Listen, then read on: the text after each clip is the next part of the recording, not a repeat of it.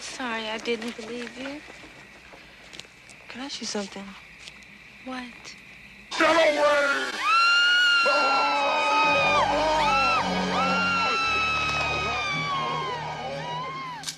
Okay, tape's rolling. Anytime you want. Do we both say it? Say it together. Huh? I say inviting you to. All right. Yeah. Anytime, tape's rolling. Hi, this is Michael Jackson. I'm Rick James, bitch. Rick motherfucking James. I'm DJ Come On, baby. Yeah. And this is Vincent Price, inviting you to The Thriller. It's close to midnight. Something evil's lurking in the dark. Under the moonlight, you see a sight that almost stops your heart. You say I'm so crazy. Coming home intoxicated. I said just wanna love you. I just wanna love you, man. Guess that's why I'm so elated. Give it to me, baby. Midnight night, and no one's gonna save you from the beat the clock striking. Give it to me, baby. Midnight night, you're fighting for your life inside a thriller tonight. Hey, this is what I call a good time, baby. Feel it. Give it to me. I'm having the time of my motherfucking life. Enjoy that, sugar pop. You hear the door slam and realize there's nowhere left to run. You feel the cold hand. I wonder if you ever see the sun. Come here, girl. You say how can I love you? How can I love you, baby? When your body keeps on moving. Say wait till I squeeze you. Maybe then you'll stop the grooving. Give it to me, baby. Midnight night, there ain't no second chance against the thing with 40 eyes, girl. Give it to me, baby. Midnight night, you're fighting for your life inside a thriller. Night creatures caught in the dead start to walk in their masquerade. There's no escaping the jaws of the alien inside. This is the end of your life. Is this a fucking party or what? Dance to the music, you ugly motherfuckers. Why don't you give me a pickle, bitches? They're out to get you. There's demons closing in on every side. They will possess you unless you change that number on your dial. And now is the time for you and I to cuddle close together all through the night. I'll save you from the terror on the screen. I'll make you see. Give it to me, baby. Midnight night, 'cause I can feel you more than any goes through them. Yeah, try. Give it to me, baby. Midnight night, so let me hold you tight and share a together. Here we go. Anytime you want. All right. Okay. I'm gonna throw you tonight. Darkness falls across the land. Darkness. The midnight hour is close at hand. Darkness. Creatures crawl in search of blood to terrorize your neighborhood. I'm gonna throw you And tonight. whosoever shall be found without the soul for getting found must stand and face the corpse's shell and rot inside the hounds of hell. It's insane. Demons squeal so plump, so right. It's great fun. Although the groove is hard to beat, yet still you stand with feet. Funk is in the air. The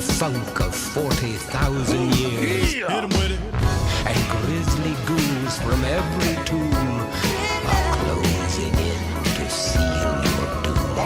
Though you fight to stay alive, your body starts to shiver.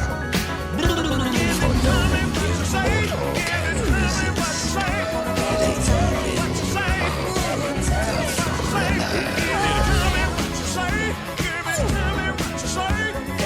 of Rick James, bitch. This is the dirt that Rick James walked in.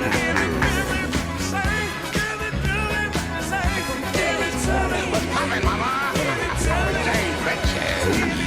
Dig it.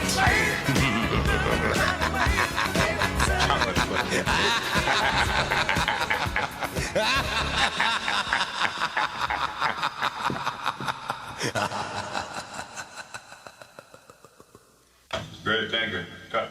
It's over. It's over.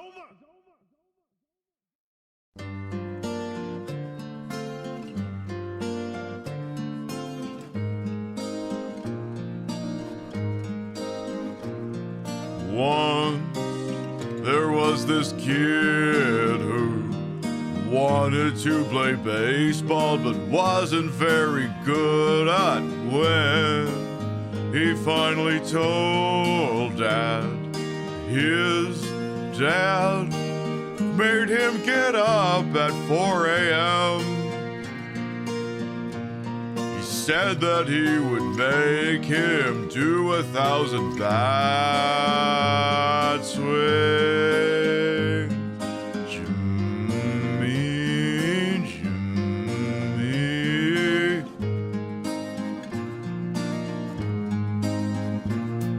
Once there was this dad who wanted to live vicariously through his son, but when his hostel burned down, he went and lost his motherfucking mind.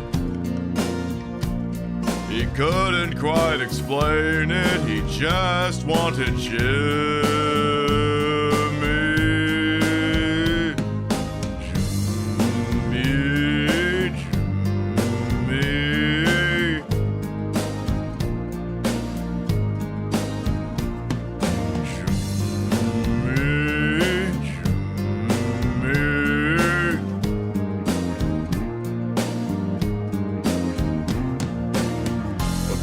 Son and Dad were glad, 'cause one kid had it worse than that.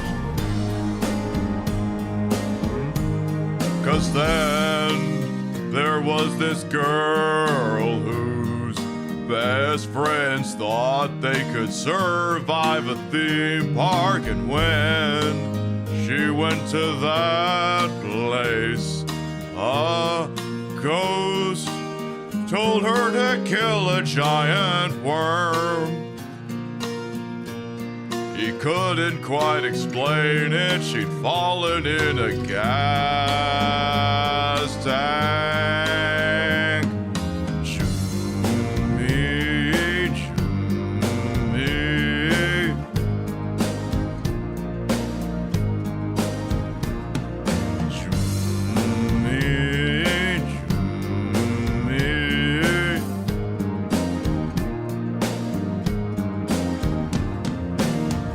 Let's go back to hell. Let's go back to hell.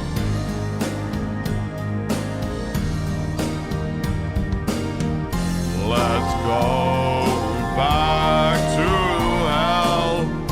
Let's go back to hell.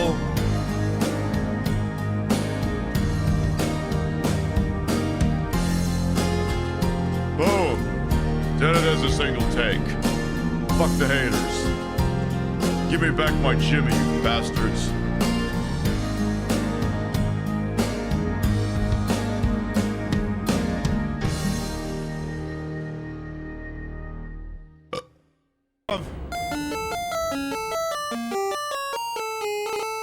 Kevin is still dead, you dense motherfucker!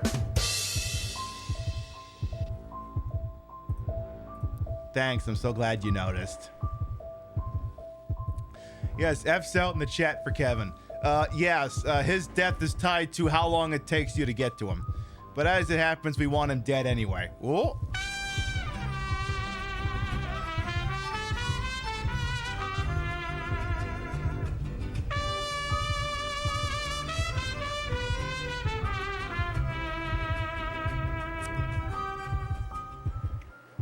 Have you checked to see if Kevin has risen from the dead, though? It's been a bit. All right, I'll check. Give me just a second. Are you still dead?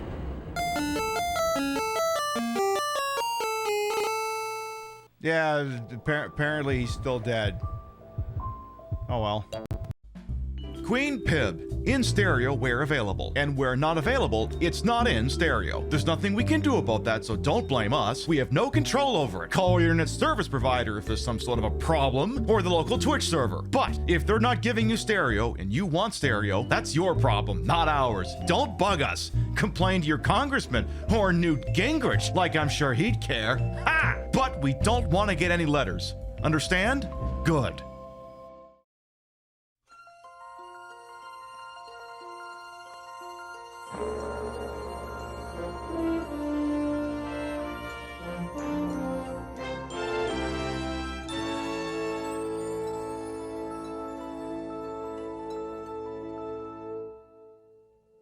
Viewer's discretion is advised. Why you gotta wear them like what, the tits? Met futures have crashed. Dump all the Met stocks. Cocky little freak. Yeah! How the hooky doing all the Nazis? Big mystery. Who can say? Look, all our brains are different. Maybe yours is wide that you can enjoy failure. We owe it to this city to do the best we can. These dolphins have taken up residence. Oh, so they signed a lease agreement. Yeah. Oh. Give me whatever she's getting. Someone definitely cranked it to this one. Tail! I am going to pull your fingernails out! 7, 6, 5, 4, 3, 2, Queen Pib is filmed on location with the Queen of Retro Game Broadcasting. All shows are broadcast 4 nights a week in a court of Pib.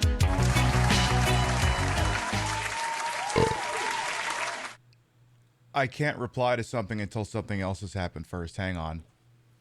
Wait for it. Wait for it.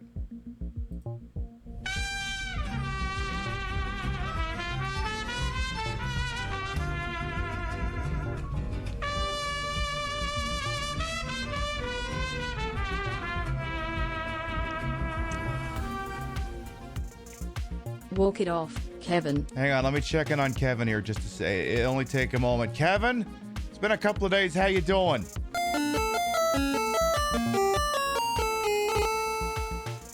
Shit, I think he's still dead. I just got the feeling. Bob Cork in the 9th, thank you very much for the 5 whole ass years. Thank you very much for your continuing page in this alleged fine programming. Good morning, afternoon, evening, whatever time of day it is. Welcome to the show. Hope you're having a good day so far. This is also why I was glad I visited the old country when I did, because the U.S. government is shut down, which means stuff and annoying and things. It also means the TSA is not getting paid to do their jobs, which, true story, of the multitude of fake prop ads I have, a TSA one's in the mail, so look forward to some TikToks down the line. I'll do TikToks as like the last fucking TSA workers showing up at LaGuardia or Newark and just saying, all right, that's it, everyone has to take off their pants.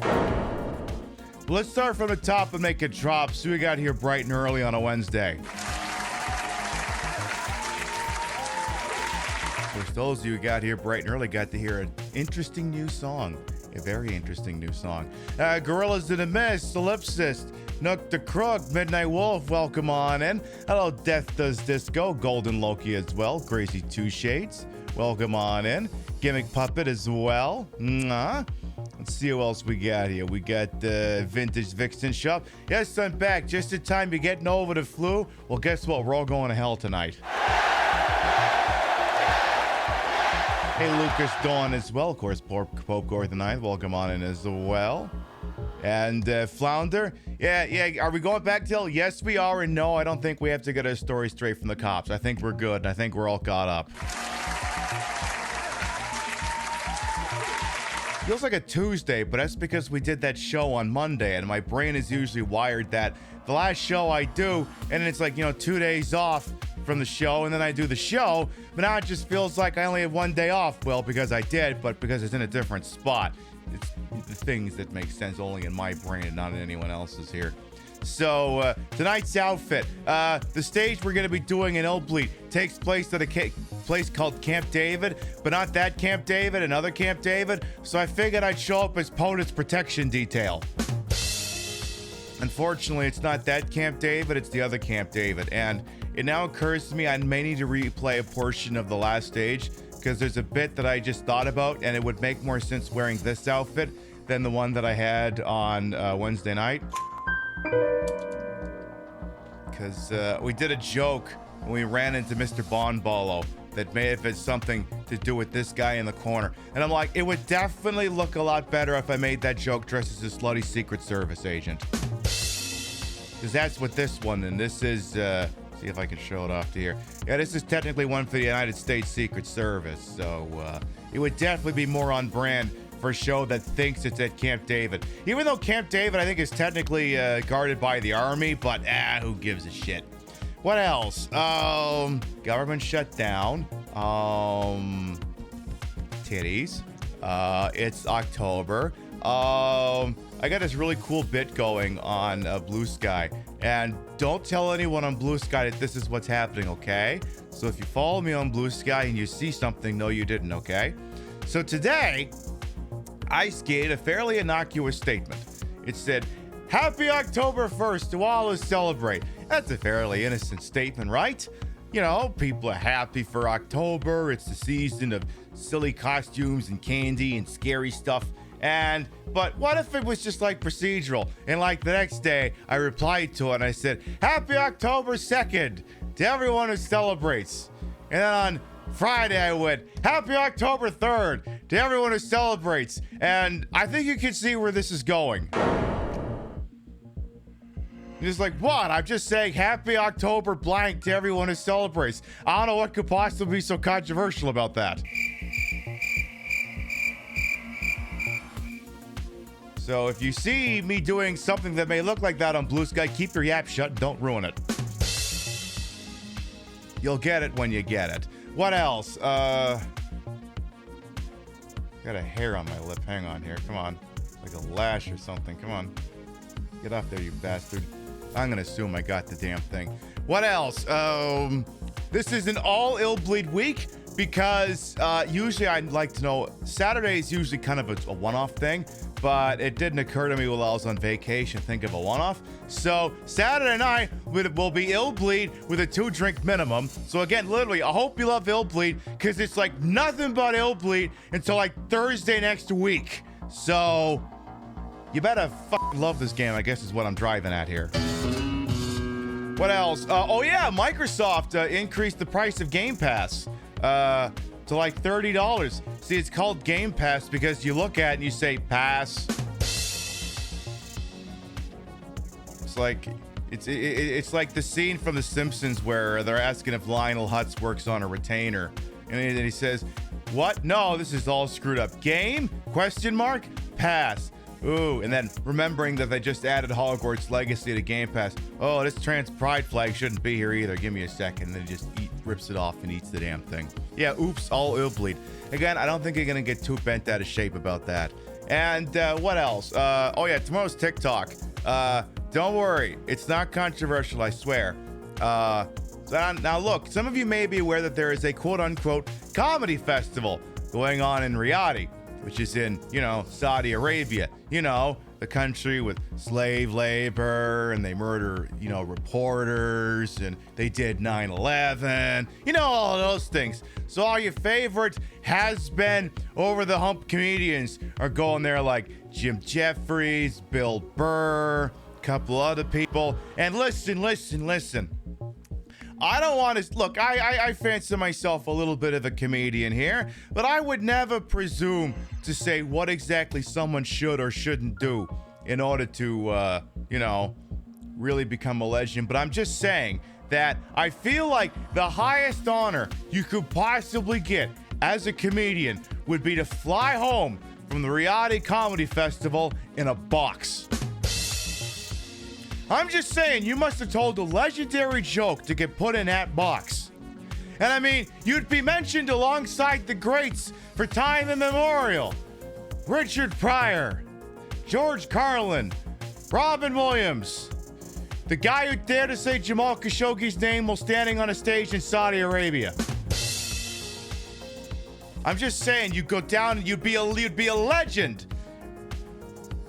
Not necessarily a living legend. Maybe if that's what you're going for, your mileage may vary. I don't know, just a thought. Yes, I call this act the local aristocrat. So true. Actually, hang on a minute. You're going to help me out here for a second. I need to re-record the TikTok I made about that. So we're going to pop over here for just a second. You're going to be confused because I'm going to be sideways, but just go with it, okay? We're going to go over here. See, I'm sideways now. Don't worry. When you view me on your phone tomorrow, this will look normal. I'm also going to hit the record button here. Okay, let's try this again. So basically, I'm just going to do the same thing I just did, but I'm going to flesh it out longer for the TikTok because then I don't have to re-record the fucking thing. All right, here we go. Stand-up comedians. I would never presume to know what exactly will make your material so good, but I just want to say that I feel like the highest honor that could possibly be bestowed upon anyone in that business would be to fly home from the reality comedy festival in a box. I'm just saying, you'd have to do something legendary to get put into that box. You'd be flying, you'd be mentioned alongside the greats. Richard Pryor, George Carlin, Robin Williams, the guy who dared to drop Jamal Khashoggi's name while standing on a stage in Saudi Arabia. You'd be a legend. Not necessarily a living legend. Your mileage may vary. There, I think that works. Welcome to learning how I make TikToks.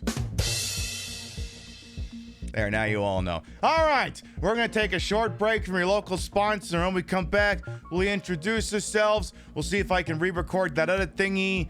It's a good thing. You'll like it. And we'll get on to Revenge of the Queen Worm in Illbleed. We'll be right back. Have you recently entered the town of Silent Hill and had sensitive personal information about you or a loved one outed publicly? I'm attorney Saul Kamen. Did you know you have rights? Constitution says so. At least the next 5 minutes it does. And we are seeking plaintiffs for a class action lawsuit against the township of Silent Hill. Did they captivate you with their tourism campaign just to tell everyone that you care about and their dog that you killed your wife? We want to hear from you. That you never served in the war? Stolen valor is a private matter between you and the Pentagon, not the Pentagram. We also want to hear from anyone who entered Silent Hill of their own free will and may have experienced any of the following. The maternity of your children, that you're carrying the reincarnation of the devil, that your apartment used to house a serial killer, that you can carry 27 portable televisions in your rectum, that you accidentally killed a sibling, the unspeakable things you did to survive in prison, or that you've actually been dead the whole time. Saul came and helped me sue Silent Hill and got me a huge cash settlement that I used to buy the apartment complex I live in. I'm burning it to the ground. Act now. Operators are standing by. Get the compensation you deserve. I'm attorney Saul Kamen and I'll fight for your rights.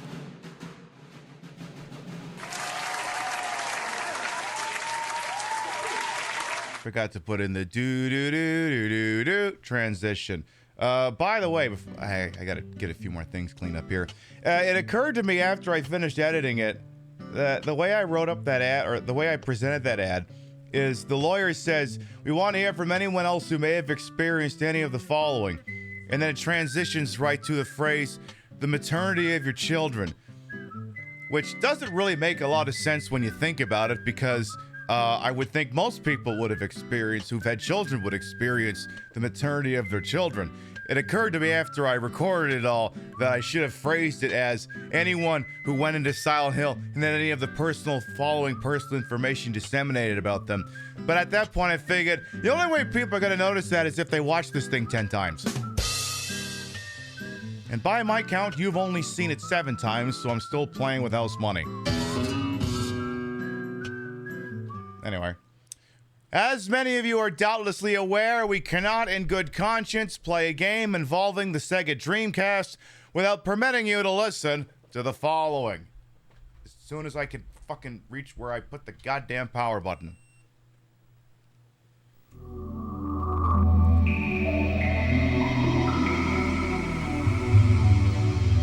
Ah, that's the good stuff.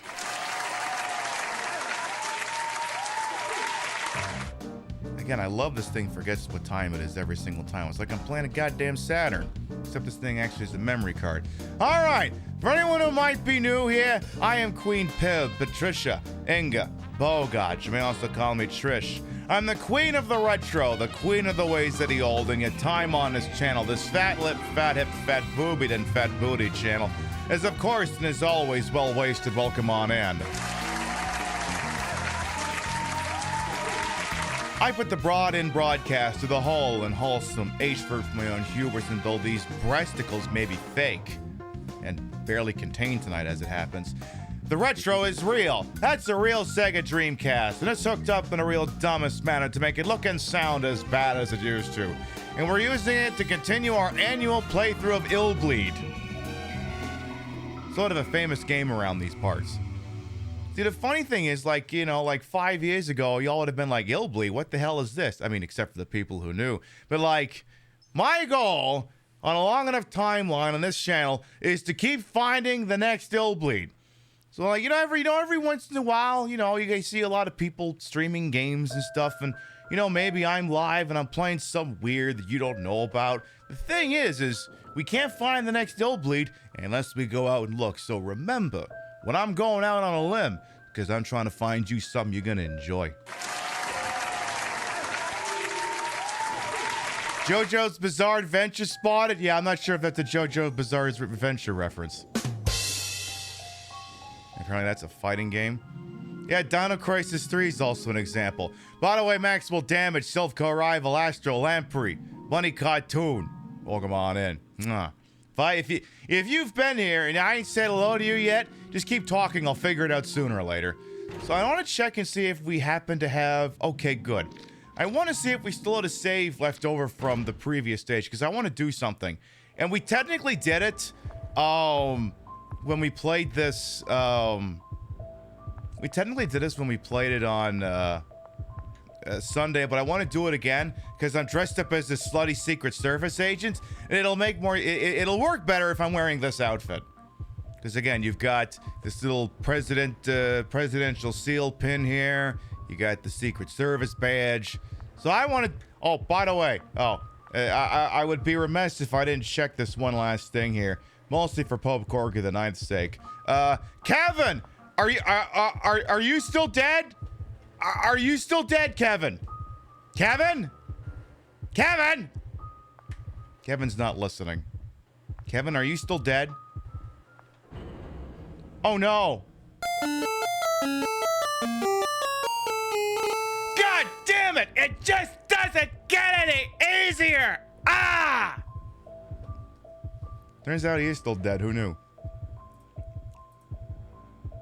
By the way, for anyone who maybe missed the special Monday night broadcast, 2 things. 1, we did manage to get the 3 months of 100 Partner Plus points in a row. So for the next 12 months, I get the 60-40 sub split, which is very nice. So, again, thank you very much for 100 and some of you people liking my program enough to throw $6 a month or less at me, depending on whether you got a volume discount or not. And second of all, if it has to fall off because of financials, don't worry about it. And also, you have access to a new emote called Pimp Shoot. It's basically me doing a fembot thing. You wrote this in honor of Tremors, but you think it works here. It's as smart as a dog. It'll make your ass clench. Gonna make the whole earth start to squirm. Now, I don't want to be rude, but if you'll pardon my French, holy fuck, that's one giant worm. I think you're onto something with that.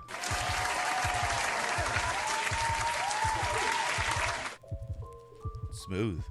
All right, so there's one last gag I want to do, and we got to get back up here in order to do it.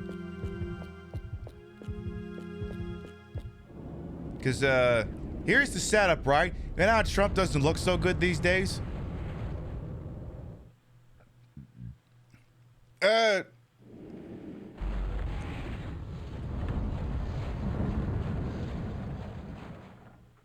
Hello? JD Vance?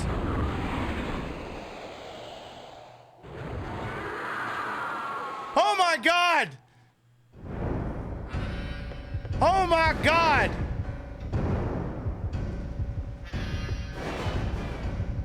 And then I kind of got to wait for a minute here.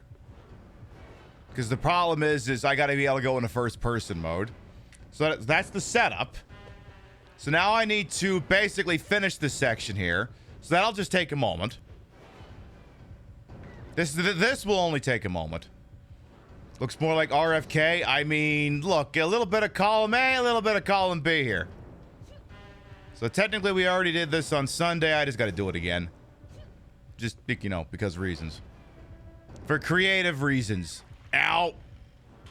Ow, that kind of hurt. Could you, like, not keep doing that to me, sir? That's kind of ouchy. I'll turn the game up a little bit, I suppose. Yeah, the return of the pizza demon from fucking Martian Gothic. Oh, my God. See, Martian Gothic is another one of those playthroughs. It's like, have we found the next Illbleed? And when it comes to certain things, the answer is yes. But I would personally never, ever want to play that game again. I think once was enough, so I look forward to me playing it in 5 years. Hell, we're overdue to replay Sonic 06. Anyway, this will all be over in just a moment. Unless I get murdered, then that might change things. Actually, I think if I get far enough out of range, he can't actually hit me. Maybe. Have we played Crow Country? No, we have not. All right, so we just got to go in here. Then everything will be Gucci. Can I skip this cutscene? Stop right there. This area is restricted to authorized personnel. Wait, I need this for Please, B-roll. I can't fight that horrid beast myself. Whoa, whoa, whoa, whoa, whoa, whoa, yeah, yeah. Perfect. And then, you know, we do this. And his head come off.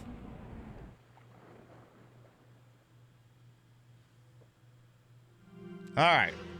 So, all right, we've done the setup. Now it's time for the punchline. But I gotta, you know, stop this bleeding first. Perfect. So now, I need another floor salad. I need his ID card real quick. Perfect. Now then.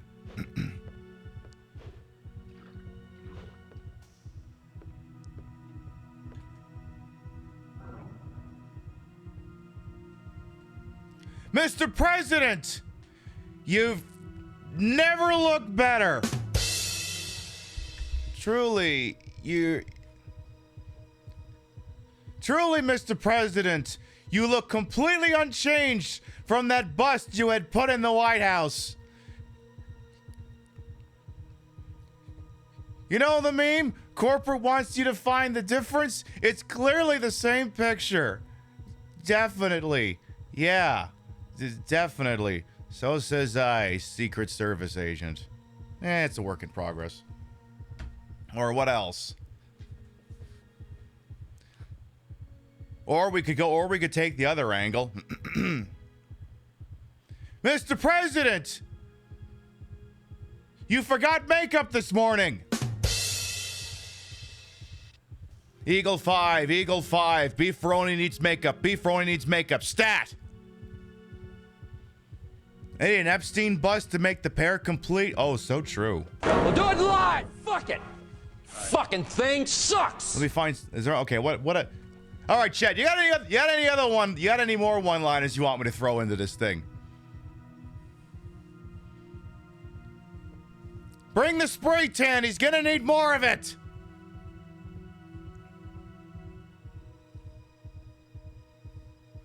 Whose toupee fell off? Go ahead and brush an orange cat.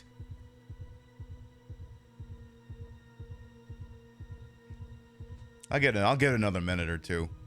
This is turning into open mic night at the Chuckle Hut. Let's see. Anything else going once? How would this look if I folded this in? About the same. This is so insulting to Mr. Bonball. Yes, Mr. Bonball that we're accusing him of being the president of the United States. You know what? I think we have enough material. I think we have enough. So tell you what, let's just go to the end of the stage. I mean, at this point, it's going to be faster for me to walk to the end of the stage than it would be to reload the save after this had all been done. Or at least it would be more entertaining to do it this way. That's what happens when you stare at an eclipse. Oh, shit. Yeah, let's get back there real quick.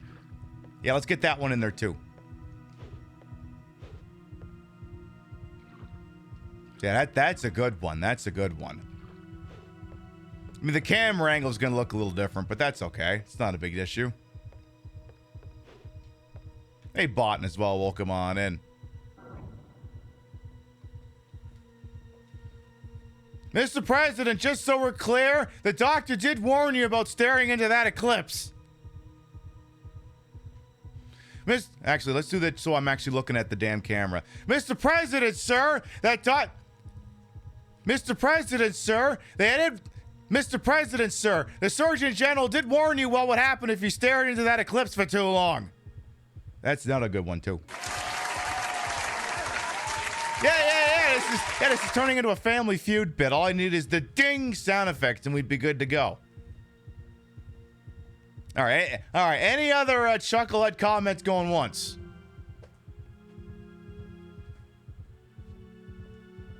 Any other Chucklehead comments going twice?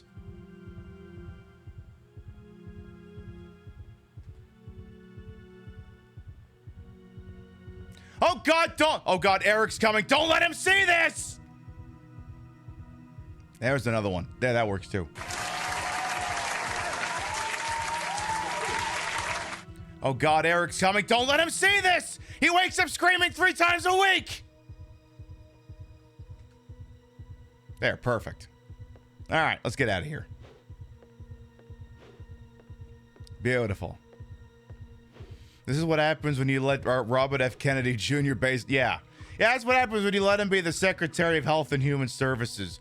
There was a chatter who came in on Sunday, and they weren't familiar, I think, with this game and the fact there's like a near constant heartbeat that's basically always playing that's meant to clue into whatever the heart rate monitor is over there.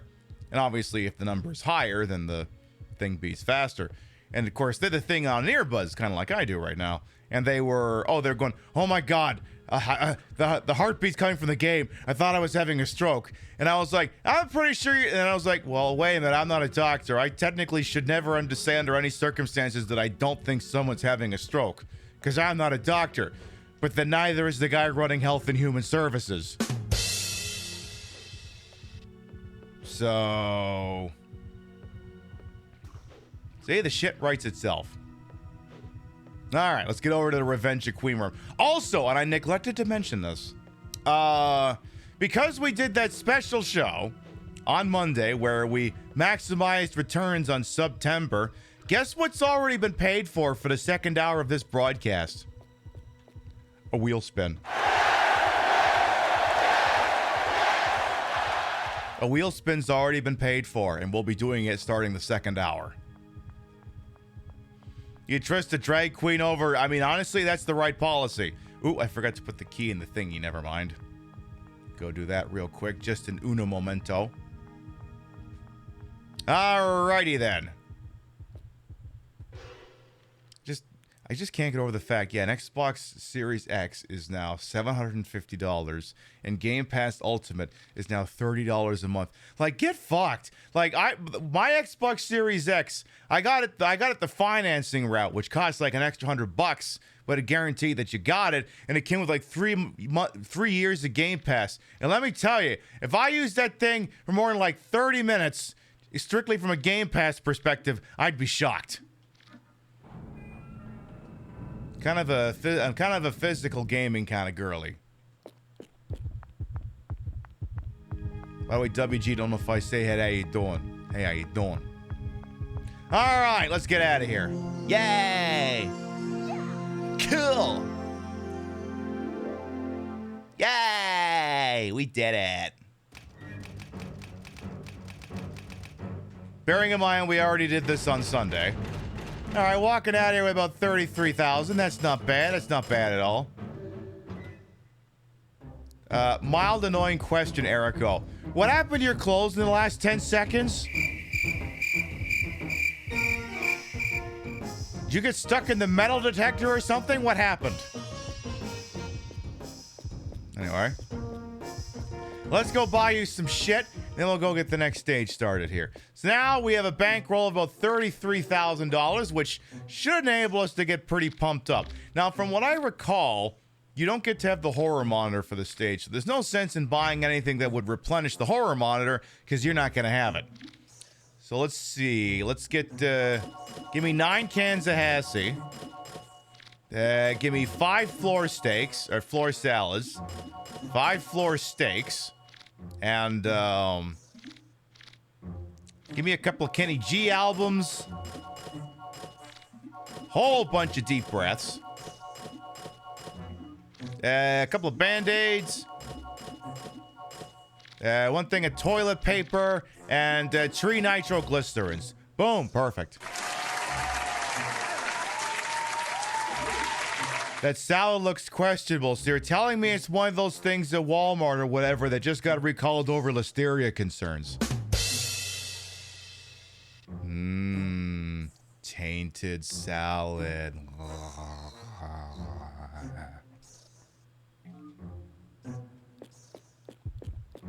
Anyway. Let's get going over to Revenge of Queen Worm. And like I said, next hour, we will be doing that wheel spin. By the way, Lo-Fi Bear as well. Welcome on in. All right. Stage 2 of Illbleed. We commenced where we completed the home run of death. And now we're moving on to the next cinema stage here. They're all framed as like B movies and shit. Coming to us from Cinepanic, we have... The Revenge of Queen Worm, a Michael Reynolds film. I never forgot you, Rachel. Starring David Rodriguez with Rachel, Devil Monkey, and Michelle Waters. Yeah, this is some Tremors shit going on here. All right, let's get in there. We shall enter the Revenge of Queen Worm.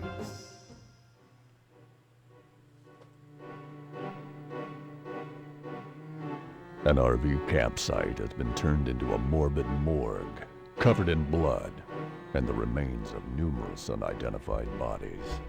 It's hard to believe that such a brutal massacre could have happened in this day and age. Really? Especially at such a secure location. It only took the rescue crew 20 minutes to respond to the emergency call. But by the time they arrived, it was too late. What kind of secure location are we talking about here? And consequently, no witnesses. So the mystery remains. Who or what could have done this? It seems too massive and malicious for a single human to have done it. Or several, for that matter. What kind of secure location are we talking about here? There Camp David! Here, and no one's talking about it. POTUS detail! POTUS detail! I need a sit rep! And the place has been dead quiet ever since.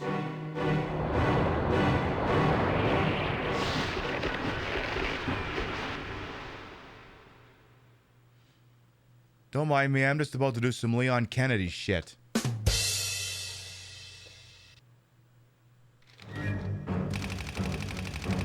Data challenges. It is too dangerous to enter alone. The camping site is closed now, but you cannot go back. We hope for a miracle for you to handle the incident and return safe and sound. Yeah, exactly. German campers loved Camp David Hasselhoff. We stand to win a possible $80,000 if certain criteria are met. Hey, Lalil as well, welcome on. And would you still love me if I were a queen worm? Let's get there first and find out. Hey, Phoebe as well. So as we only have the one character, we're playing as Eriko. This is a new game plus playthrough, so... Okay, so like Illbleed,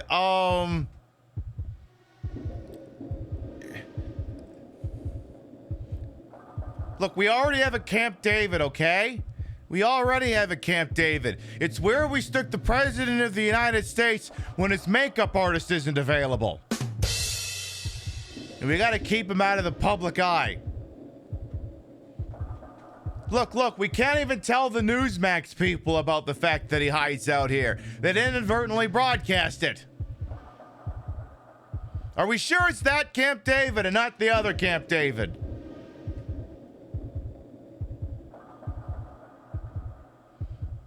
Again, POTUS detail demanding a sit rep. POTUS detail demanding a sit rep. Somebody answer me, damn it! Anyone copy on this channel, POTUS detail, please respond.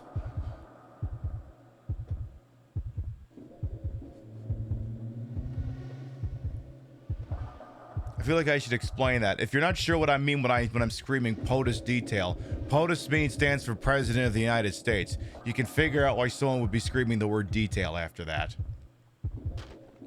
All right, well, let's go for a little look around here.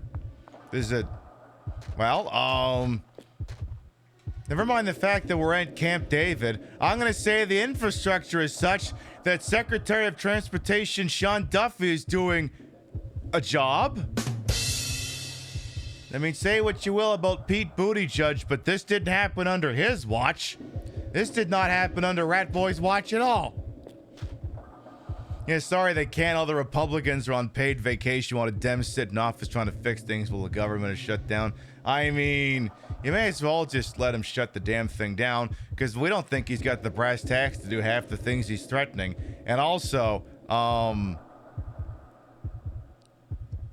whatever. He fell off his bicycle. Did ever happen the West Wing cold open? Could be that. All right, so we're near this El Camino. This El Camino has an artificial brain for some reason. And there's a person on the damn ground here. Hello? News clipping 1 obtained. What do we have? Uncontrollable drop in worm prices. Hit another record low today. Worms drew attention as a protein-rich alternative to meat.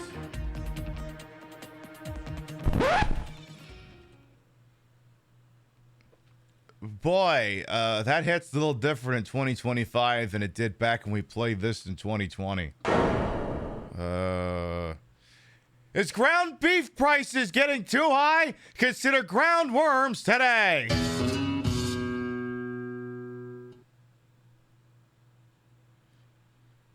God damn it, I forgot. They put a 200% tariff on worms. Is it 200% tariff on any worm that was not born in the United States? Fuck! Are you playing Cyberpunk? It feels that way. Anyway, worms drew attention as a... The sentence is so stupid I can't say it properly. Worms drew attention as a protein-rich alternate. My brain is expecting that to say alternative. Worms drew attention as a protein-rich alternate to meat. Prices remain as low as $16 a kilo. When the price declined to $2 today, the market was at its lowest. The Dow Jones was bottoming out more than me riding on a ding-dong. Some economists point out the similarity with the tulip bubble in Hull in the 1630s. Investors and farmers are left with serious losses. David Rodriguez, 68, became the king of worms by producing 10 times more worms than average with the help of his queen worm. I am just speechless. It is extremely hard to keep worms. I no longer can afford to feed Rachel. Tell me if you have a better idea other than committing suicide. You could start a soy farm. Wait, no, that got fucked up. You could try growing corn crops. Wait, no, that got fucked up. You could build an AI data center. That would be a better option than killing yourself. Prices are expected to decline further. Yeah, by the way, were you aware? America used to have a somewhat thriving soybean export industry, which was heavily subsidized by the government because it wasn't sustainable. And mostly it was to sell to China. But now we've gone and pissed off the Chinese, that now other countries are horning in on turf, and now all of a sudden, America's flush with all these fucking soybeans with no one to sell them to. We tried offloading them to the military, but then the Secretary of War, Pete Hegseth, said it would make all his admirals gay or something. So that was out as an option. I just want to go back. I just want to leave y'all with the mental image of me saying that the market was at its lowest, that the market had bottomed out somehow even more than I have. And I'm like, I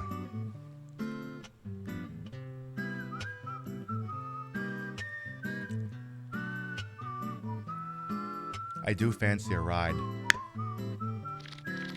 Listen. A lot of things I'm going to say on this broadcast are jokes. But when it comes to me riding ding-dongs, oh, I'm a champion. This is something I'm extremely passionate about and would never stoop to telling jokes about.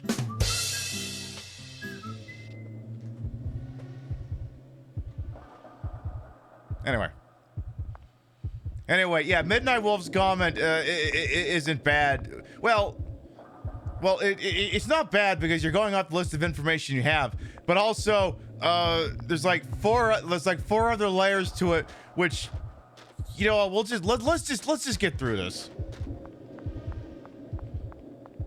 Like, I'm not gonna be like, how dare you not know that? How the fuck would you? Anyway, we'll get there. Anyway, there's all these dead bodies here. There's a Volkswagen van stuck in a damn ground for some reason. Starlight Line, welcome on in. Let's see if we can get either some HASI or a horror monitor out of one of these machines here. Horror monitor obtained! Yay! Hey, wait! Hey! No grabbing my tits! No, my horror monitor. Only 3.5 people are authorized to grab my tits. My partner, my mother, reliever, and provisionally Portia.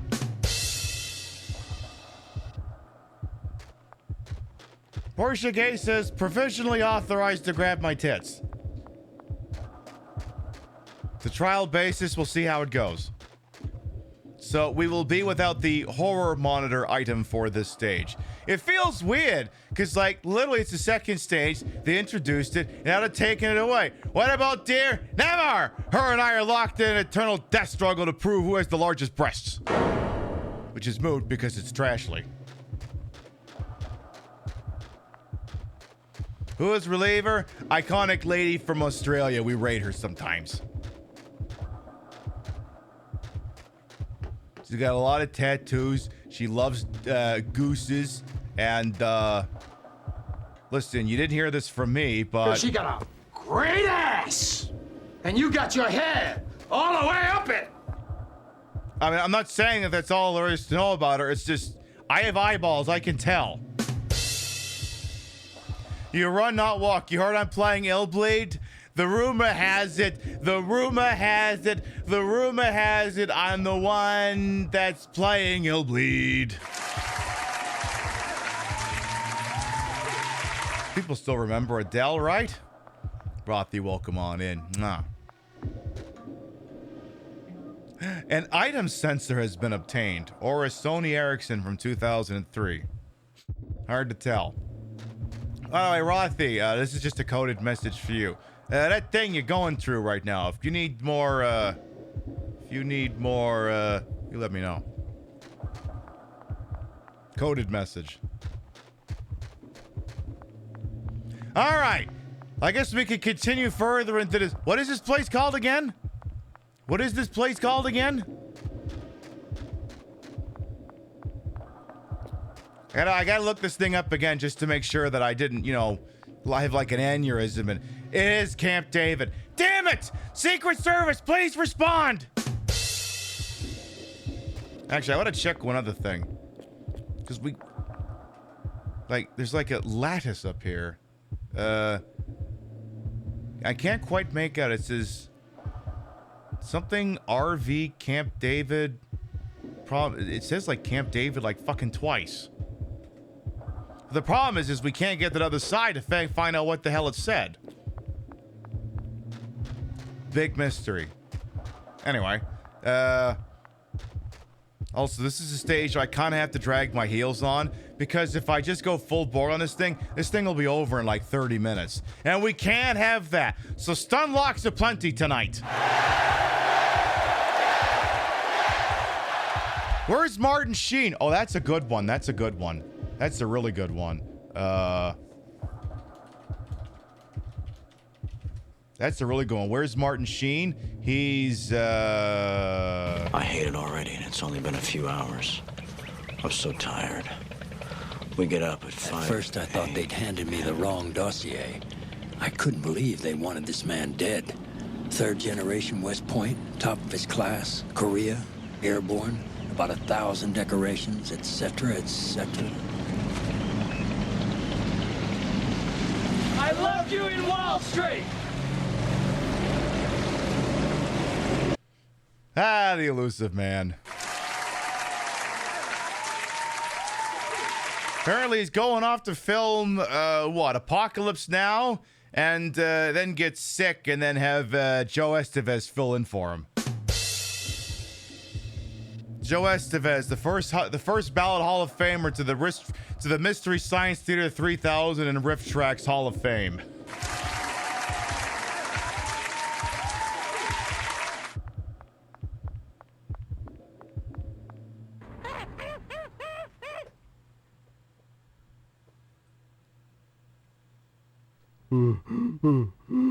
What are you looking at? What are you? Hey! Hey, those are my titties! Only 2 people get to look at those!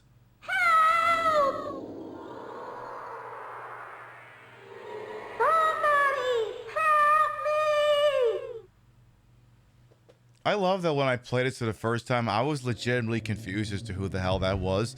And at the time I played this, I'm still confused as to who the hell that was. Of course, it doesn't help that I, every time I play this, I only do one fucking stage a show. So, like, if I do it on Sunday and come back on Wednesday, how the fuck am I supposed to remember that's one of her goddamn friends? How am I supposed to remember these fucking things? It's a goddamn mystery. Anyway. That was the cat. Look, the cat just wanted to make its thoughts known on the matter, and I can appreciate that. So again, we are without our horror monitor this evening, which means I can't... The thing is, like, ordinarily the horror monitor would be used to call out jump scares, but I don't really think this stage has jump scares, to be quite honest. I don't think it really does. It's just a big... I mean, this whole section is just one big, long fucking maze that, you know me, I'm gonna take my dear sweet fucking time to get through it.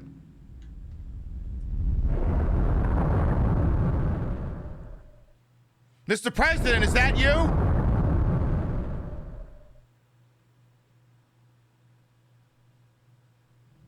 Send in the car. The champ is here! The champ is here! The champ is here! Whoa, wait a minute. The champ is here! Whoa, gentlemen. The police have themselves an RV.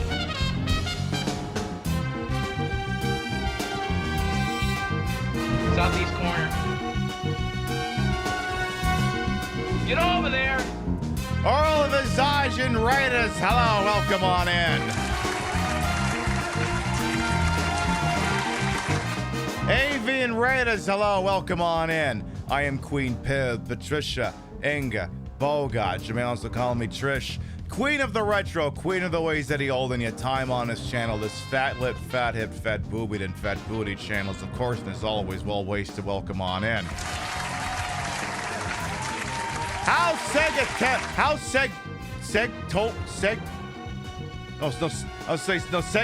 is finished. I'll say, how's Segtober treating you? I don't think Segtober is a thing. I'm pretty sure it's not.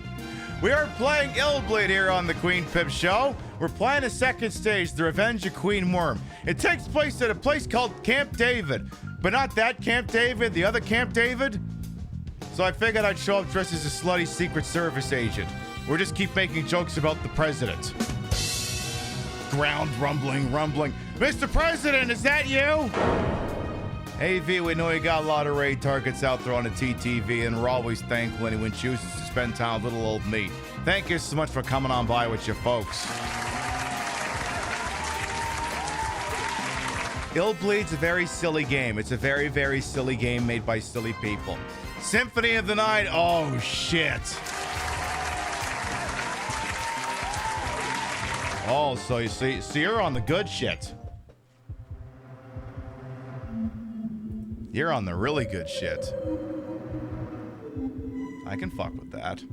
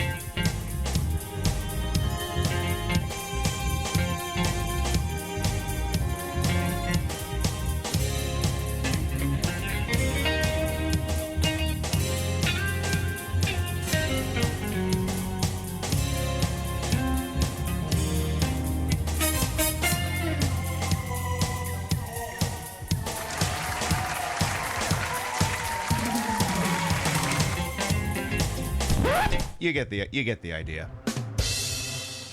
Are we getting a ukulele apology? I do need to do a lot of stun locks tonight. Okay, a ukulele apology. I'm sure I can apologize for something. Okay, I just need the song. No, I just need, just someone have the instrumental.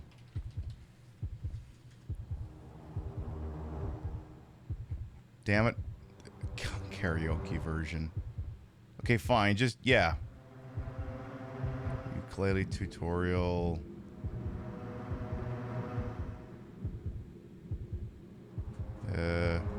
Maybe this one? Actually, what if I just look up the word ukulele on my own computer? Don't I have... Yeah, this one.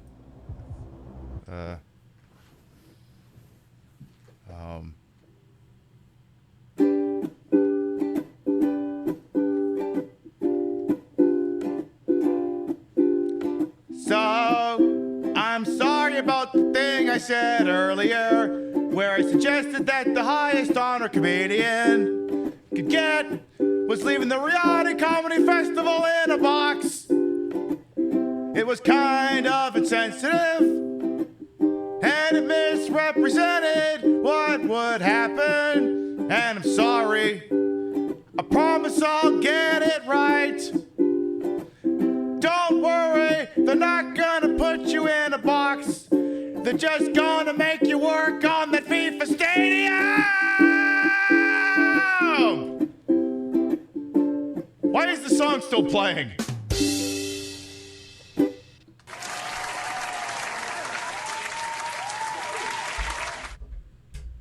Don't worry, they're not gonna kill you, they're just gonna enslave you.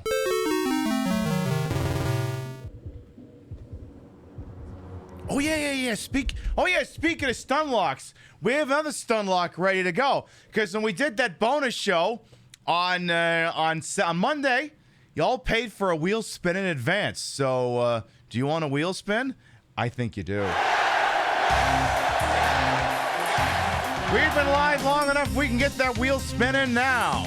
So because of shenanigans that occurred on that broadcast, it means that tonight begins with a wheel spin, and Midnight Wolf has decided to amp it up by doing the redemption as well. So at least 2 rounds of marbles, but maybe you get more. Let's see. It's going to have to land on something other than a single or one of these other things. All right, I believe that. All right, that landed on single. All right. Go ahead and get Mubbles launched over here so you're getting a 2-round Grand Prix. Let me tell you right now, look, I mentioned it earlier, nothing makes me happier than taking 2 Grand Prix.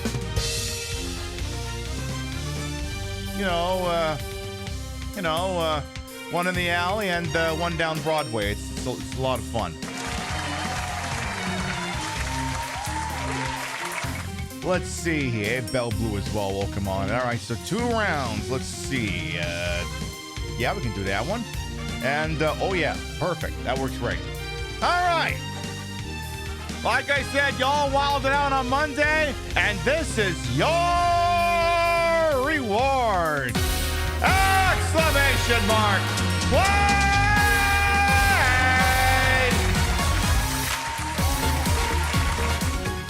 Our exclamation mark play gets you in here.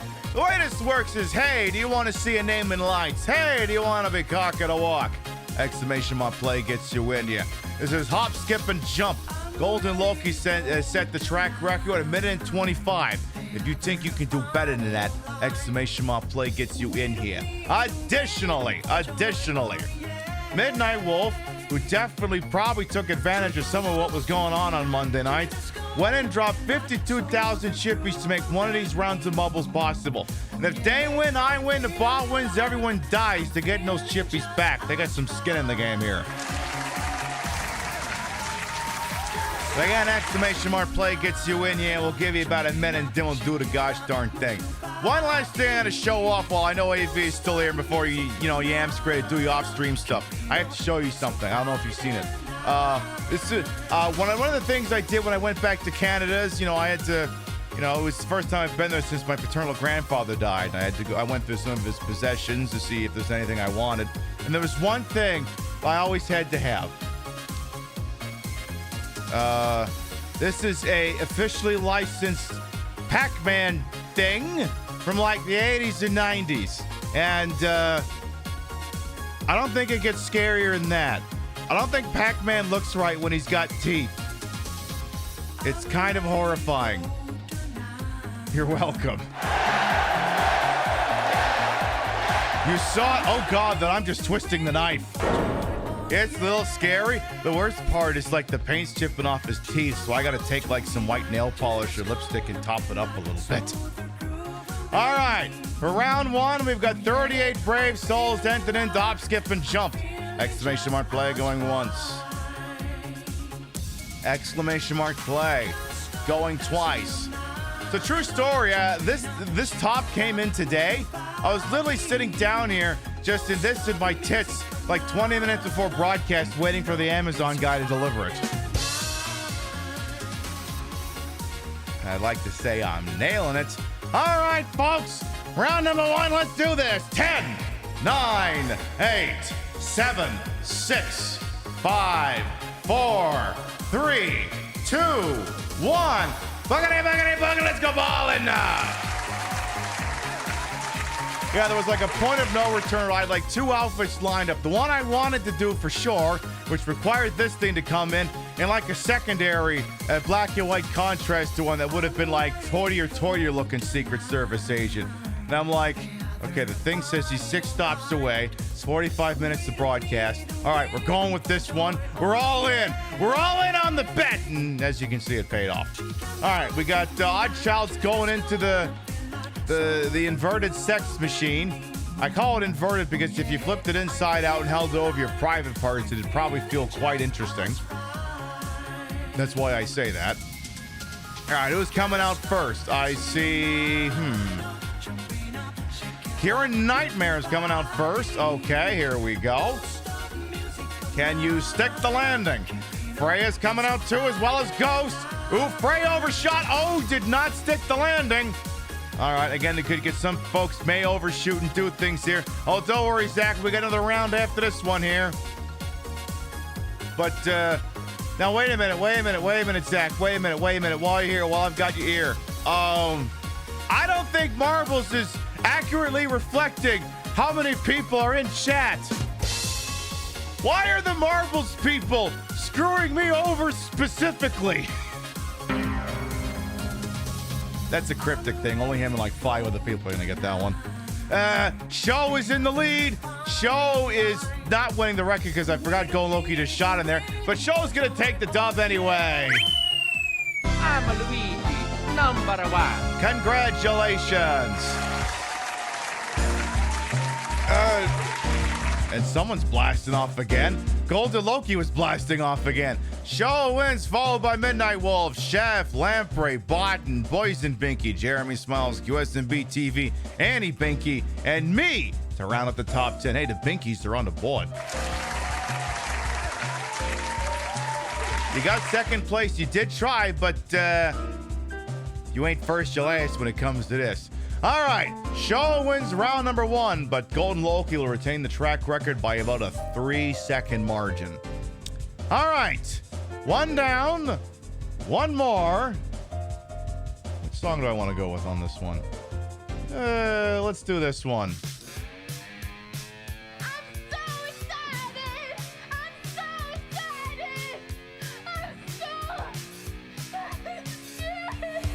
Exclamation mark play!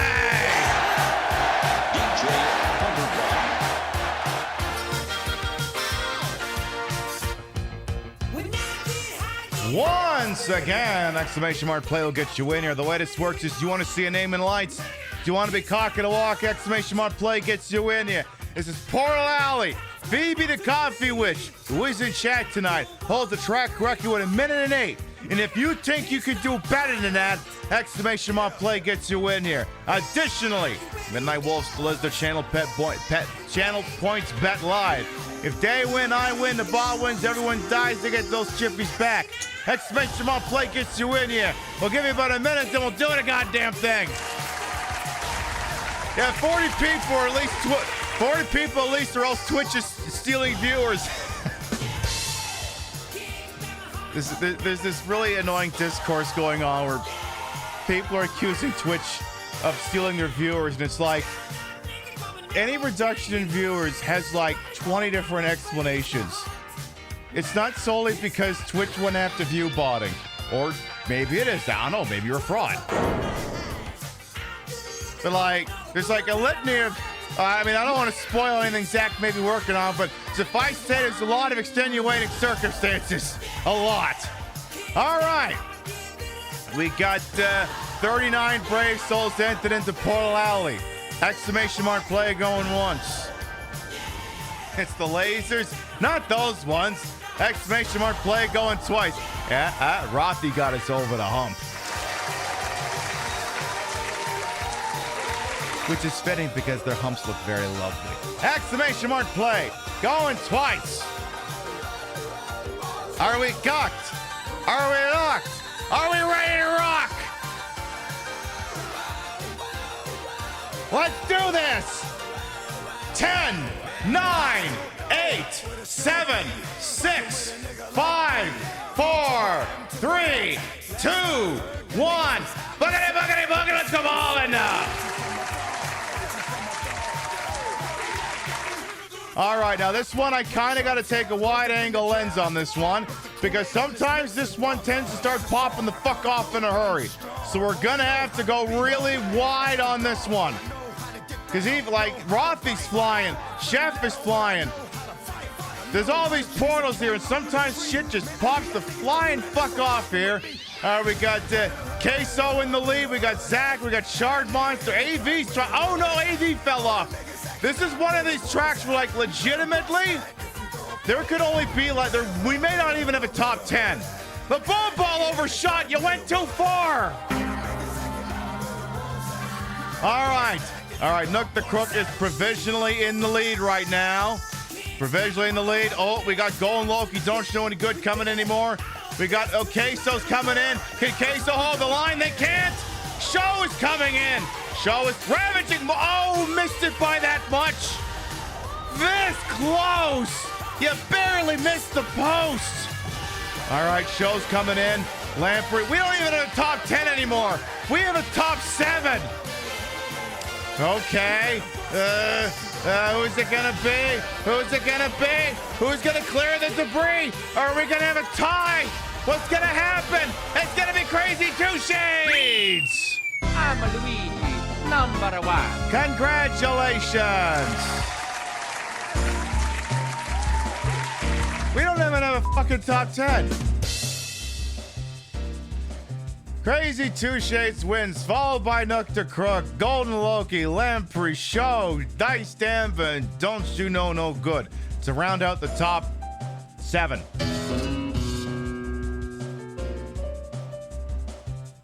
Such a whopping top 7. Yay. We did that. That was good. That was good. Well, let's see who won the whole kit and caboodle here. You never know. All right, who won the whole goddamn thing? Let's see here.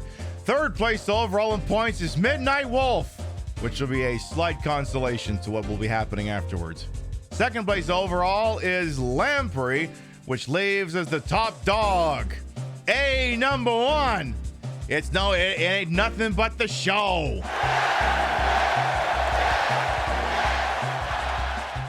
Show wins with 122 points, 1 win, and participated in both races. Congratulations. All right, now then, Midnight Wolf, you've been here long enough, so you know how to speech knows, and you also know that I have to give it anyway. You did not win. I did not win. The bot didn't win. None of us came in 69th place, and not enough people died. As a direct result of all of these things, your chippies are mine now! To make sure that everyone thanks Midnight Wolf, as well as, frankly, give yourselves a pat on the back as well, because y'all helped me get the 60-40 sub split for another year. Thank you all very much for making these rounds of Mubbles possible.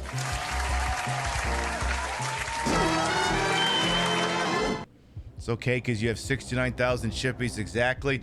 Yeah, that's the other thing too. So yeah, we did that bonus show on Monday where like if anyone gifted 5 subs, I was rigging the horse race.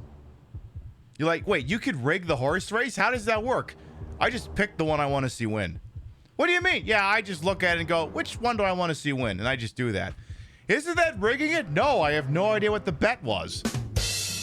How could it be rigged if I didn't know who bet what? I don't pay attention to that. So what happened is Rio had like 1.85 million chips or channel points. So anytime I fixed the horse race, I told you who to bet on, and she just bet the max on the other way. So basically, you were all getting her chips. See, I picked the winner, but I don't see the bet. So it's just eeny, meeny, miny. I want to see that one. That's how that works.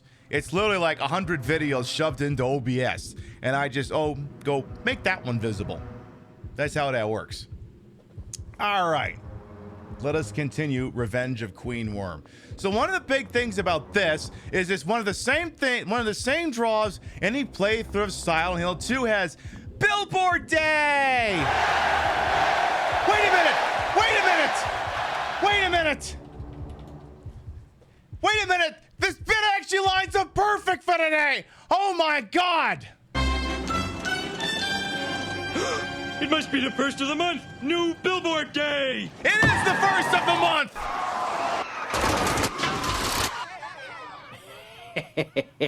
Find escapers.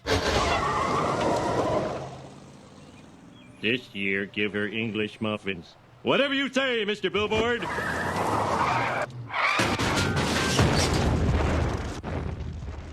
Best in the West. That rhymes. Clown College. You can't eat that. You hope not, anyway. But yes, it literally is new Billboard Day! Yay! Yes, happy Locktober to all those who celebrate. Happy Scotchtober. So, all right, we have an ad for Monkey Park. I think maybe this place at a wildlife reserve at some point. Give me some. I'm gonna say, give me some looking at Billboard's music. So you have Monkey Park. It looks cute. You know what the best part is? It's not AI generated. Like some of that incidental B-roll stuff that's in Hotel Barcelona. Turns out Swery actually really likes AI generated art. Just crying shame because the jank in his game came from like it being run through like a translator 15 different times, and that's what gave it its charm, not because the computer had no fucking clue what to do. But anyway, also I'm gonna look at that. I'll look at that one in a minute. I gotta look at one of these. So we also have Mummy Popcorn. Mummy spelled M-U. Mummy Popcorn. Also, the ground is shaking because the president's walking around. So if you're not losing your mind, the picture is shaking. Mummy Popcorn. It's delicious, apparently. Mummy. You want to see a video shot of a clown college where an impossible number of students come out of a tiny campus building? It's such a missed opportunity. It's right there. This is also one of my favorite ones. Scorpion brand onion soup. You want to know what the hidden ingredient in Scorpion onion soup is? It's actually centipedes. It's very misleading. There's actually several lawsuits filed over this, and the FDA would have investigated, but the entire government is furloughed, and now no one can afford to do these things. There's another one here I want to look at here, and I look at this one every year, and part of you is looking at thing and this going, oh my God, Pip, this could be you. And first of all, thank you for noticing my immense likeness here. But here's the other thing, and let me see if I can line the camera up a little bit more. Not to say there's some Rob Liefeld shit going on here, but like, the angle being depicted here is not physically possible. This is not physically possible. Like, it's like, do I have like an action figure nearby or something? Excuse me, 1 second.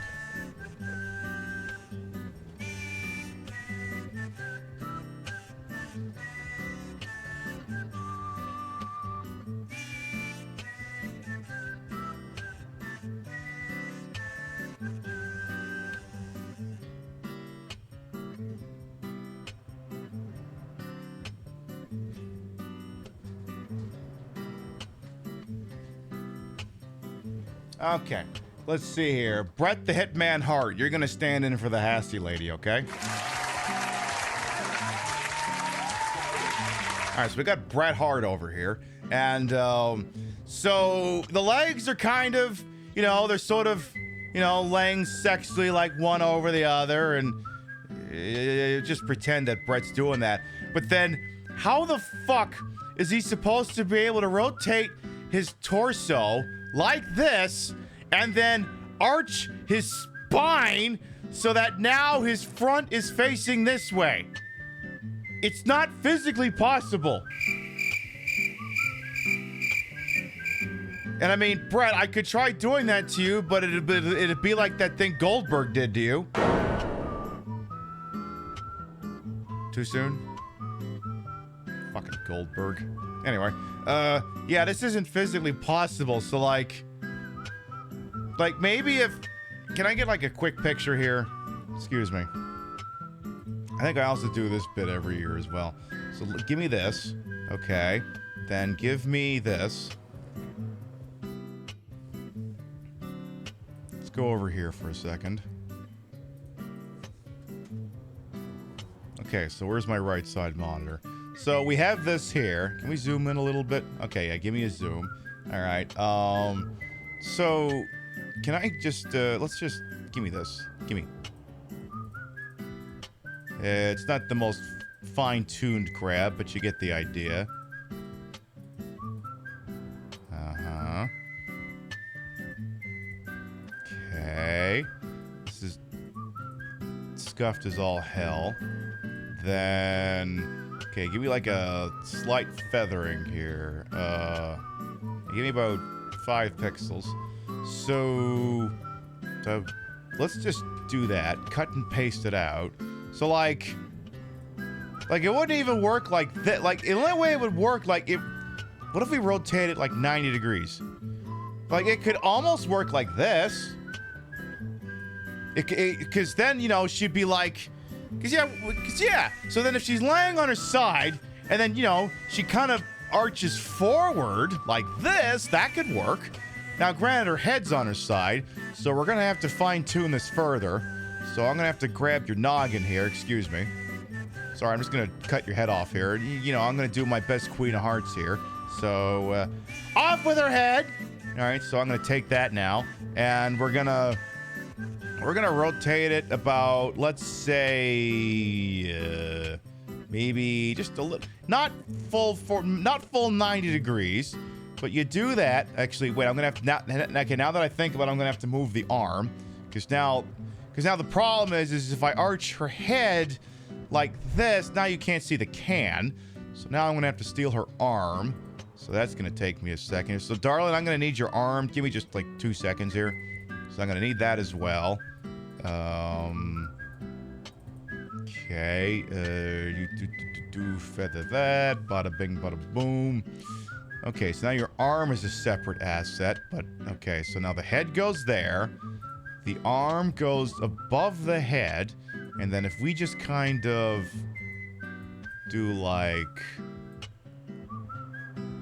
see that almost, well, okay, now maybe, okay, maybe you arc your head a little more, your neck a little more, about there. This still doesn't look right. It's more realistic. I mean, I feel like this is a pose that might be physically possible. Actually, should I put that behind? Okay, so maybe, okay, no, put that where you had it before. So that might be a slightly more realistic pose. You're getting neck pain from just watching this? I know. All right, so let's recap here. So this is what the billboard looks like. Completely unrealistic. This is unrealistic beauty standards. This is the more reasonable, I think, actually physical possible way to do this.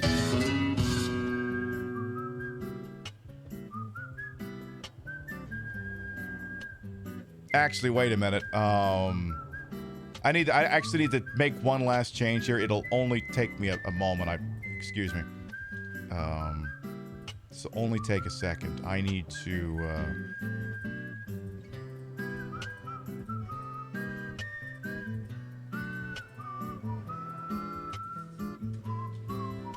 no, not that. That. Uh-huh. Actually, no. I need you to do that. Here? No.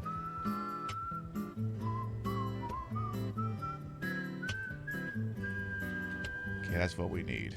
To do that, the head there, the arm there, then I need,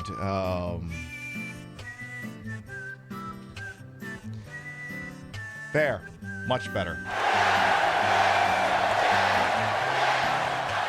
So that goes up there, that goes there. Perfect! We nailed it! This is the one!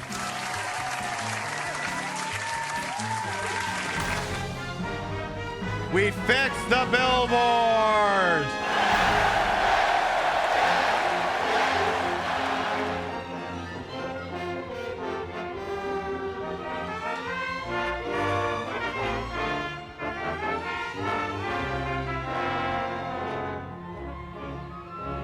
This is much better. This is much, much better.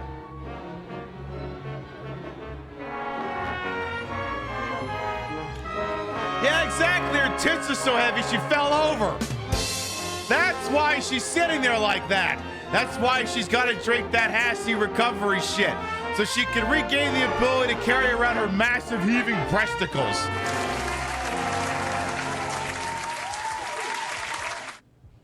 Excuse me while I actually hit the save button on this. Because, like, I could just discard it, but that would be wrong, so hang on a minute. Alright. Save that again. Export that as a JPEG.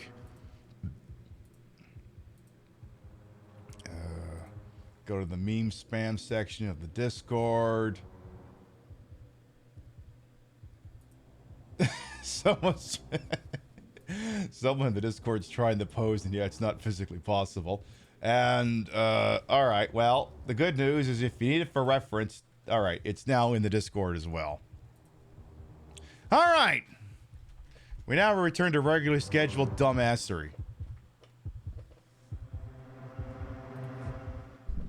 The back pain that gal must feel daily. That's why she has to drink the Hassie. That's why she's got to do it. Anyway, this is a pretty short stage if I just single thread it, so stun locks are welcome, obviously, on tonight's broadcast. Because, yeah, there's no real jump scares in the stage, so there's not a lot of things to slow you down. As you can see here, we got another one of them Hasty billboards. We got the other one for onion soup. And, well, that's more stuff for Scorpion brand onion soup. Let's grab the thing in the dumpster here. The dustbin has a metal pipe for a weapon. Excellent. So let's just scoot on through here, see if there's any more billboards before I get jumped. Okay, more Hasty and Scorpion brand onion soup. When we're just walking around the section that hasn't been paved over, there is a chance of being attacked by worms, because why not? You feel tender from trying that? Yeah, like I love people who are like, oh my god, Pib, you should do the drag showcase at TwitchCon. And I'm like, I'm 38. I cannot do the things some of those dames are doing. If I were to, I'm not doing it this year, but like if I was doing the goddamn drag showcase at fucking TwitchCon, it'd be just me up on stage doing this.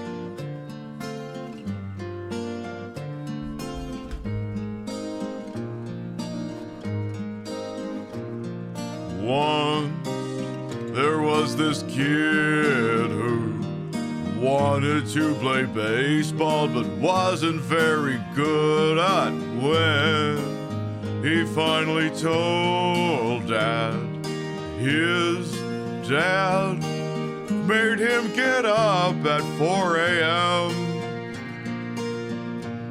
He said that he would make him do 1,000 bat swings.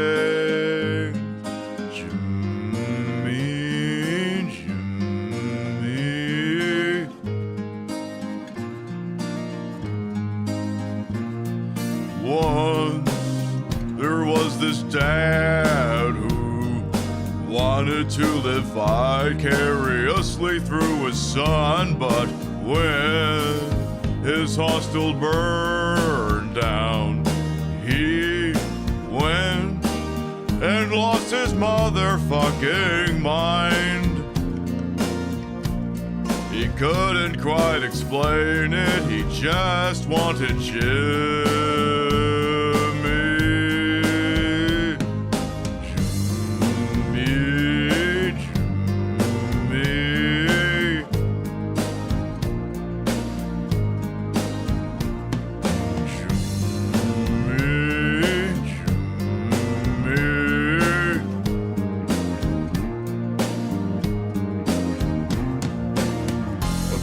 Son and Dad were glad, 'cause one kid had it worse than that.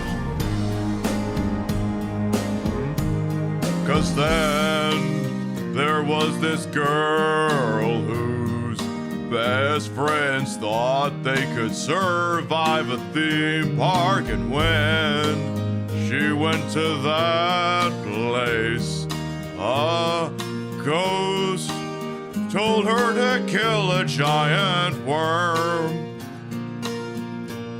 He couldn't quite explain it, she'd fallen in a gas tank. Jimmy,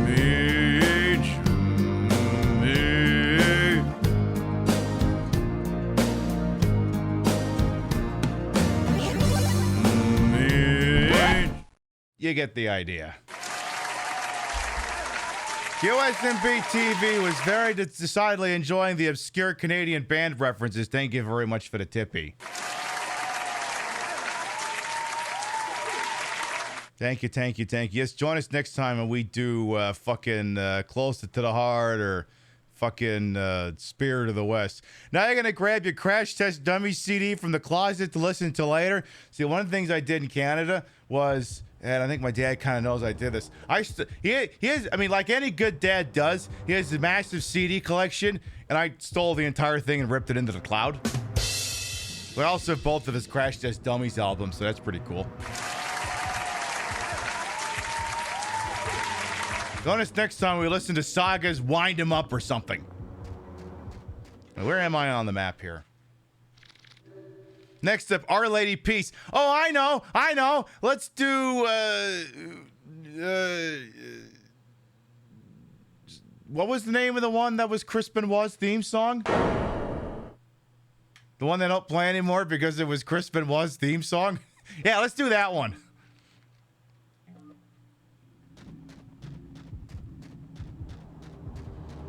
Listen. Why is it Our Lady Peace's fault that the WWF mismanaged him so badly that he murdered his entire family? Our Lady Peace can't be held liable for that.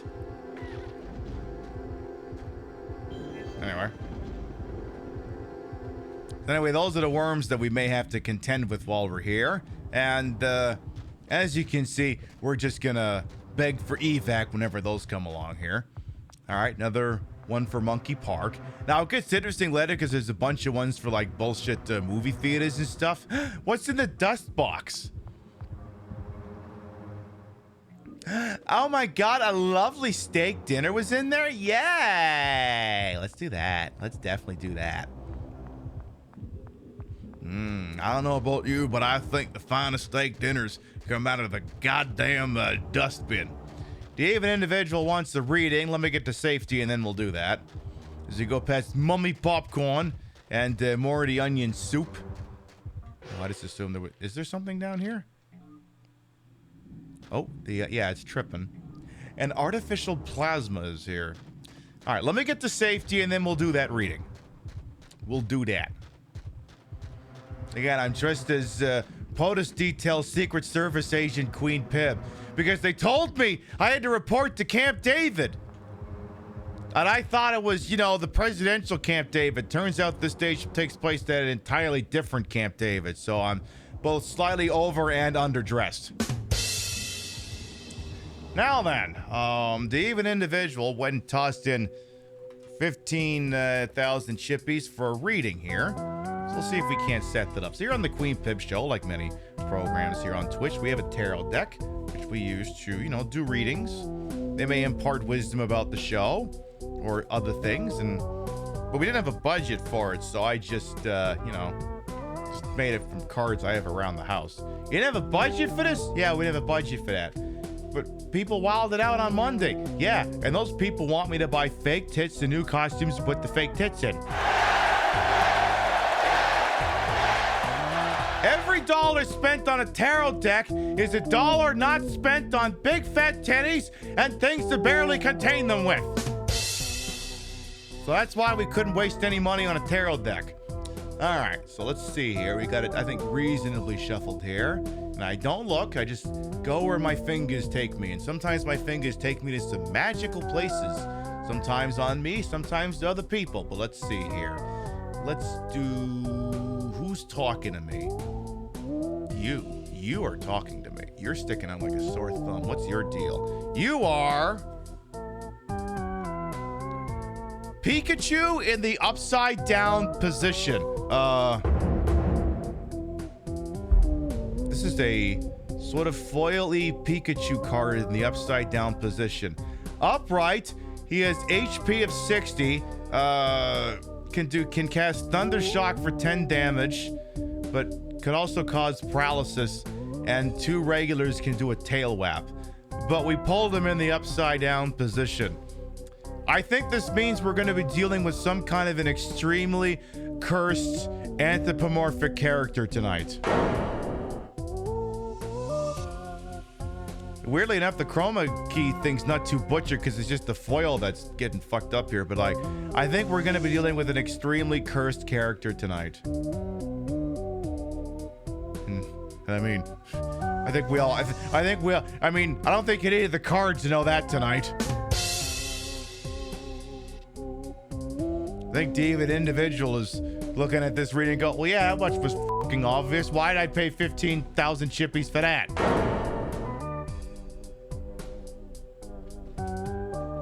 But in any event, thank you for this reading, which is providing insight towards tonight's broadcast. Yeah, Pikachu in the upside down position cannot mean good things. That's the thing, because usually a card in the upside down position means like the opposite. So if Pikachu in the upright position means a happy, cute, cuddly thing, the inverse must not be good.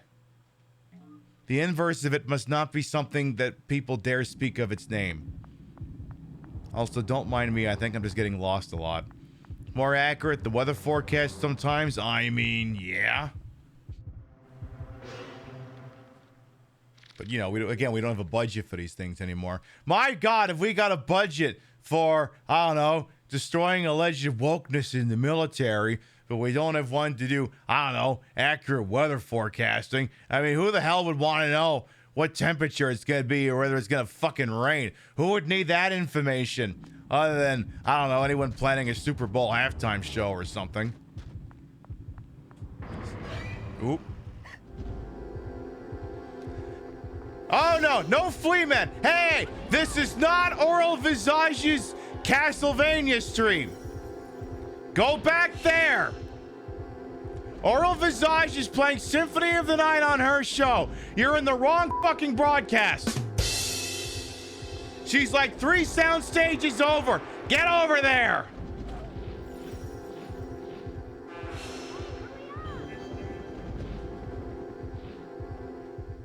I love the Flea Man character in Vampire Survivors. He's so useless.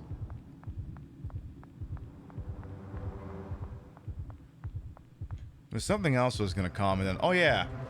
That reminds me. I think Danica Patrick had said something stupid about the forthcoming Super Bowl halftime show being hosted by Bad Bunny. And Bad Bunny recently did a free residency in Puerto Rico, kind of based. And I think she had said something along the lines of like, basically suggesting that it would be sacrilege if the singer of the halftime show sang a song that wasn't in English. And I'm like, this reminds me, I still have to do that show where I dress up as slutty Danica Patrick and just say some of the dumbest fucking things imaginable. And you may go, you have a slutty Danica Patrick outfit? I do.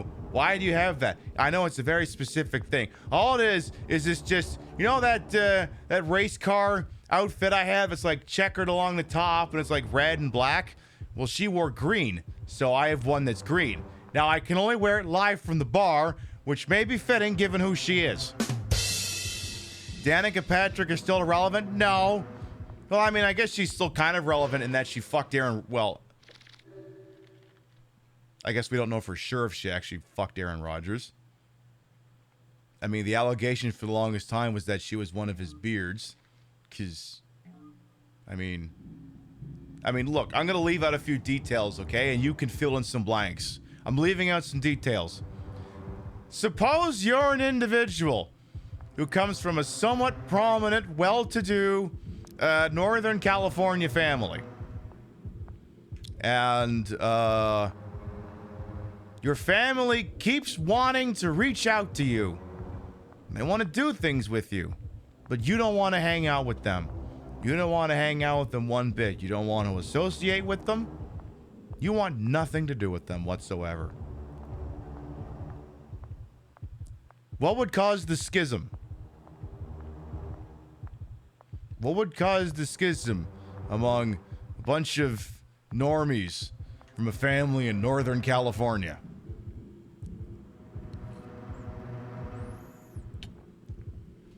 The answer I'm looking for is easier than you think.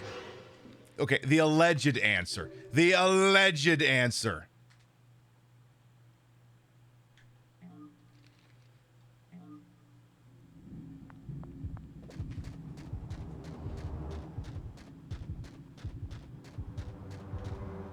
Listen. I can't prove conclusively that Aaron Rodgers is gay.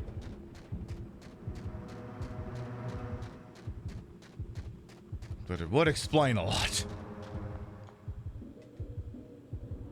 Rothy wants me to show something off, and I suspect it's not the drive-in cinema theater. All right. Suppose I can swing that. You want me to show something off. See, the funny thing is, if I tug the zipper down, you're gonna see you're gonna see London. Let's see here. All right. You want me to do this? Because I can make this happen. All right. I have little choice in the matter. You want me to show off what's in here? I can do that. I'm going to show you this large, wonderful, voluptuous, world-famous, terms of service compliant. Tet. Huh? This is Robo Giuseppe. What happens when I squeeze Robo Giuseppe's, when I squeeze my Ted? He's adorable.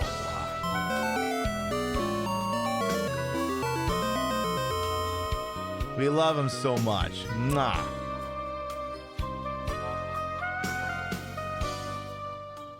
I'm not kidding, by the way. There's no safety top underneath this thing. In retrospect, maybe I should have done that. Yeah, if this zipper gives out, I'm gonna have the funniest story for streamer bans.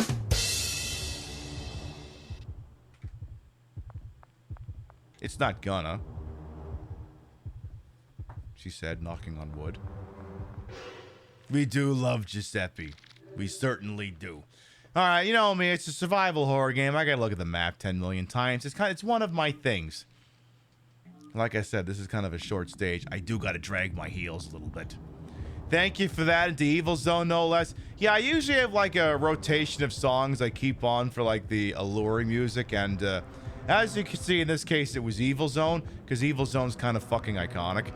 True story for those who weren't aware of this. Apparently at GDQ events, I don't know if it's just AGDQ or if it's AGDQ and SGDQ, but apparently among the people who physically attend the damn thing, apparently they run Evil Zone tournaments, and it's gotten to such popularity that now I think they show the actual semifinals and finals or something like on the actual broadcast. It has nothing to do with speedrunning, it's just a bunch of people all fucking playing Evil Zone. And if you want to see that shit sometime, they have all their VODs on YouTube. Just look up, like, I don't know, AGDQ Evil Zone, and boom, you'll see tournaments of people playing that game. Oh my god, I got a free Band-Aid out of this dumpster. Yay! Ew. That's incredible. That's the honest-to-God truth. I'm not even making that shit up. Will this face lie to you? It will never lie to you about Evil Zone, I'll tell you that, God. It may lie to you about other things, but it will never lie to you about Evil Zone or that my ass can ride dicks like a champion. But you made it sound like you would lie about that. No, I'm not lying about that. The problem is if I say I'm not lying about something, then it sounds like I'm lying about something. Yeah, but you explaining that you're not lying about it could mean you're actually lying about it, and therein you have the problem.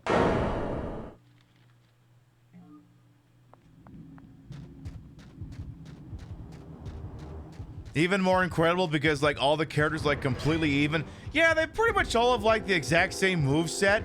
So it's just based off of, like, an aesthetic choice. So, like, you have Setsuna, who's basically just Silent Hill. And a bunch of other characters. Like the one that's voiced by the guy who's fucking Campbell from Metal Gear.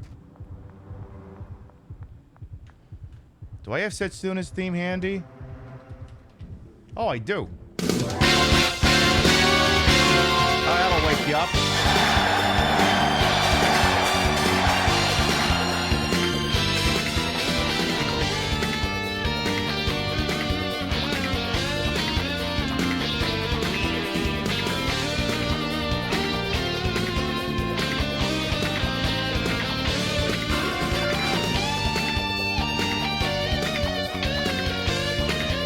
I mean, come on, a fighting game with that kind of music, you couldn't possibly go wrong.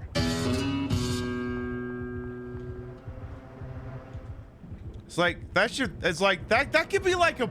That could be like a chase song in a movie.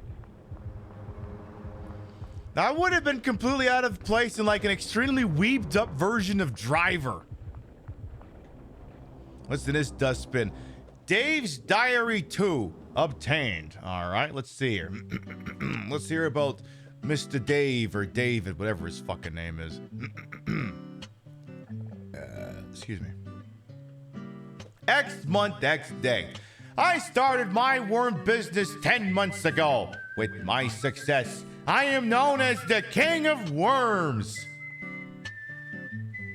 So your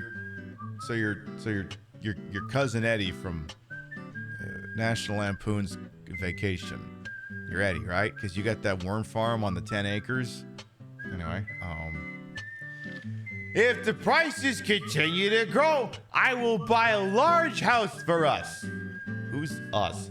Till then, I will keep raising worms and sell. X month, X day. A rep from Toronto, which is separate from Toronto. An outdoor facilities supplier wanted to buy my land today. He said they want to build a trendy camping site. I said no to the rep. I'm not going to give up this farm for any price, no matter how much they offer. I will never give up my worm farm.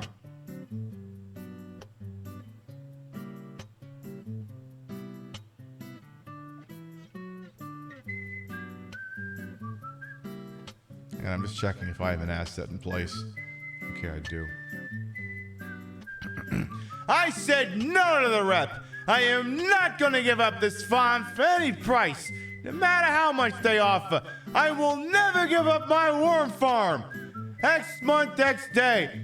Worm prices dropped to a record low. This must be a bad dream. I got 2,000 new baby worms today and more coming. The worm farm is running out of room and I'm running out of money to feed the worms. What will I do if the prices keep falling? X month, X day. I signed a contract with Toronto today.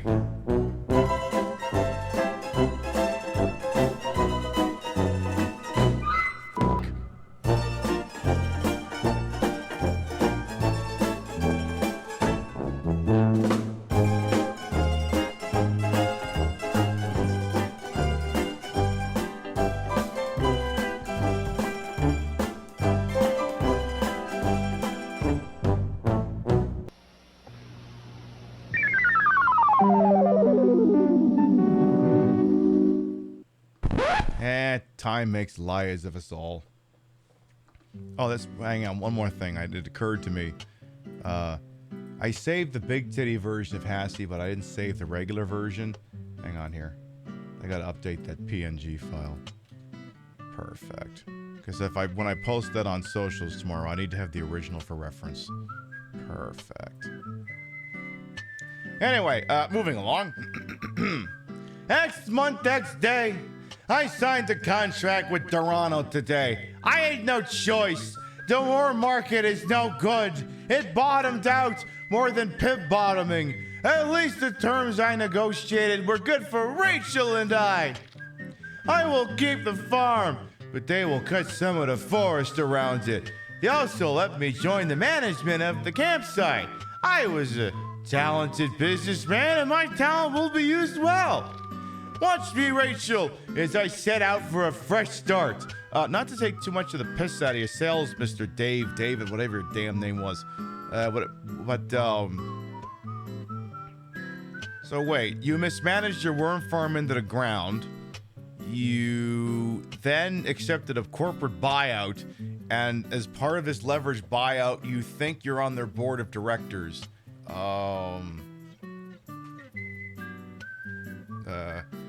I don't remember which. I'm gonna quote a rule of acquisition here, and I don't know which one it is. If there's a Deep Space Nine dork in chat who wants to tell me which one it is, you can do that.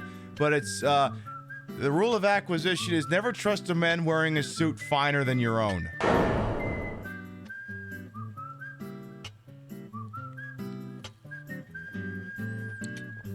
Which I believe is sort of a natural offset of the idiom, there's no such thing as a free lunch.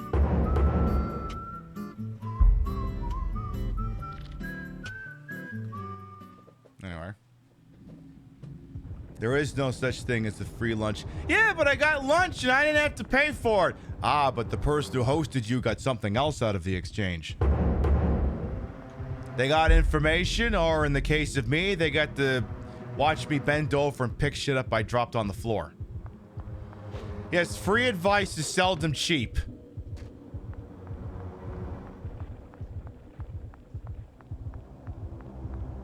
Anyway, I think there's a save point right over here, so why don't we hit that up real quick, because it's almost BRB time. Oh my goodness, this is another one of those, oh god, like, the only way this works is if there's like 2 people posing in this. If you got one person in the back with the set of legs, and then you got one person kind of with arched up like they're a cat, doing like a big cat stretch. It only works if there's like 2 people there. Now let's go ahead and drop this save point right here. So we'll do that. All right. Or she's a contortionist. Yeah, I don't even think a contortionist could do that, to be quite honest. That's just setting unrealistic beauty goals at that point. I think we can tape over this one now. I'm pretty... yeah, leave it just in case. Just in case I need more B-roll of the president. All right, folks, we've been live for about 2 hours. We're going to take a little BRB. Permit y'all to get up and stretch, use the rest facilities, grab a sody pap, whatever it is you got to do. When we come back, I'll reintroduce myself. We'll reconfirm our commitment to broadcasting excellence to get the chair fixed, and we'll play more of Revenge of the Queen Worm. We'll be right back. It is a trap, and you, my friend, are the bait. Did you hear that? Tim Curry said, yes, I'm bait. I'm not traveling internationally anymore. I can wear that outfit again. Love that. All right, fine. You want to be a fuck? Here. Here, be a fuck with a broken arm. Now it is. You're not really going to try and punch me, are you, bro? Hey, where the hell do you think you're... Hey, you dropped your gun. Bro, you dropped your gun. Do you want it back? You dropped your 9mm.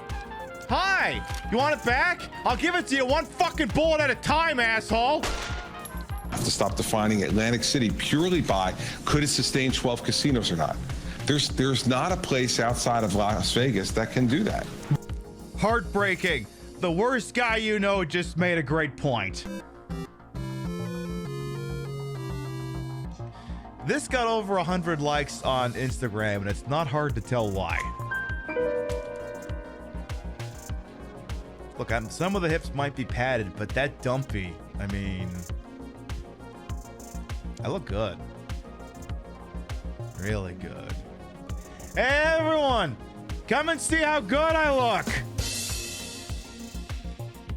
This shirt always gets compliments no matter where the hell I go. Boy, they sell some good things on Amazon. Again, check out that ass. She got a great ass, and you got your head all the way up it. So true, bestie.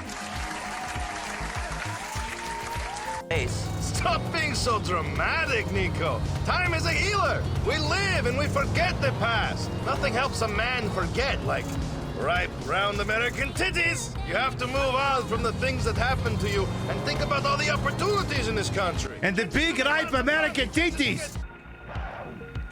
Probably a doghouse, though I'm not sure, since there's no dog around.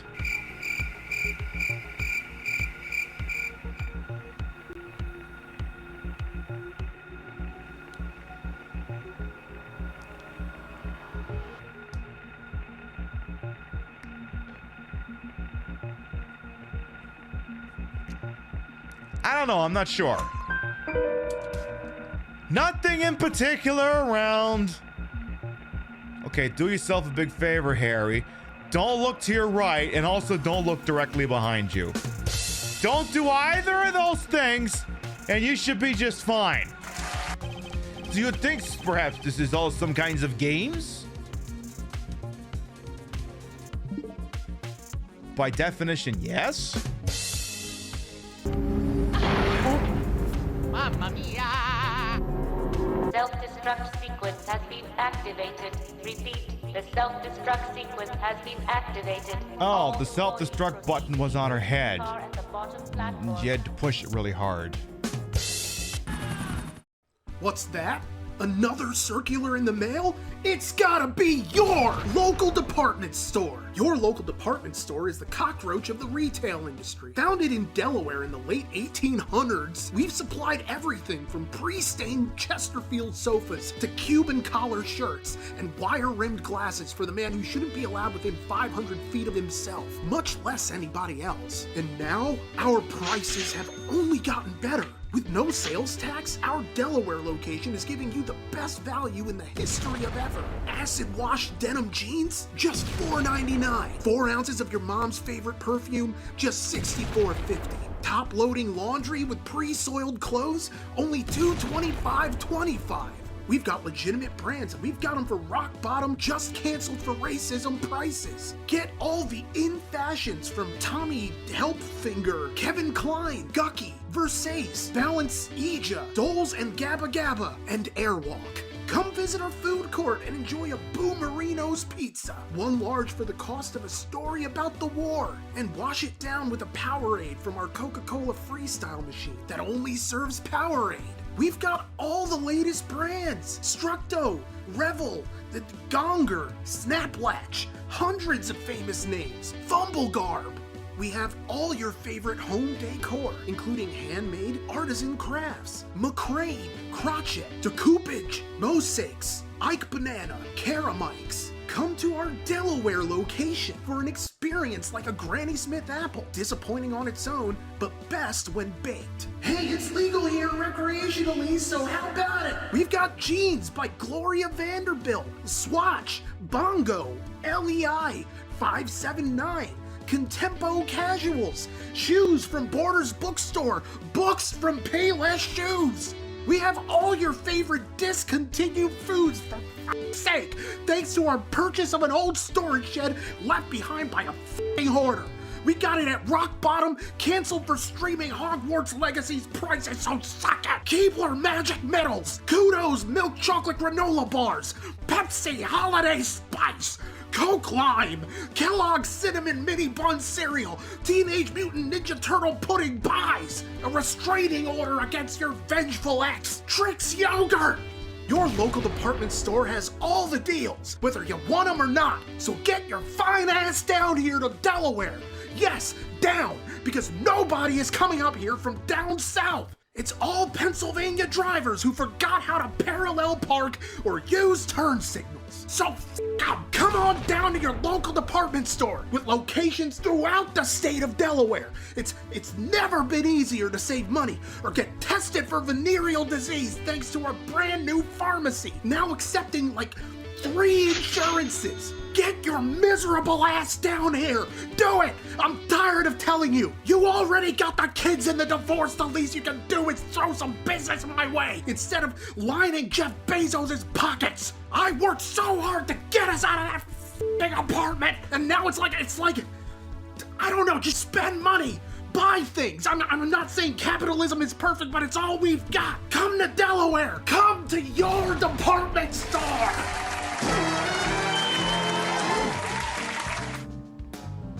Speaking of limited time things, if there's one regret I had when I visited Canada that I didn't get to do, they had all these billboards for something called the McVeggie. And didn't get to squeeze it in, which is fine, because like I wasn't going to tell my parents, hey, listen, I know you're taking me to all these great places in Nova Scotia, but you know where I want to go to? A fucking McDonald's. Well, I could have said that if my own mother slapped me, she would have been well within her right to say that. Anyway, for anyone who might be new here, I am Queen Piv, Patricia, Inga, Bogach. You may also call me Trish, Queen of the Retro, Queen of the Ways of the Old. And your time on this channel, this fat lip, fat hip, fat boobied, and fat booty channel, is of course and as always well wasted. Welcome on in. I put the broad end broadcast through the whole and wholesome image for my own hubris, and though these breasticles may be fake, the retro is real. That's the real. Wait, why am I getting ready to whinge like I'm making a false statement? No, that is the real Dreamcast, and it's hooked up in a real dumbest manner to make it look and sound as bad as it used to. We're using it to play Illbleed. And before I gab more about Nova Scotia and shit like that, see, again, I have to affirm these things, Jim. I'm a very serious, unserious broadcast. I take my craft both very seriously and not very seriously. I don't sweat the small stuff, but then I do sweat the small stuff, but only the small stuff that's relevant, like ensuring that you're having the finest quality broadcast around. I don't know what everyone else is doing. I'm only in charge of my own shit. In order to make sure that you're having this experience, I have to make sure that there's no extraneous fixtures like ukuleles or boom mics or shit in the shot that shouldn't be there. So with your permission, I'm gonna go and just make sure that the chair I'm sitting on has the green screen blanket properly affixed. And I gotta double check this thing, because the problem is I keep running it over and it gets caught in one of the wheels of this thing, and it's a pain in the ass to get the thing pulled out. That's why making sure this thing is at the correct position is so very important, because otherwise it could cause huge problems.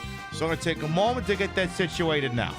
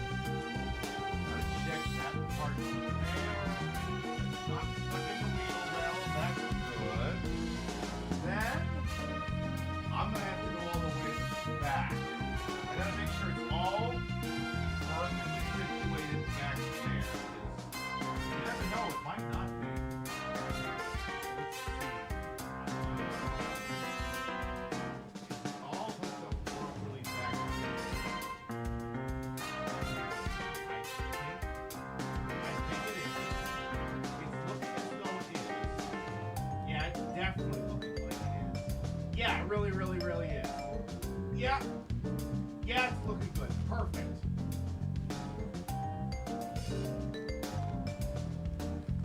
Excellent. There. The chair is now adequately covered, and so is my ass in these yoga pants.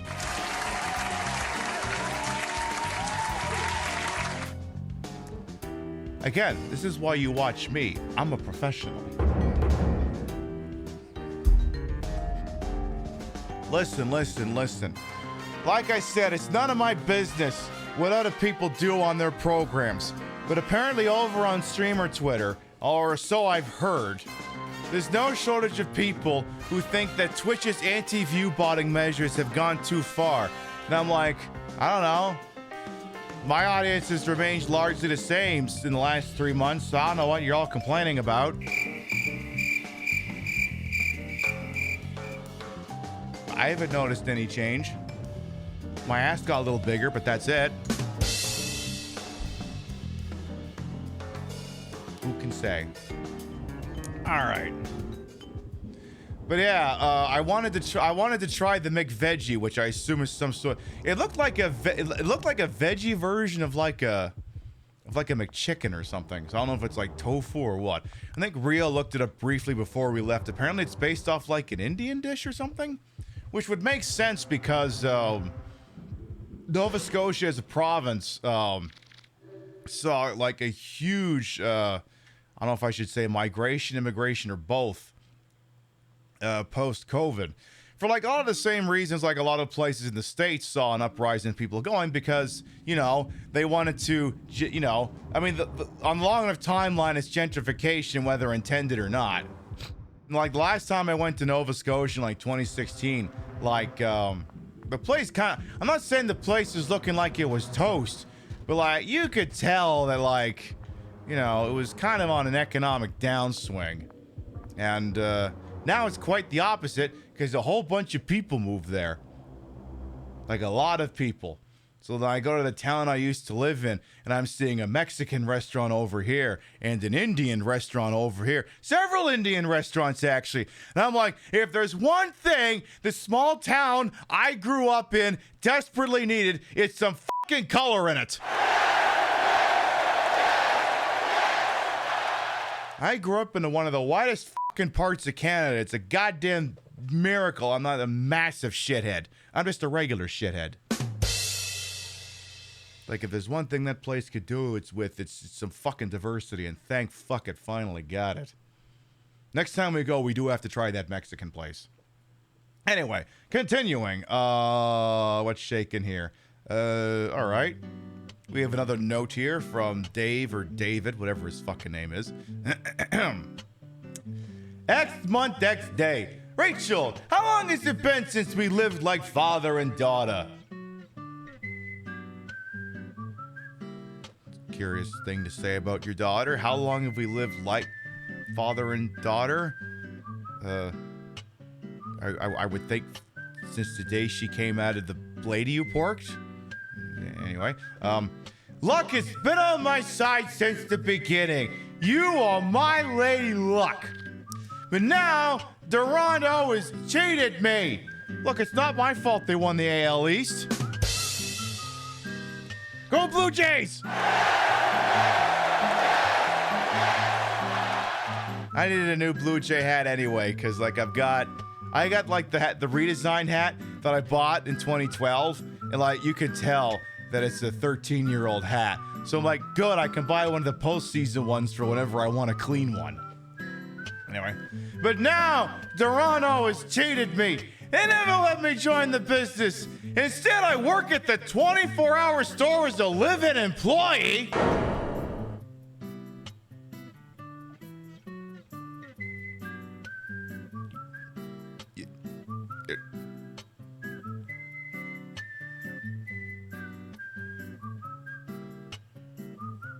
I don't know what part of that to address first.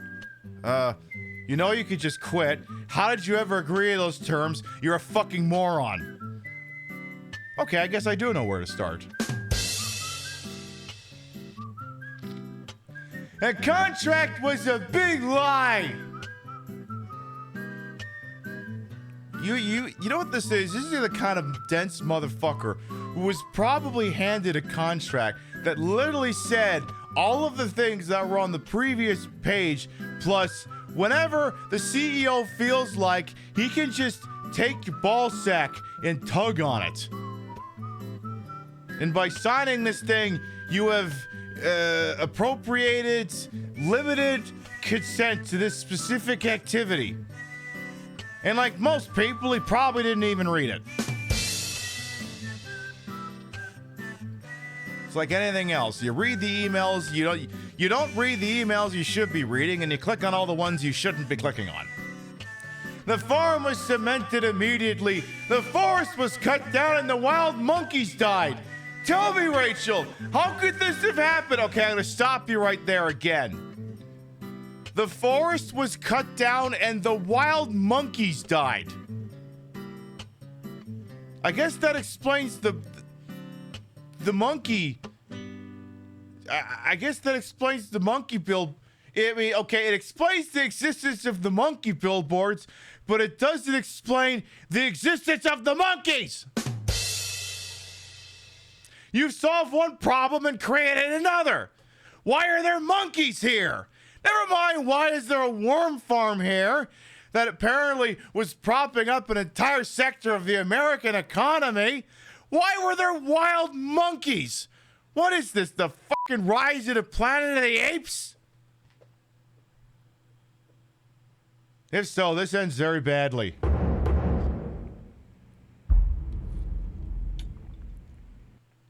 Anyway, apparently he's asking Rachel how this could have happened. Whoever Rachel is. Anyway.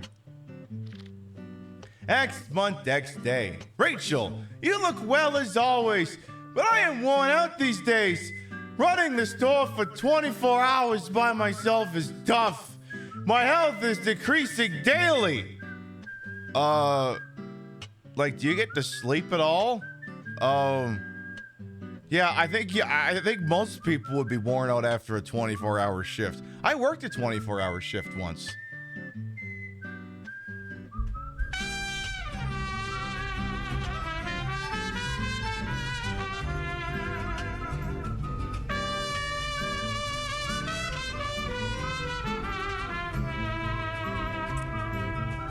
Trashy Queen, thank you for the 32-month resub. Welcome back.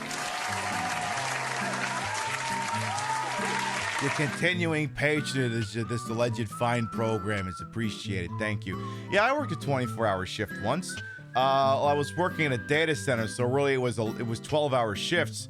But then I think there was like someone called out, and the problem is I think the person who called out was like the one person who knew everything. And like the two other people on that shift were new, and I knew everything, and like my boss was shitting bricks. So I'm like, fine, I'll pull a 24-hour, which meant that I just spent the last 6 hours asleep. Help them out the best I can. I said, all right, I'm gonna be over there with my eyes closed. If you need anything, you can poke me and wake me up. But it was a union job, so I got paid like double overtime.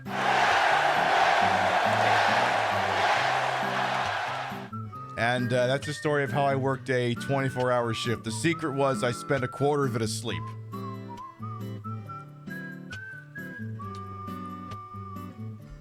But anyway. I didn't have to do it, but I think I wanted to do it for the memes. You know what I'm never doing again? Working a 24-hour shift. Notch that one on my belt, and I am never doing that again. Anyway. My heart is, I am... all right or not. I can't breathe. Need help.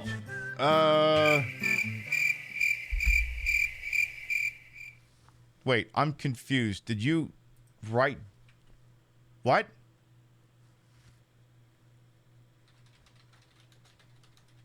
Did you wait, you're dying and you wrote it like what the fuck? Are you just doing this? Look! What does it say? What language is that? Brother Maynard, you're our scholar. It's Aramaic. Of course. Joseph of Arimathea. Of course. What does it say? It reads, "Here may be found the last words of Joseph of Arimathea. He who is valiant and pure of spirit may find the Holy Grail in the castle of... What? The castle of... What is dead? He must have died while carving it. Oh, come on. Well, that's what it says. Look, if he was dying, he wouldn't bother to carve Arg. He'd just say it. Well, that's what's carved in the rock. Perhaps he was dictating. Oh, shut up. Well, does it say anything else? No. Just...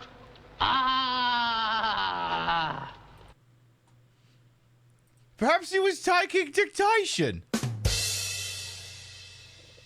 That is a good movie. Like, I mean, like, that movie is like that movie is like 90s, early aughts internet dork 101. That is Monty Python's The Holy Grail, for those of you who may not be aware. It's also where this came from. Get on with it. Yes, get on with it! Oh, I am enjoying this scene. Get on with it! It's like, you youngins out there, all 5 of you, watch Monty Python Holy Grail sometime. It's a good movie. Anyway, let's recap. Let's do this one again. X month, X day. Rachel, you look well as always, but I am worn out these days. Running the store for 24 hours by myself is tough. My health is decreasing daily. My heart is, I am alright or not. I can't breathe. Need help. She loved it until the wedding scene. That's the best one.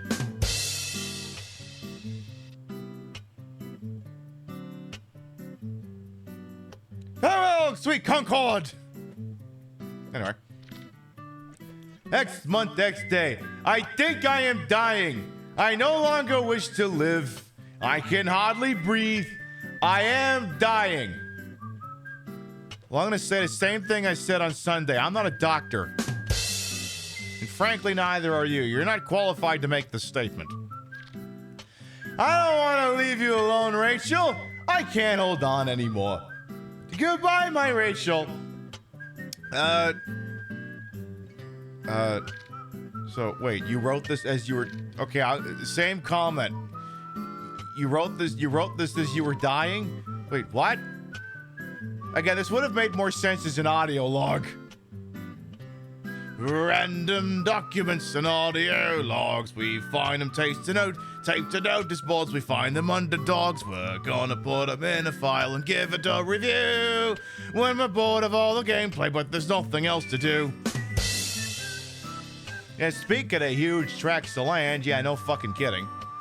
Wait till they watch the meaning of life and meet Mr. Creosote. See, it's a funny thing you mentioned that decade, the Karate Bug Man, because my dad, he had the DVD of that, so I had to rip both the theatrical and extended cut. And then I had to redo it because the first way I cut it eliminated like the first scene with like, you know, the pirate building and shit. And I'm like, well, it's not a proper rip if that's not in there. I got to redo the whole thing and have it in there. And then he had the Criterion Collection version of Life of Brian. And I'm like, Jesus, Dad, where are you getting this shit? It's amazing. He had the Criterion Collection version of fucking Life of Brian. That's from like 1999. Now I just have to get the one for Armageddon.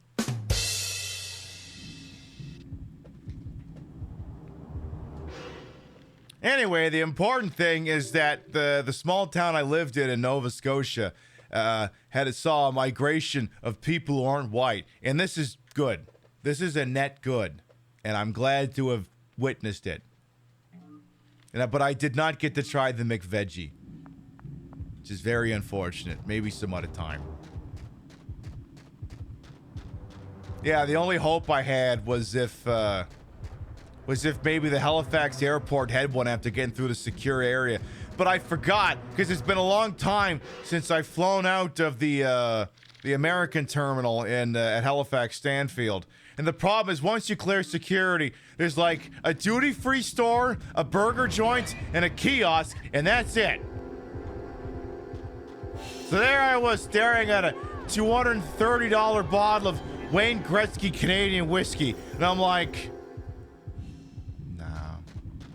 nah, fuck him. He's a Trump sycophant.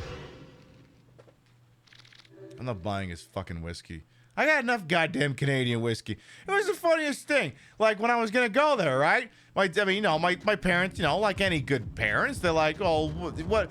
Not so much what are your dietary restrictions, but like, what do you take with your coffee? What do you have for breakfast? What do you drink? That sort of thing. So we can have that in the house ready to go. It's like, I just do bagels, I do wimpy coffee cream, and for booze, just whatever you have is fine. And yeah, I did have a good trip. And it was like, just remember, you can't buy American here, because all the liquor stores don't have any American stuff in it. And I was like, I don't think that's going to be a problem. I have like 8 bottles of Canadian whiskey. I'm not really drinking American either. Anti-shock brace obtained. No, I think that's just more Locktober shit. That's just Locktober shit. Yeah, no PBR. Also, Canadians. I say that as though I'm not one. Like, I am one, but I haven't lived there in 10 years. So, like, I'm officially now an American first and a Canadian second. Canadians, how dare you not tell me that President's Choice sells a non-alcoholic beer? Why was I not informed that President's Choice is the store brand non-alcoholic beer? I had it. It was quite wonderful. But why didn't you tell me? What the fuck? Also, not to put the Nova Scotia Liquor Commission on blast or anything, but like the Canadian whiskey section, the places in America where I do my liquor shopping have a larger selection of Canadian whiskey than the actual Canadian liquor store does.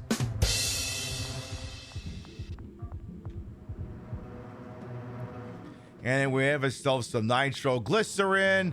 In this dustbin, we have an artificial brain, as one normally finds in a dumpster, as well as what's in this one, the entire Amazon corporation for some reason. Yeah, he went rich Canadian hockey conservative. I know, what a shit. Oh. Hang on a minute. Excuse me. Give me some sports music.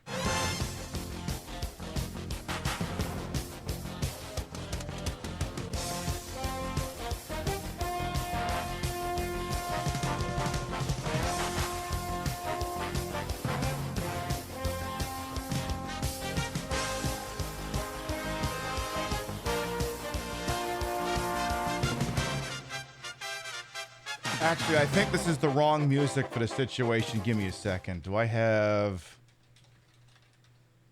Ah, damn it, I don't. All right, well, give me the goddamn thing. I need, I need an older version. Give me this one. Yeah, that'll do. Just because I was on holiday didn't mean I wasn't keeping an eye out for things that could be relevant to this broadcast. I don't have the next game show night scheduled in yet, but when we do, look what I found. Hockey Night in Canada, the DVD trivia game.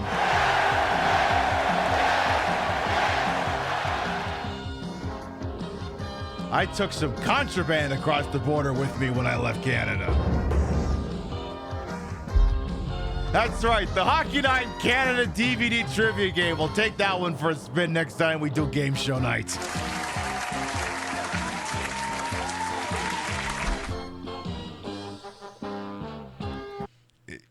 Also, one thing I didn't do though is like every single like secondhand store in Giant Tiger had like 20 different Don Cherry Rock'em Sock'em DVDs and Blu-rays. I should have bought one just to say that I did.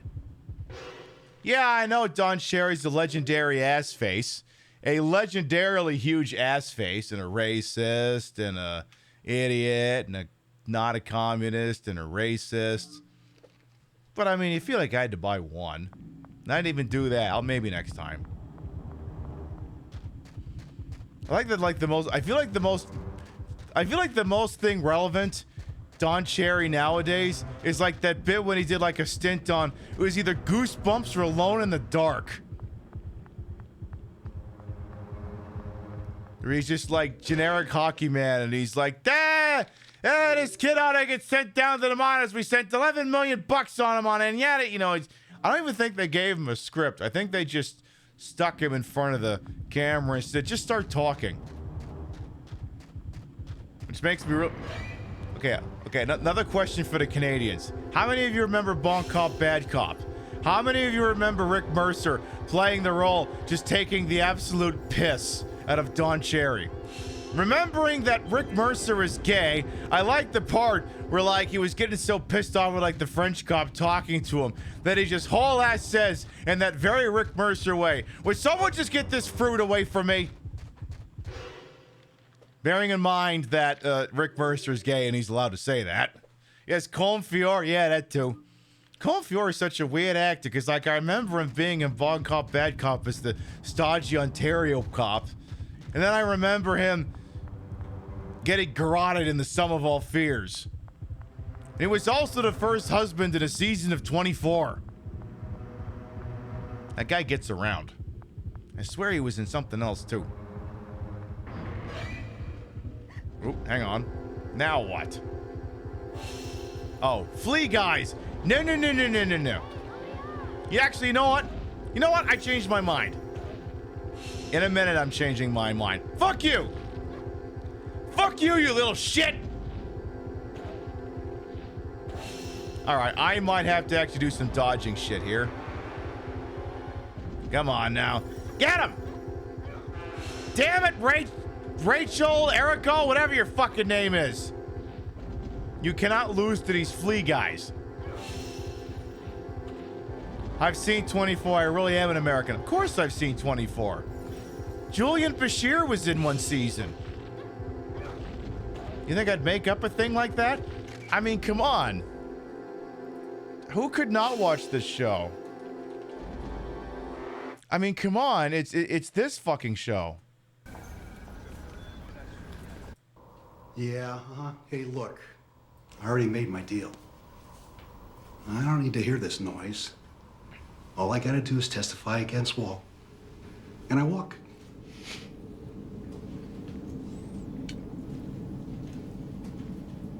Loud noise in 3, 2, 1.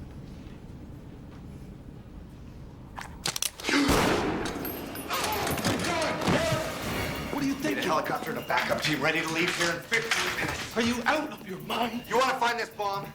This is what it's gonna take. Killing a witness? That's the problem with people like you, George. You want results, but you never want to get your hands dirty. I'd start rolling up your sleeves.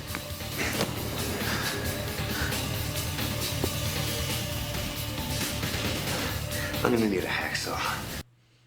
Comment number 1. How could you not watch a show like that? That's a hook. Comment number 2. Aw, he gets to shoot people at his work site. The previous comment was a joke. Queen Pip does not have any homicidal ideations towards anyone she works with. Presently. Or pastly.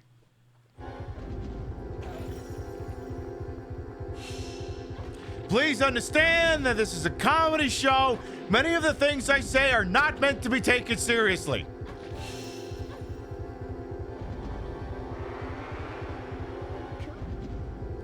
Speaking of which, I have to repeat this take for the West Coast crowd. Like, some of you may be aware that there's a comedy festival that the Saudi Arabian government of whitewashing all of our human rights violations crimes is throwing. And they're like, all the big acts are going to be there, like Bill Burr, Dave Chappelle, Jim Jeffries. Just an absolute hodgepodge of people whose creative arcs completed long ago and are clearly just there to earn a paycheck and have no principles along the way.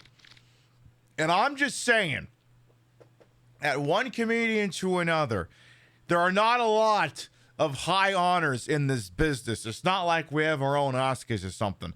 But I'm going to tell you right now, one of the highest honors you could ever be bestowed upon in comedy would be to fly home from the reality comedy festival in a box. Because let me tell you, you must have told a really awesome joke to get put in that box. You'd be listed alongside the greats. Richard Pryor, George Carlin, Robin Williams, and the guy who mentions Jamal Khashoggi while standing on a stage in Saudi Arabia. You'd be a legend! Not necessarily a living one. But oh my God, you would go down with the greats. You absolutely would. I'm just saying. You could consider it.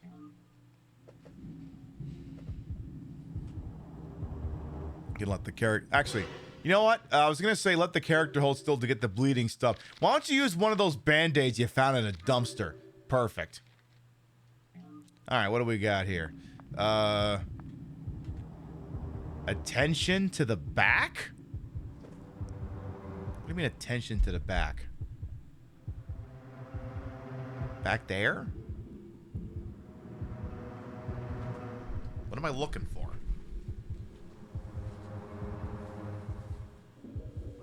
Back there. I don't see anything. What the hell's going on back there? Maybe if I look in closer? I don't fucking see anything. What the hell am I looking for? I don't get it. Whatever. I don't know, it says attention to the back, but I can't tell what it wants. Whatever. The important thing is at least I checked. I mean, God forbid there could have been something really interesting going on back there. Hey, Quiet Riot, then Coffee Jali, welcome on in. By the way, I can't remember who did it, but like, for all I know, it was Coffee Jali. If you want to know who inspired the bit for this year's Silent Hill 2 playthrough, I want to say maybe it was during one of the Oregon Trail playthroughs we did on a Saturday night. Whoever dropped that and basically put that into like the community knowledge base at that moment, whoever did that, you're directly responsible for inspiring this year's bit. So whoever did that, it's actually your fault.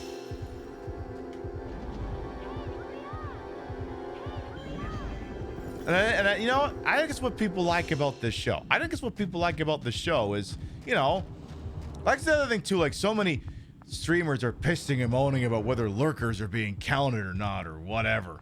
But like, oh no, the lurkers might not be being counted. It's like, I don't know, like maybe my definition of lurker is not the same as your definition as lurker. Like you can't have 10,000 Twitch tabs open and count in every show. It doesn't work that way. Twitch only lets you count in like 2 shows. And like your viewer list could just be people who joined your chat. It doesn't mean they're actually loaded the page and watching the show. But like to me, a lurker is someone who puts me on while they're doing laundry or has me on in a tab and is playing a video game in the other window or some shit like that. To me, that's a lurker. I don't know what a less than that, I don't know, like someone who's, you know, sort of watching. I mean, maybe they're kind of zoned out a little bit. They're paying attention generally, and they reserve the right at any given time to pipe up and help shape the flow of the broadcast. They appreciate that if they want, they can just sit there and watch me shoot off at the mouth as I just look and come up with dumbass ideas for the things that the game is presented in front of me. But that at any given moment, one person can write in chat in response to someone getting shot, what you say, and then basically just through that act, will this thing into existence. Nothing. Looking at this letter from my wife. Cool. Yeah, it's pretty crazy. I haven't seen her in years. It's weird because what you say, that you only meant well, cause you did, what you say, that it's all for the best, cause it is, what you say, that it's just what we need, you decided this, what you say, what did she say? And some words keep falling out your mouth. It's sweet talk music.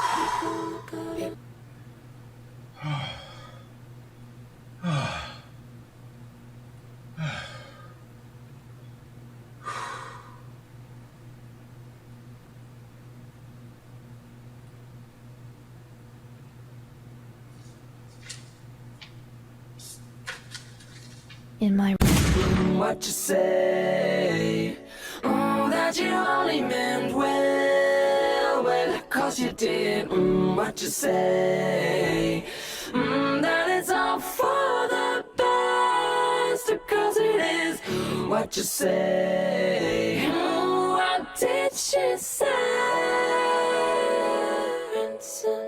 guys, the Dead by Daylight people called.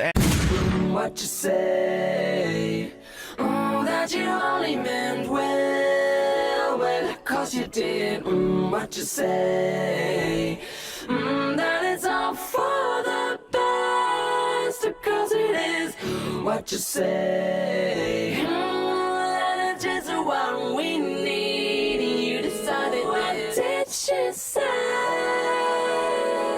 and some notes keep falling out your mouth. It's sweet talk news, people are going.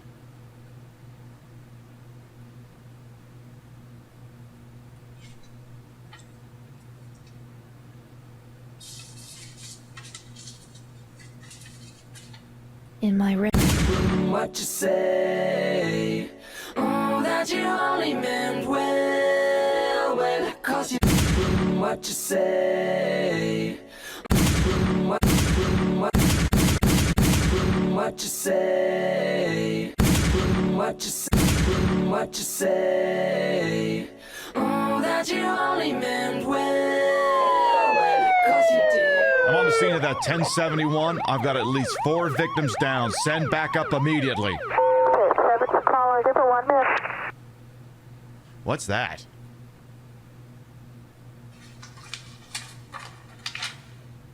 There's nothing in here. What the heck? What you say? Oh, that you only meant what you say? Oh, that you only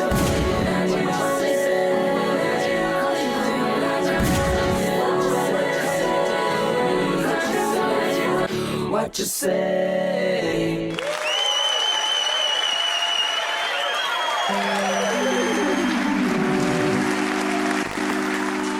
Literally, one random person mentioned that skit back up and you willed that into existence. That is the power of the occasional contributing lurker. Wait, I gotta address one thing here. You love this video? Here's the first place you saw this event music combo, and now it's appearing everywhere. You're assuming it's from something, but you're lost. Okay, Bell Blue. What I did is a parody of a parody.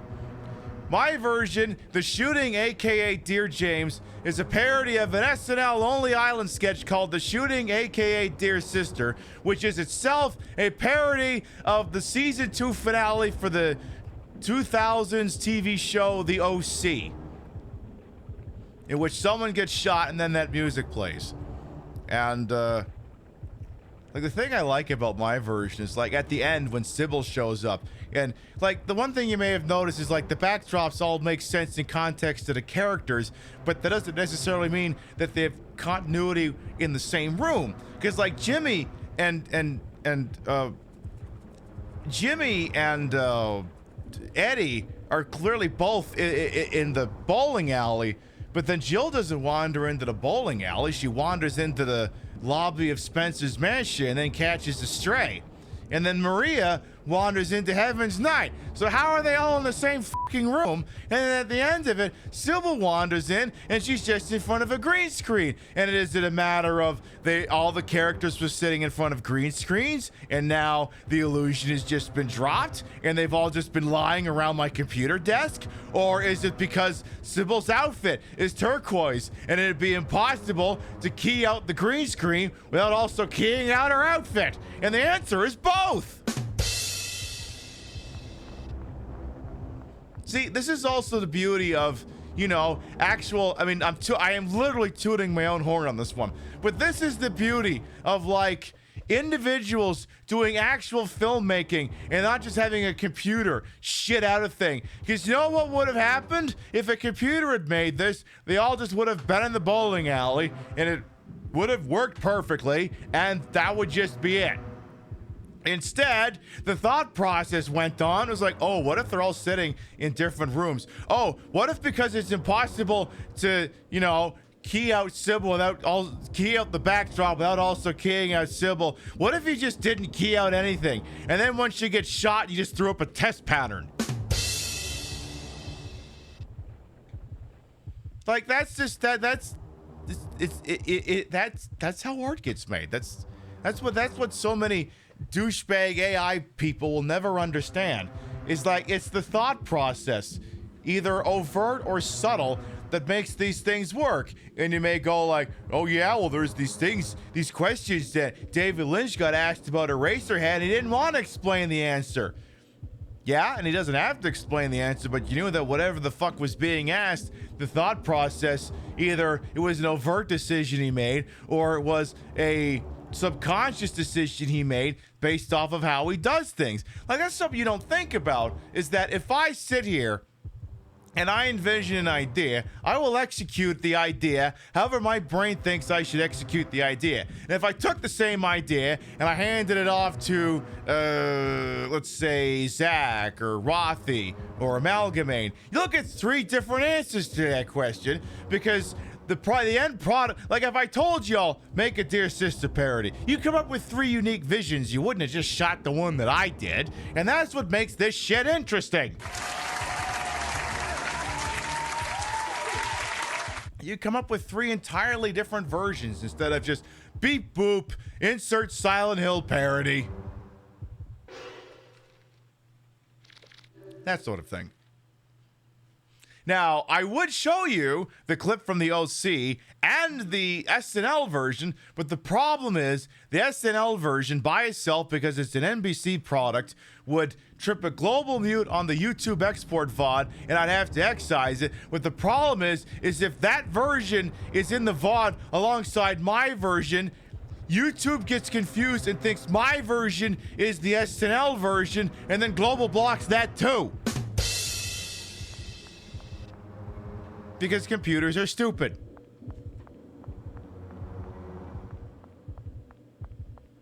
I wish I was making this up. Ooh, what have we here? Ooh, we have a gas station. Hang on, I gotta get a better look at this thing.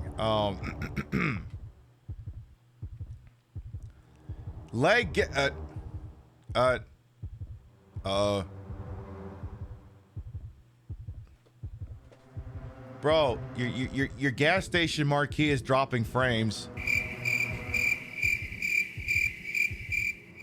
Yeah, it gets to like, it gets like 340 degrees, and then I think it drops the last 20 degrees. The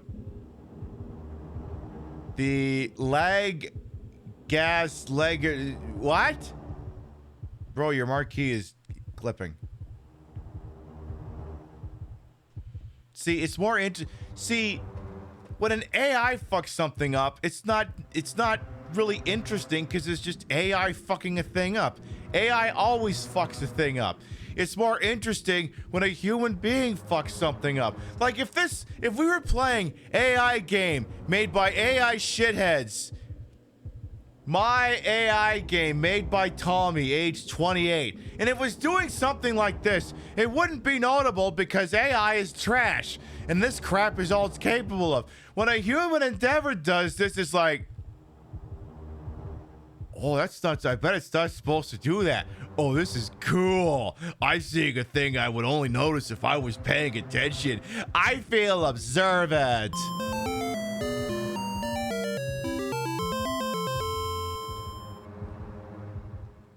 That's what makes it interesting. This reminds you when you played the game on emulator and plastered the pause screen text all over the fences in this stage. Oh, I guess that's why it's a good thing I'm using an actual Dreamcast here. Wait, what's the price of gas in a place like this? The pumps wouldn't happen to say by any chance, would they? Not really, no. Leg gas. I mean, my legs are good, but I don't know if I would get any gas out of them. We have some pumps. There's another El Camino here. Key has been inserted, but it doesn't move due to lack of gas. Okay, but like the engine... No. Okay, but like if the car doesn't have any gas, and you turn the key, it would at least try to start over because the battery would be... So if you turn the key and nothing happens, it means the battery is dead. It doesn't mean it doesn't have any gas. Gas has nothing to do with whether or not the engine's going to try to turn over. Strange. What else do we have here? We have a, welcome to Drive Theater. Not drive-in theater, just drive theater. It's the movie theater where they only ever show the movie Drive. What's it like in there?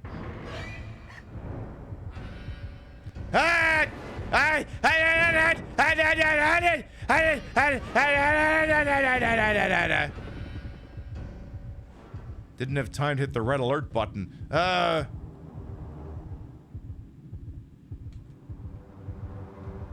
I've thought about what you've said, game, and I've decided to not go over there. David, you piece of crap. You always made fun of us Strauss employees. Rachel. That Rachel. She was always your favorite. Wait, I'm sorry. Is the Toronto executive on the floor saying, how dare the guy who we made work for 24 hours a day every day not like us? Even in death, this bastard is saying, how dare you? I knew how much you yearned for the mines.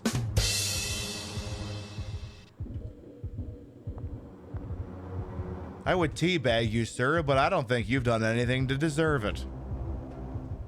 Hey, Maxine as well, welcome on. And oh my god, we have more billboards. We have the theater and also, what's this?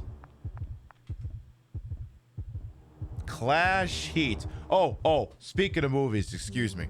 Excuse me for a moment. I have another prop for my vacation. Give me just a second.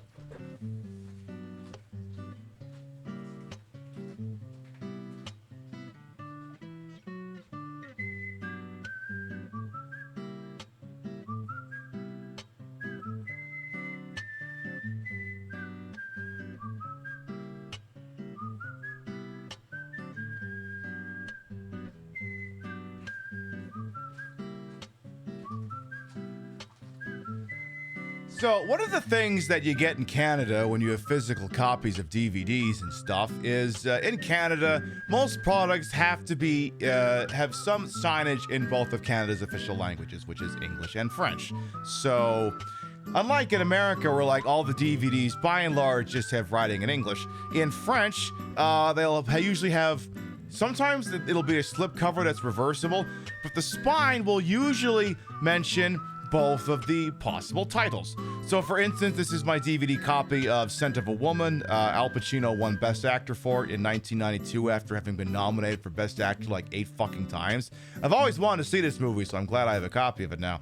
So, along the spine, so Scent of a Woman, the French version of it, if I turn it upside down, says Parfum de Femme, which roughly translates to Scent of Woman, more or less. Which is basically the same title.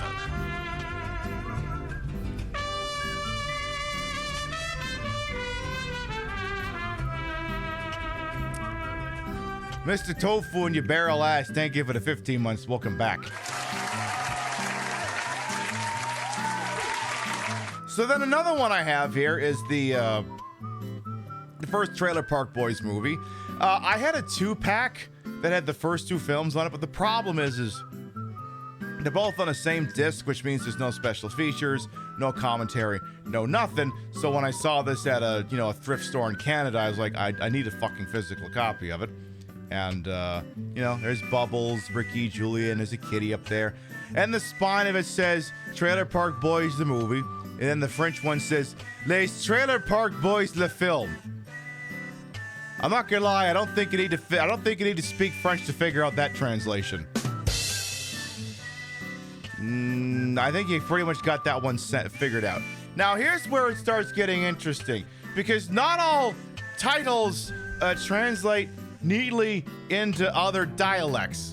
So I have to hide the cover of this one here. I'm gonna have to kind of cover the title here. So I didn't have a physical copy of the Coen Brothers film No Country for Old Men. And, it's a good movie, and it's, Tommy Lee Jones, Javier Bardem, what's not to like? I like Tommy Lee Jones. So, this one I made the French cover the primary because I love the title. So again, the title is No Country for Old Men. Now, the French translation of it sounds very on brand for the Coen brothers, but I'll get to that here. The title makes it sound like it's something else. So in French, they translate it to Non, ce pays n'est pas pour les vieux hommes. Now the problem is that does not literally translate to No Country for Old Men. That translates roughly to No, this country is not for old men.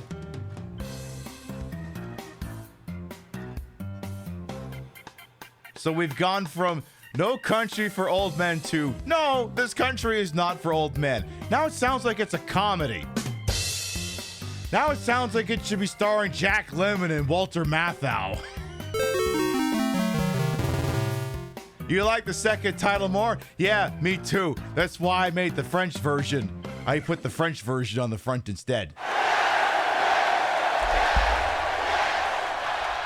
Figure you'd all appreciate that. But yeah, sometimes film titles do not naturally, you know, translate in other languages, so certain concessions have to be made. And yeah, honestly, it makes it sound more like a title for "Oh Brother, Where Art Thou?" Like, imagine a double billing of "Oh Brother, Where Art Thou?" and "No, This Country Is Not for Old Men." You'd think it was a double bill comedy.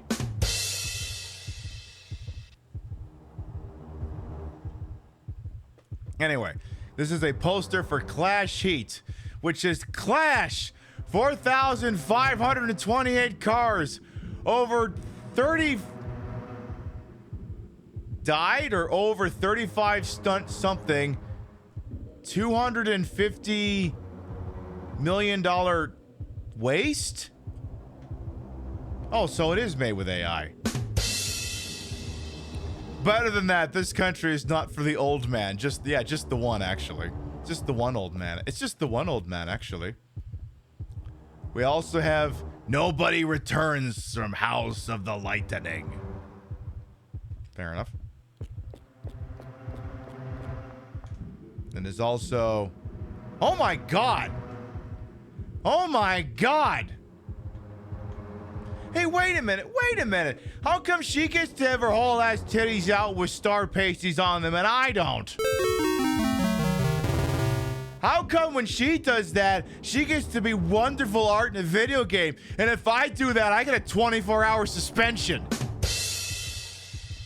wasn't even showing the whole tit! I don't know, to you I think under Bob is like the bottom. Twitch seems to think it's everything under the nipple. How have you never seen that texture? Well, you know me, I have an affinity for seeking out breasts. They're my favorite. I love titties. They're my favorite. Anyway, I could go in there, but that would ruin things, so I'm not gonna go in there. But apparently this is the exit. I'm sorry, what does that say? The David Carr Hospital. You know what? I think that's what I'm gonna call them from now on. Yeah, I need to get my car changed, so I went and I booked an appointment over at the Car Hospital. And let me tell you though, never go to the dealership Car Hospital. They charge you too much. They charge you too much at the dealer Car Hospital. Hey, what's shaking over here? Wait, is this... So this is... Wait a minute, is this a 24-hour store that he was working in? She asked rhetorically. Oh man, not another Draunt worker. I can't even stand looking at you. Get out of here. Don't ever come back. You hear me? I am not buying this performance. You know, you could have at least used a voice modulator or something. You hear me? Like, I think that was the line read. Never come back. You hear me? Like, I might have done the fucking voice acting for this. That sounded like it was a German translation with how literal it is. No. That's not a German translation. That is not a German translation. This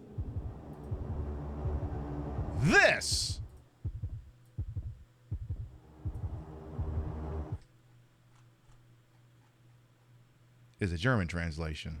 Vincent. Give me all you got! Vincent. Give me all you got! Vincent. Dis-moi ce que tu sais! Vincent. Dis-moi ce que tu sais! Vincent. Mach das Maul endlich auf! Mach das Maul endlich auf! That's a German translation. Vincent. Albert, dime lo que sabes. Vincent, yo... Dime lo que sabes! Vincent. Me diz o que descobriu! Me diz o que descobriu! You could tell I mean, at this point, he's already won Best Actor for Scent of a Woman, so he doesn't give a fuck anymore. Don't waste my motherfucking time! Me fais plus perdre mon temps, bordel de merde! Du verplemperst meine beschissene Zeit! I need to make a new sign that says, we have done X shows in a row watching the Al Pacino whammy bar video. No me hagas perder mi jodido tiempo! Não desperdice meu maldito tempo! She got a great ass! Parce qu'elle a un cul d'ass! Aber sie hat ein Monstersnarch! Porque su culo es fenomenal! Porque ela tem uma bunda enorme! And you got your head all the way up it! Et dedans! Et jusqu'à la bite! Du steckst mit dem Kopf bis zum Anschlag drin! O has metido tu cabeza por él bien hasta el fondo! E você perdeu a cabeça por ela! When I think of asses, woman's ass, something comes out of me. You know how Abby Rebel's thing is like Telly Savalas? Telly Savalas is to Abby Rebel what Al Pacino is to me. She got a great ass! And you got your head all the way up it! Can I go in there anyway? Someone seems to be inside. It doesn't seem to be working. Again, key has been inserted, but it doesn't move due to lack of gas. All right, well, hang on. Hang on, one more time before we go. I just have to salute it. It's the most beautiful gas station sign this side of a Buc-ee's. Gotta love Pacino's post-Oscar camp performances. I mean, again, the guy was nominated for, like, Best Actor, like, 8 fucking times before he actually won the goddamn thing. Let me look up no, not this music. Give me this one. Let me look up, all right, Al Pacino. Let me read off all the times he was nominated for Best Actor before he won the fucking thing. All right, where's his goddamn acting credits and accolades? List of awards and nominations received by Al Pacino. All right, this is for Best Supporting Actor and Best Actor. Okay, 1973, he's nominated Best Supporting Actor for The Godfather. Loses. 1974, he's nominated for Best Actor for Serpico. Loses. 1975, he's nominated for Best Actor for Godfather Part 2. Loses. 1976, this is 4 fucking years in a row. He's nominated for Best Actor for Dog Day Afternoon. He loses. 1980, he's nominated for Best Actor for And Justice for All. He loses. 1991, he's nominated for Best Supporting Actor for Dick Tracy. He loses. 1993, he's nominated for Best Supporting Actor for Glengarry Glen Ross. He loses. 1993, he's nominated for Best Actor for Scent of a Woman. He finally wins.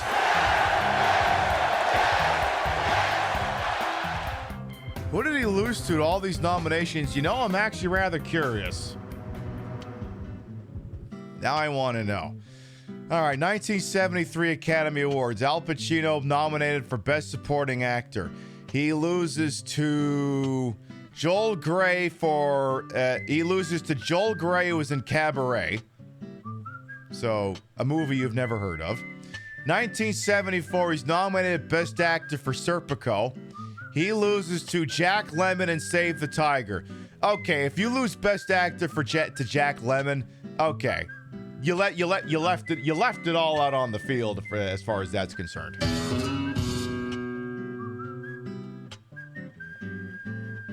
If you lose to Jack Lemmon, there's no shame in losing to Jack Lemmon. All right, 1975, he's nominated for Godfather Part 2. Best Actor for Godfather Part 2. He loses to Art Carney.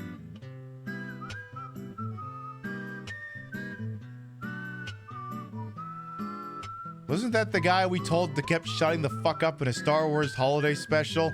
Okay, that's just a disgrace. All right, 1976, nominated Best Actor for Dog Day Afternoon, which Pope Corky IX calls the perfect film, and I don't disagree with you. He loses to Jack Nicholson for One Flew Over the Cuckoo's Nest. Okay, that's another situation. There's no shame in losing Best Actor to Jack Nicholson. Okay. I'll let that one fly, but I can see where Pope Cork IX is like, All right, 1980, he's nominated Best Actor for Injustice for All. He loses to Dustin Hoffman and Kramer versus Kramer. Okay, yeah, that's fucked up. Jack Lemmon was also nominated that year for The China Syndrome. All right, 1991, he's nominated Best Supporting Actor for Dick Tracy. He loses to Joe Pesci in Goodfellas. Okay, that one's valid. Okay, listen. There's no shame in losing Best Supporting Actor for playing Big Boy Caprice and Dick Tracy if you lost to Joe Pesci in Goodfellas. That's another you left it out on the field type situation. 1993. Okay, so bearing in mind he was nominated twice. 1993, he's nominated Best Supporting Actor. He loses to Gene Hackman in Unforgiven. All right, I'll let that one fly. And then he finally wins for Scent of a Woman for playing Lieutenant Colonel Frank Slade. Boom.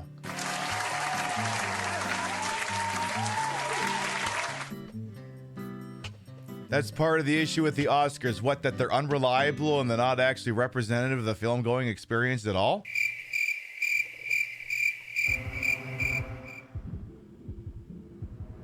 Yeah, that's valid. But yeah, as you can see, it took him 8 fucking tries to win an Oscar. And after that, he ran out of fucks to give and like, oh, I finally won my Oscar. I don't give a fuck anymore. She got a great ass. And you got your head all the way up it. And then he wouldn't get nominated again until The Irishman. But you know, a string of bad luck against some of those movies. I know. Locked. Well. Or that the Oscars are a union busting strategy. Yeah, that too, actually. Yeah, that's actually the actual tea. Is that it was designed to sow dissension. That if someone's work is arguably objectively better in the eyes of a grading public, then it means that their work is worth more, and as such should be able to elevate itself above union wages or such on and so forth. Like, that's basically it. Because that's another thing too, like, art is very fucking subjective. Like, again, to kind of tie into some of the streamer Twitter discourse, which again, I'm not on Twitter anymore, but you know, I see and I hear things where like people are complaining that their viewership is down like a lot, and they're trying to attribute it entirely to view botting being taken down, which if that's the case, it would mean that your views were fraudulent. But like, there's so many other contributing factors, and it's like entertainment, like this program, you are here and you're watching it, and more often than not, I assume you're enjoying yourself, but like there's a whole bunch of people who would look at this and go, pass. I don't know, I'm not playing a modern day game. They don't like the titties. They didn't like that I made that comment about the reality comedy festival. Like, entertainment is subjective as fuck. Like, I can't just walk up to someone whose program might be faltering and then say, oh, it's because you suck. I mean, in my mind, maybe, but that doesn't mean that no one else would think that they were good. I just found a baby bottle.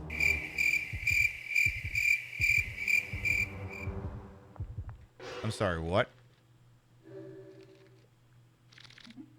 A baby bottle. Also, wait a minute.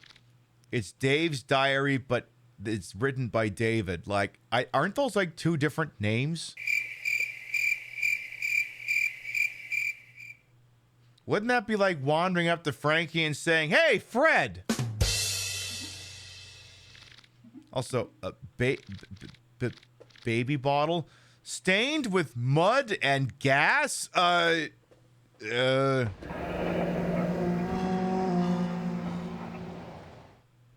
Phelps, what do you reckon? It would take a smarter man than me to connect that. And what a low bar that is. Yeah, baby ball, I guess POTUS has been here. POTUS detail, POTUS detail. Attention all POTUS detail. We have located evidence that Beefaroni has been here. Say again. We have located evidence that Beefaroni has been here.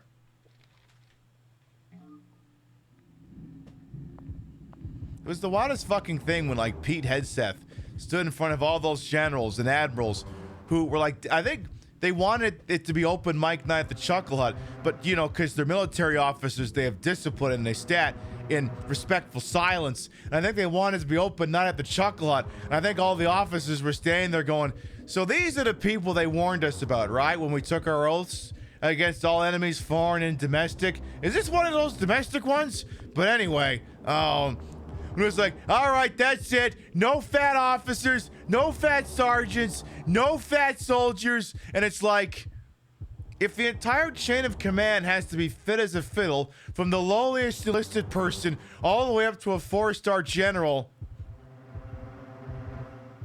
you are aware who commands that, right? The commander-in-chief? Is that individual also subject to these stringent fitness regimens? Like, yeah, in fact, the comment box says this one guy isn't abiding by these things at all. Says here's the guy's name is Cinc, C-I-N-C. Someone find out who that is.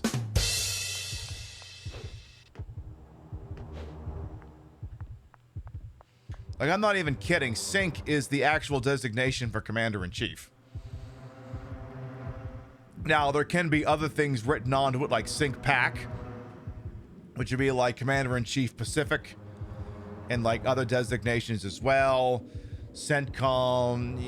It's a whole rabbit hole of like code names and shit like that. But to be Cinc, C-I-N-C, is to just be Commander-in-Chief. And that's the President of the United States!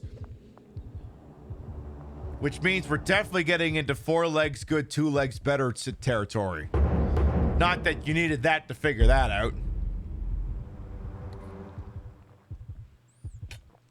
A former major from the National Guard having rank over groups of generals is nuts. Like, that's the other thing, too. It's like, bro, you were in the National Guard. Why are you talking like you just walked off the set of a Call of Duty game?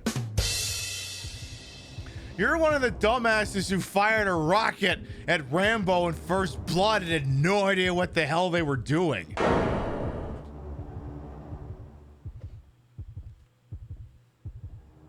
It'd be like if I suddenly crowned myself the preeminent voice of the entire concept of drag, and you could have like an entire room full of like every working drag artist in the industrialized world, every one of them that's ever been on a reality TV show, every single one of them who's in my stream team, and they would go,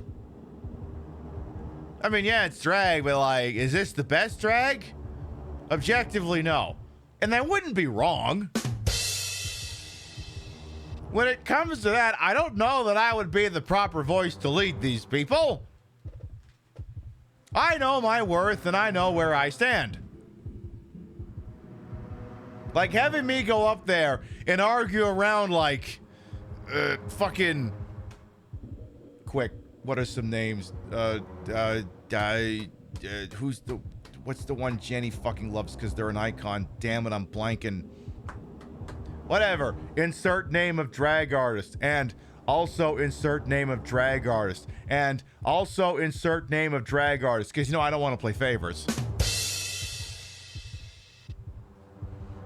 Like, really? This person leads us? They couldn't even they couldn't even do a death drop. It'd be like that.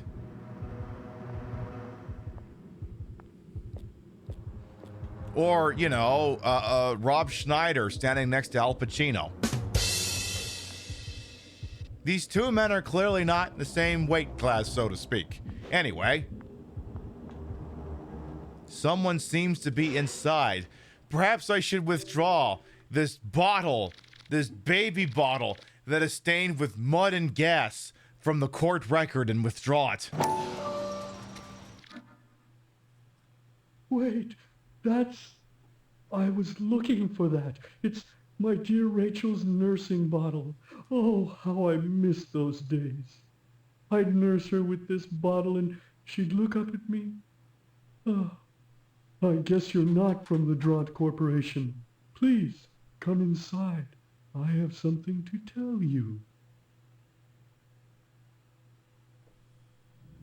Listen, no disrespect to, like, Mr. David Rodriguez over here, but, like, I think you need to not keep so many things. Like, I don't think my parents kept my nursing bottle. I mean, I went up to Canada, and I went, you know, they were like, what of your late paternal grandfather's belongings? What would you like? And I mean, I took a couple of gold diamond rings and this incredibly cursed Pac-Man. I don't think neither my father nor my paternal grandfather has the baby bottle that I used. I just don't think it's the kind of thing you would keep. I just don't think. Coffee Jolie would like a reading. Okay, that's the second one we've had this evening. Okay. All right, now, bearing in mind, I have to make sure one card doesn't go in there. Because we already pulled one card tonight. We pulled Pikachu in the upside down position. This suggested to us that we're going to be dealing with an incredibly cursed character. Because Pikachu in the upright position would probably mean a cute character. The upside would mean the inverse. So this one is still valid.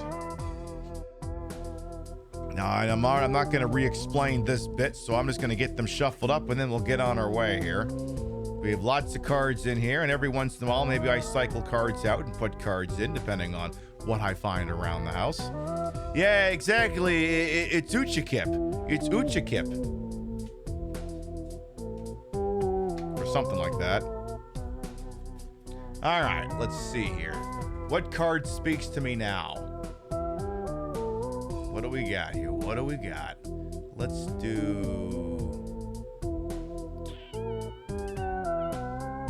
you. Who are you? You are... Oh. This is the blueprint. It doubles the card next to it. So what I'm hearing is that whatever's going to happen here is going to be double cursed.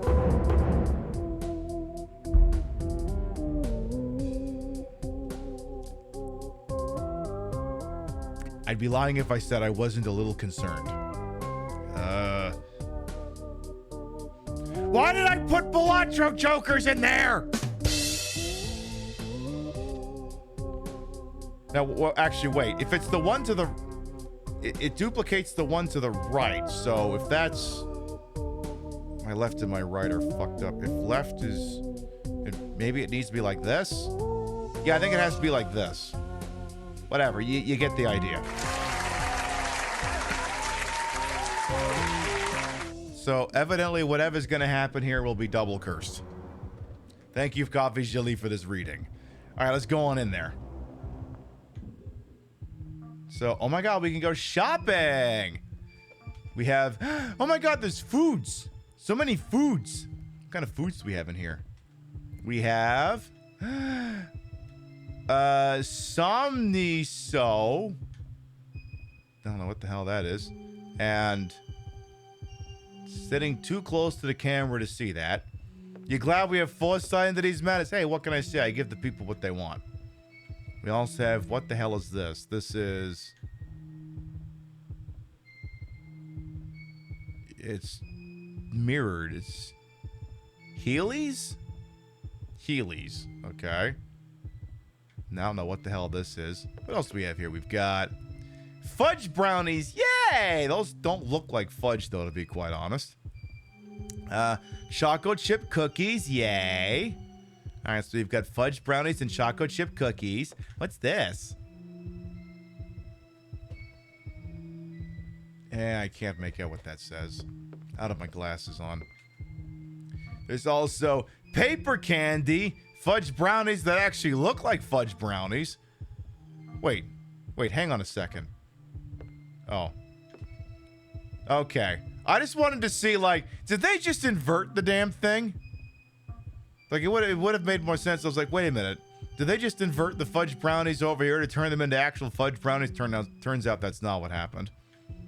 What else do we have here? We also have, something hot. Apparently, I'm also standing in front of like a fucking item. We also have paper candy.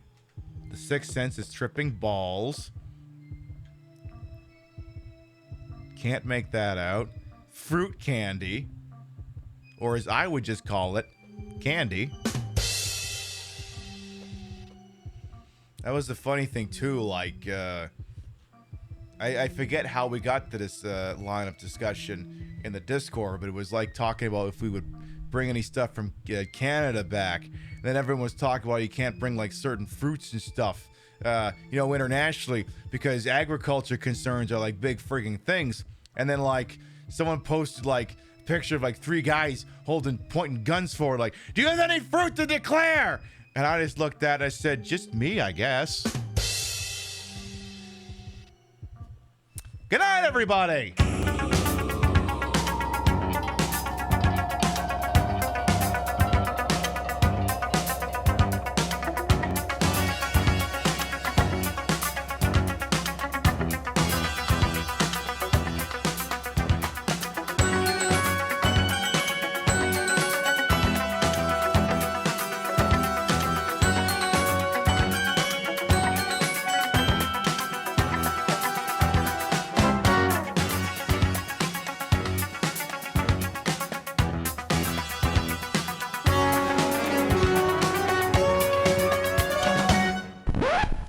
It was high time Knight Rider got in on the credits gag.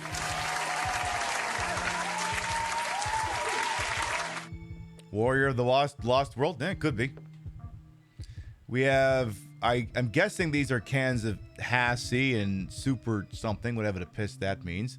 Oh my god, an actual can. Hassie cannot be obtained! Oh, you know what that means? You better drink a Hassie. You better drink like a whole Hassie like right now. This would be the part where if I was still drinking White Claw, I would just rip one open and then just chug it. Just like this. Just big, long tube, held over mouth, and just going. And I mean, I'm sure that would have looked amazing.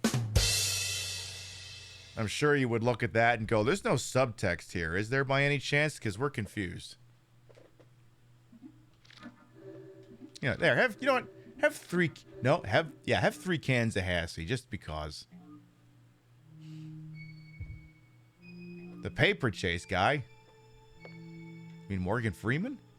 Oh my god, how many cans of Hassie here? Pib, you're just quoting fucking Some of All Fears. Yeah, I know. Apple. Orange. Don't know. And Donald Pleasance. Listen. It's not a movie until Donald Pleasance shows up. You know what the secret of surviving any movie is? Donald Pleasance with a gun. Like if Donald Pleasance showed up in Dead by Daylight when Mike Myers was around, he'd just shoot him and that would be the end of it. That would be the thing. Anytime I played Dead by Daylight and the killer would turn out to be Mike Myers, just go, where the hell is Donald Pleasance with a gun when you need him? Because Donald Pleasance would sort this shit right out.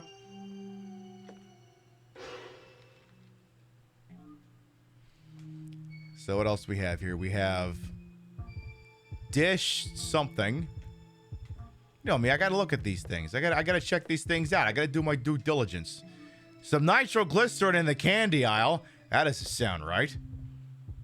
Can't make that out. This is... Can't make that out either.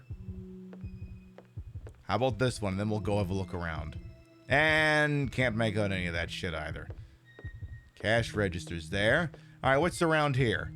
What the hell is Dustin Hoffman doing here? Other than stealing another Oscar from Al Pacino.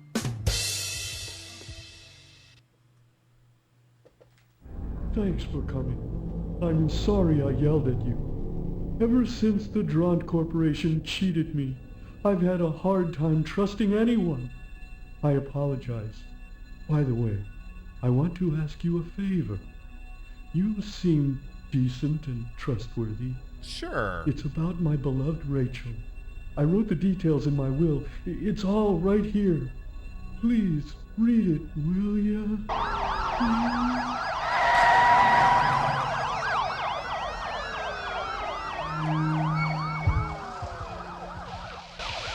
I just thought I'd love to hear that sound.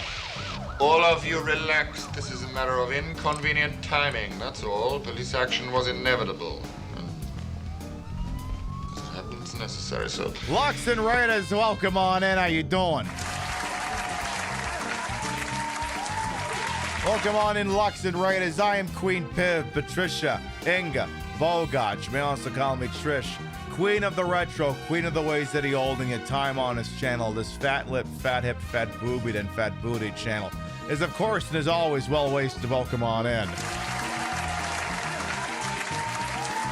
We are playing Illbleed. We're on the stage Revenge of Queen Worm. All I know is this guy who looks an awful lot like Dustin Hoffman, who stole an Oscar from Al Pacino in like 1976, is holding a baby or something in his arms, and he wants me to read a will. Also, he's dead. This probably raises like 17 other questions. I don't know if I'm going to answer them. We know you got a lot of raid targets out there on the TTV. Now, always thankful anyone chooses to spend time with little old me. Thank you so much for coming on by with you folks.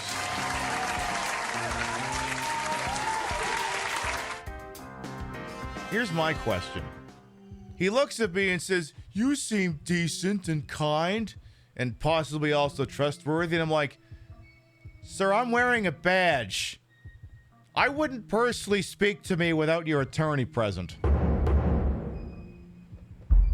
Look, not all of my outfits and looks are going to be aspirational, okay? Some of them are more informational. Yes, I look like an extremely slutty Secret Service agent. But at the same time, do not speak to me in confidence without your attorney present.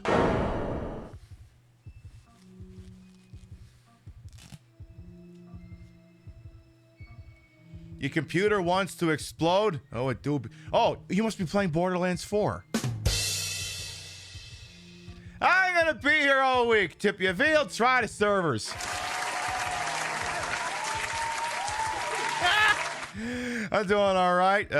Been going over dumb trip knickknacks and playing a game. Tell you what, I'm gonna do. I'm gonna give you one thing. Just I mean, I gave it to everyone else, but I'm gonna give it to you.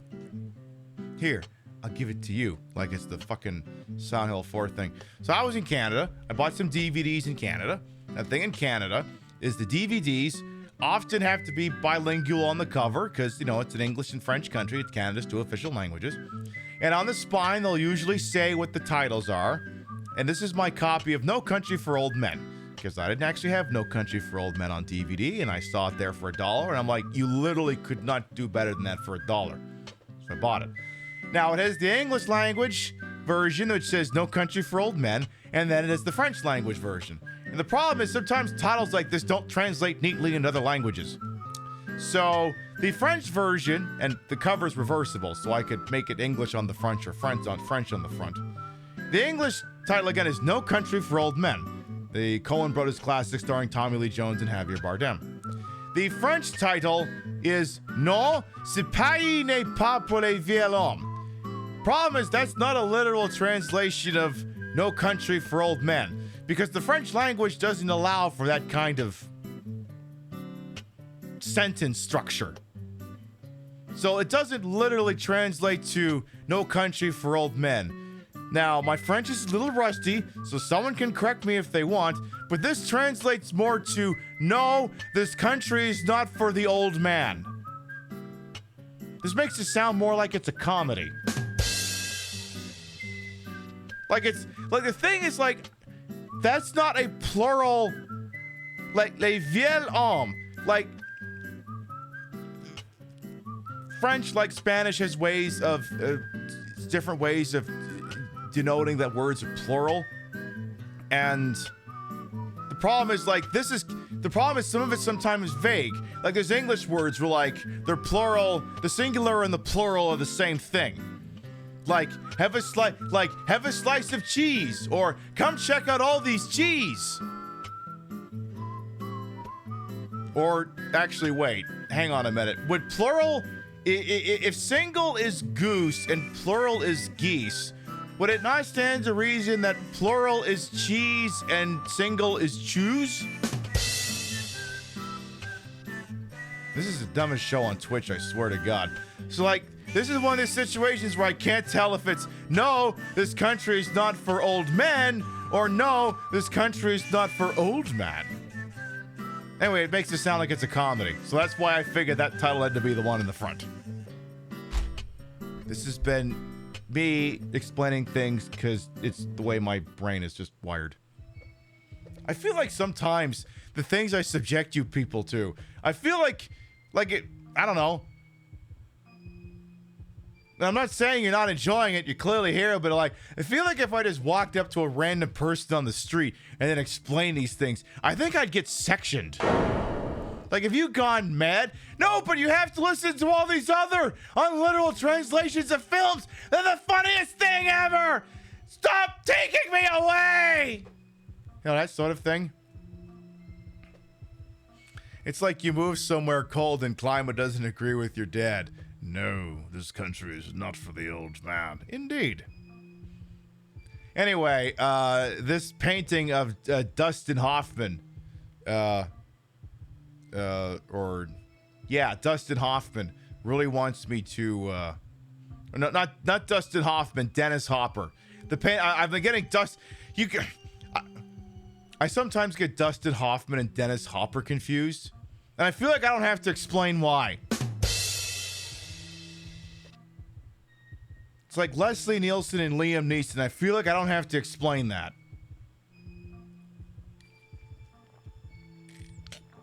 The names are too similar. Anyway, all right, I'll read your note. You left a will on the counter and you want me to read it.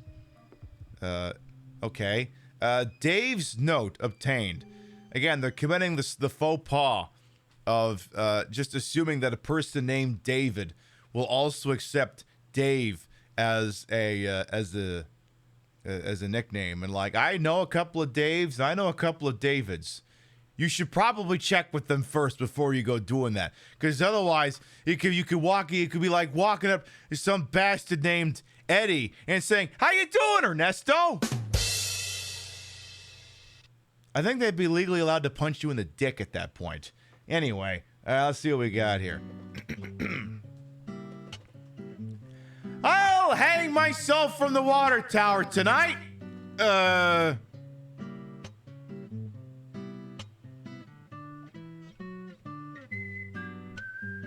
It's a true story, right? I say I can't show you the clip, not because it's insensitive. Well, yeah, you know what? Fuck it, I'm gonna show it anyway. If it's on YouTube, it's probably good enough.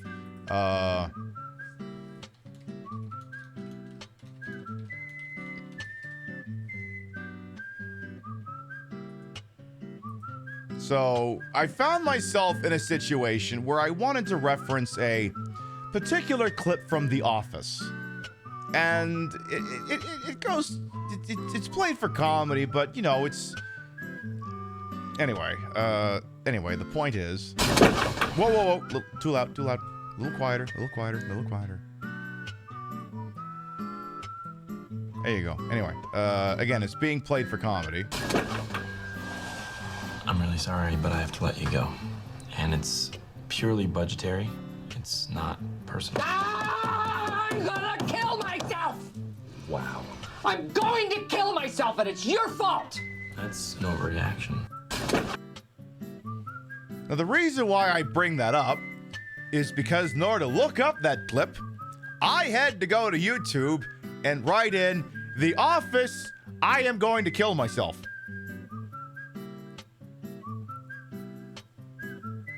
Which,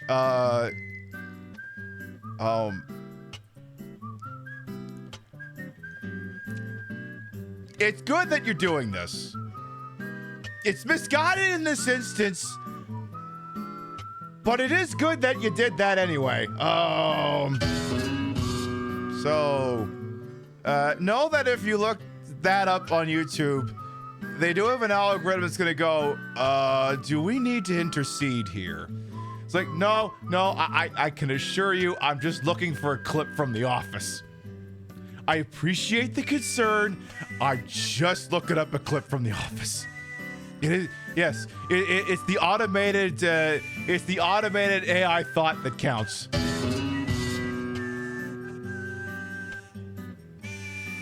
So as you can see, this note is already off on the wrong foot. It literally starts off with, I'll hang myself from the water tower tonight.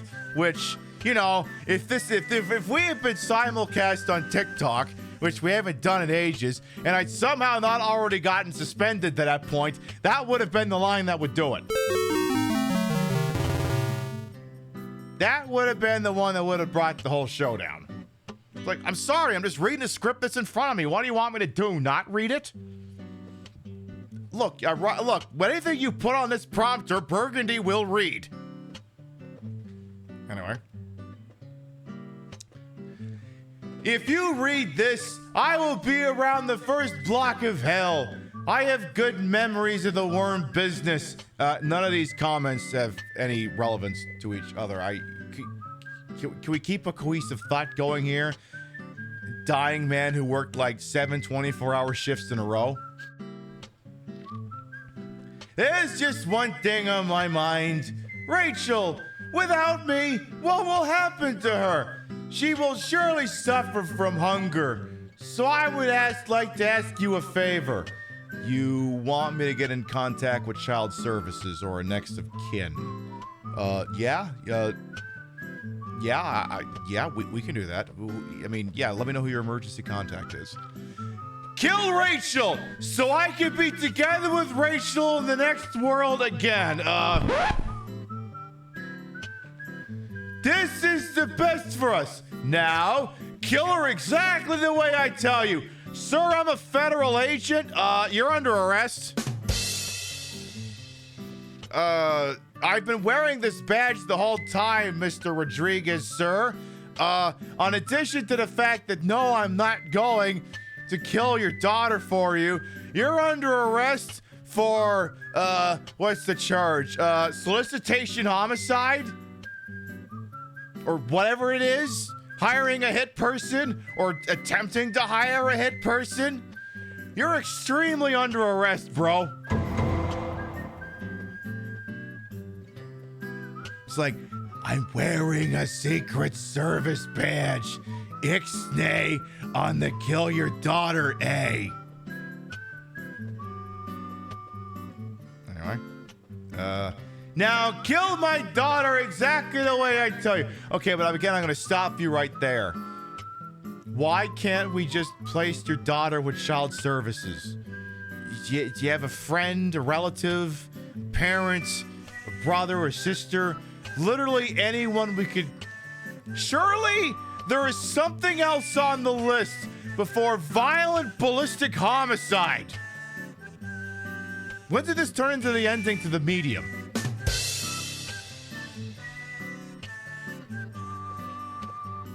All right. Excuse me.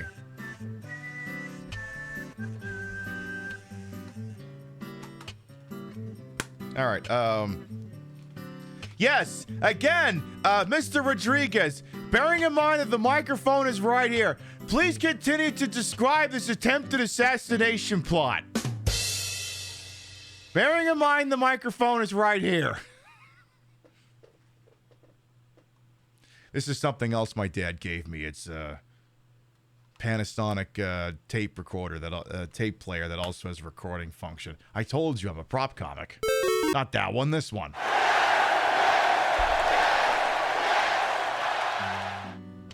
Okay, we might have... Okay, you know, we might need the... Yeah, give me the other music. The tone of this note has kind of shifted a little bit here. Yes, oh, for the love of... She's wearing a wire! Anyway. Burn her with a flamethrower. No other way, okay? This may sound cruel, but you'll see why soon. I really need you to do this favor. I am asking you. I am begging you. Sir, I'm sorry. You're asking me to burn your daughter alive with a flamethrower.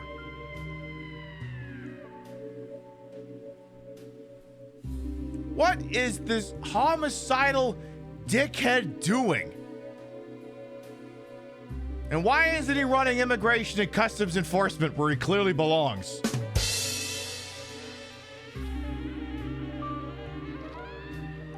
About the flamethrower. I keep the one I was using for weeding at a secret place.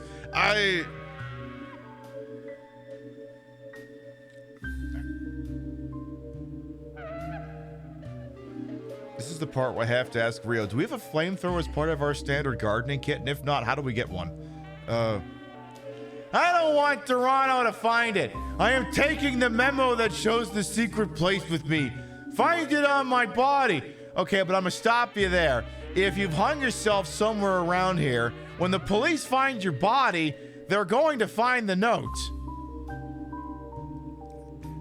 Again, the guy who's been working 7 24-hour shifts in a row might not be the most adept planner. I'm just saying he might not have what's going on between the ears to plan these things out.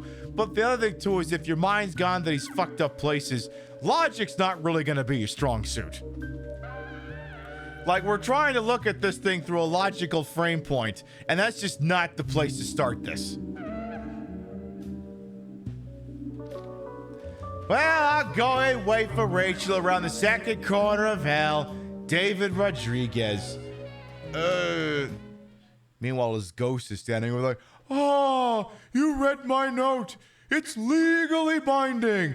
Now you must kill my daughter. By the way, could you speak more into this microphone as you consent to this deal?" I told you this is a comedy show first and foremost. All right. Anyway, we've been live for 3.5 hours. This is the part where I usually say our next scheduled broadcast will be tomorrow night, 7 p.m. Eastern, 4 p.m. Pacific. When we wrap up this stage, presumably the one we'll be dealing with tomorrow will be wood puppets. So come on by tomorrow night and you'll get wood. You'll get so much wood you'll be picking splinters out of you. So there's something else here. There's what's in the box? The box contains a rusty key. That didn't look very rusty. Or even Audrey for that matter. Oh, I didn't even look at the description for this metal pipe. At night, blood spills from this pipe, which was from a house of mass slaughter? So what I'm hearing is you've got a perpetual blood machine that you could give to a blood bank, and then, so many concerns wouldn't be concerns anymore.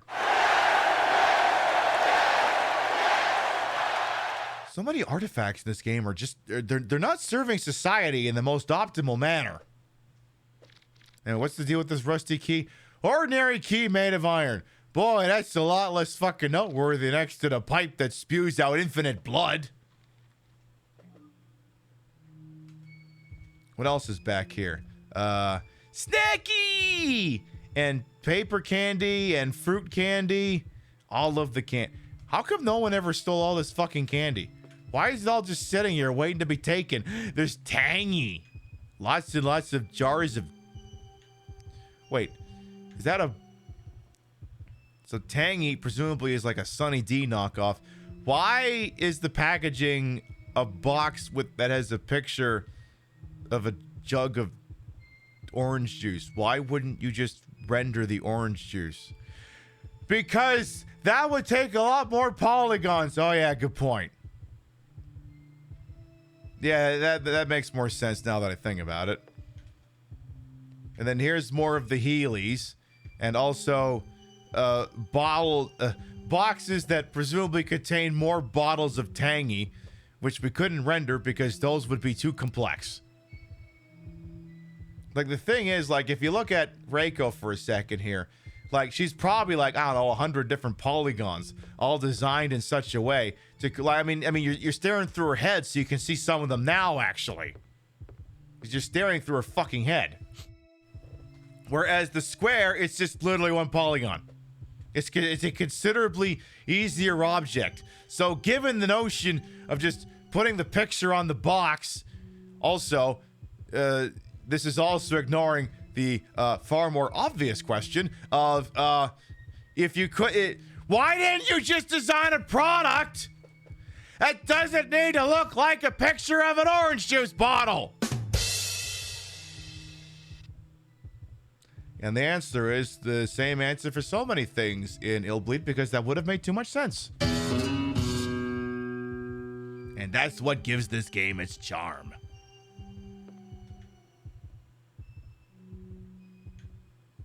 Like, yeah, it's like, Pib, there's also frozen food up there and something with a polar bear. It's like, Pib, you're asking the wrong question. The question isn't why did they not render the orange juice bottle. It's why did they design a product that needed that workaround in the first place? Also, wait a minute. Hey, actually, get the fuck back in there for a second. Let it snow, let it snow, let it snow. Man, God, 17 is a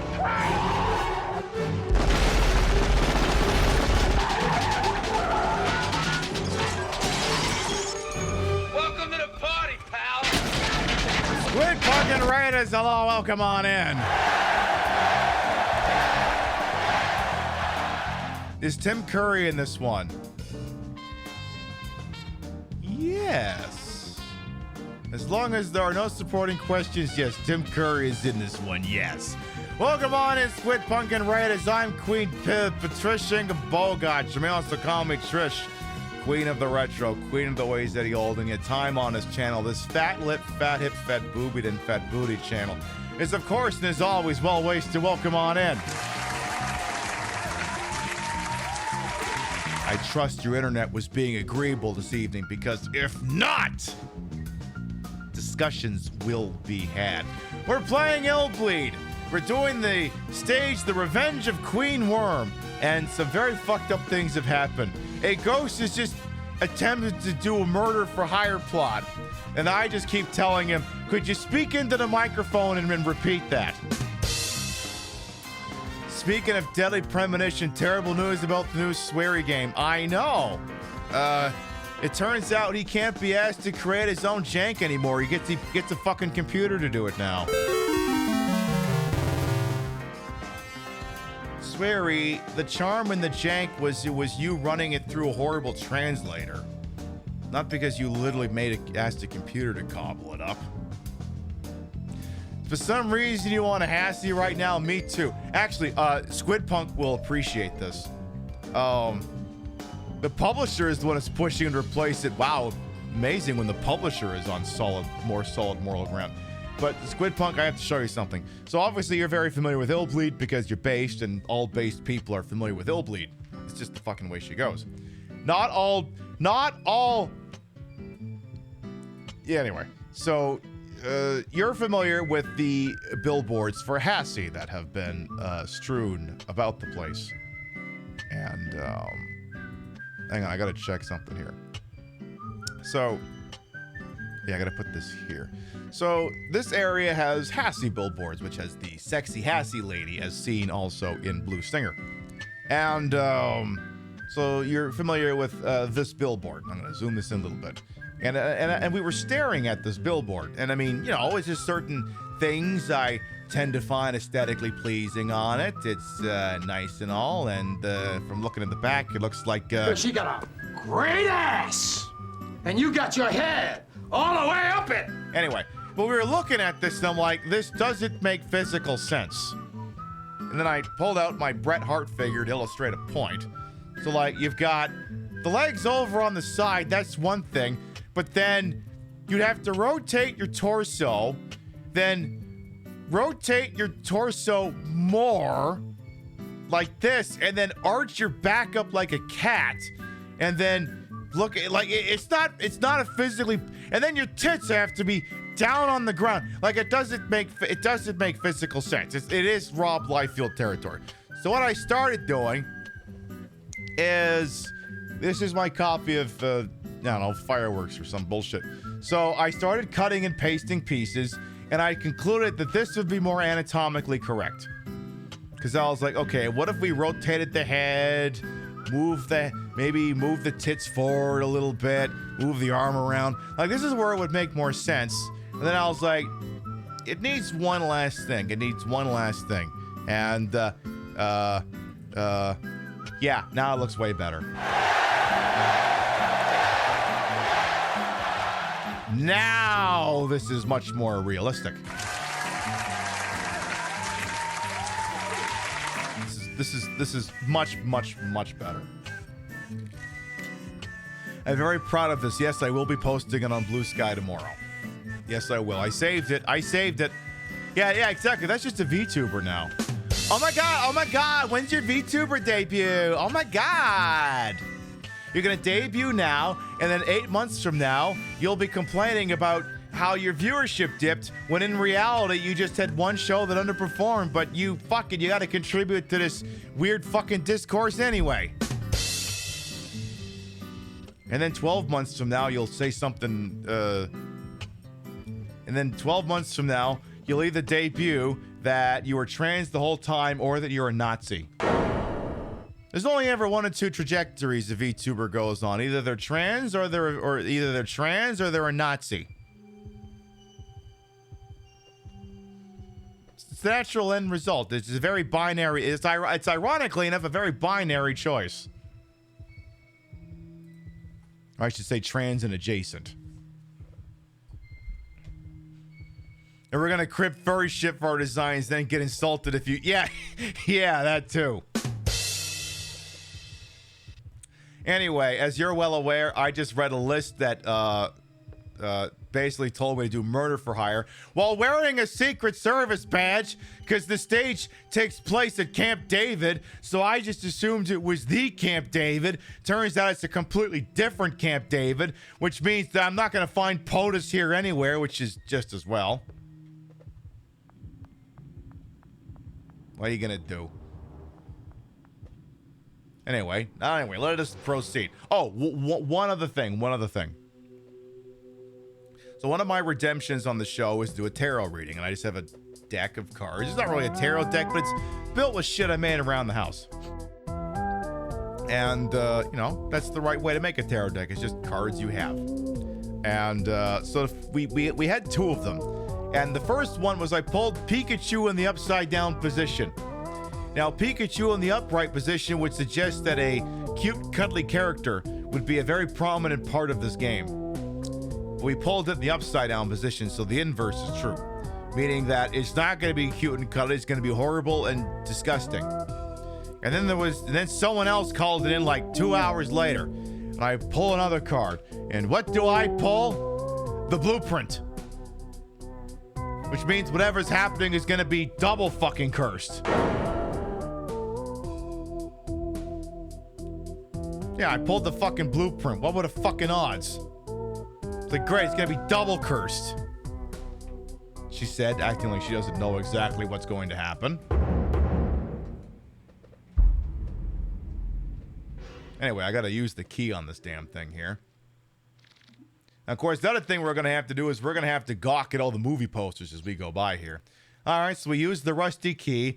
Apparently, we need to find the guy who wants me to kill his daughter as opposed to just leaving her with child services or a relative or just on the front steps of an orphanage. It's like not since The Medium has a game suggested that violent ballistic death ascend that quickly to the list of priorities. All right, well, what do we have here? We have a poster for Mutant Worms. It came from the underground, coming to you!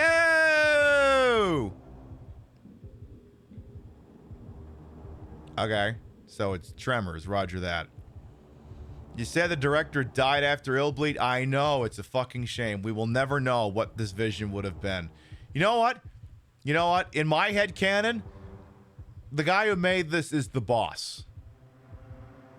You know, the one played by Laurie Allen in Metal Gear Solid 3.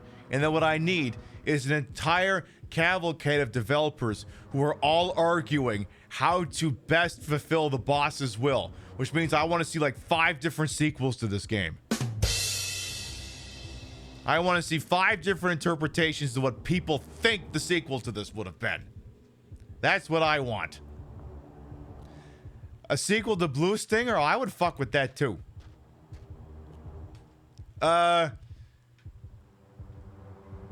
Tommy Hopper film Massacre in Nature, nominated in the National Award 12 section. Okay, but like, why does the poster for Massacre in Nature just look like the cover for Scent of a Woman?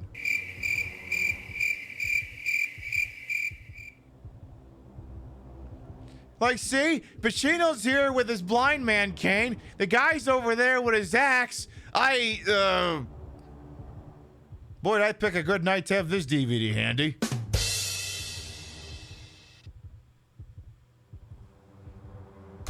Anyway, how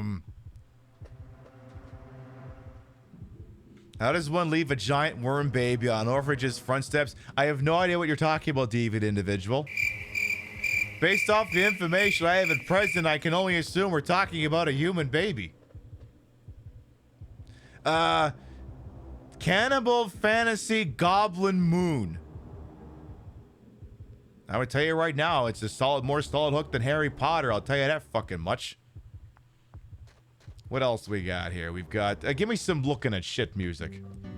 You know, back when Sweary was delightfully jank as opposed to AI jank. All right, yeah, we already looked at that one. It's like Death Race or some bullshit. Oh my God, Dummy Man. Dummy Man. It is your turn to be a dummy. Nah, this Dosuke Takazi guy, he makes some wild shit. I can't wait for that one to show up on Rift Tracks. We also have Eyes Wide Open. Is that a sequel to Eyes Wide Shut? Come on, everyone makes that joke. Literally everyone makes that joke. Who's in it though, other than just those eyeballs? And then we have Godzilla at Home. Size is problem. Godla. Okay, but that's literally like one of the North American Godzilla fonts.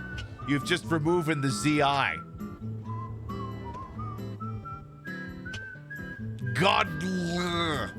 Size is problem.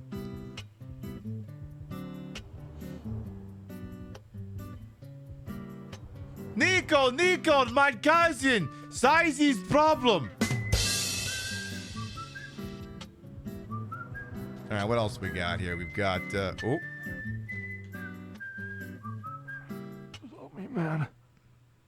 Dummy man. Knock down, dummy man.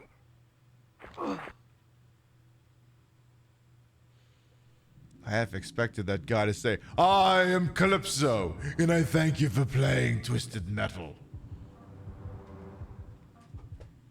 Or maybe it's Spanish LL, so it'd be Godya, size is problem. Ooh, I could get behind that. We have another poster for Godla, also a news clipping too. More news. Mysterious catastrophe at campsite. All visitors killed. Site expected to close.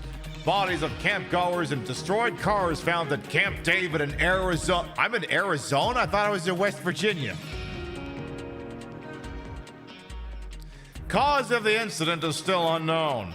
Local authorities rule out human intervention due to the scale of the incident. Slow progress by investigators caused by lack of evidence.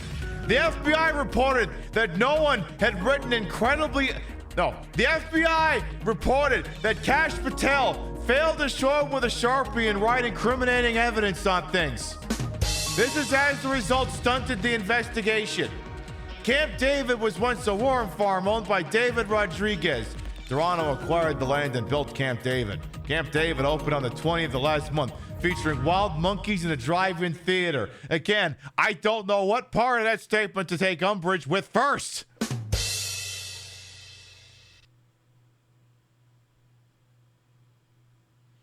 Why would Toronto name it Camp David?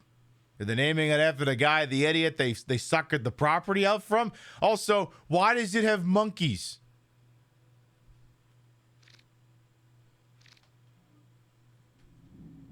Why? Why the fuck does it have monkeys? Oh, apparently I need something over there. Serial killer, now that I've killed the person that made a successful getaway, it's time for the most important part. The clues! I know. Anyway. Yeah, isn't it fucking wild that Kash Patel becomes the director of the FBI and suddenly all these people are writing things on their bullets? Except, of course, for the guy who went after the Mormon church. For some reason, they can't find anything written on his bullets for some reason. Also, Dummy Man 2, The Overdrive. Come on, Dummy Man 2, Dummy Harder was right there. Or Dummy Manor. You could have done that. That was a great option. You chose none of that. Bolts supporting the signboard are loose. So they're me. We also have Attack of the Monster Bee.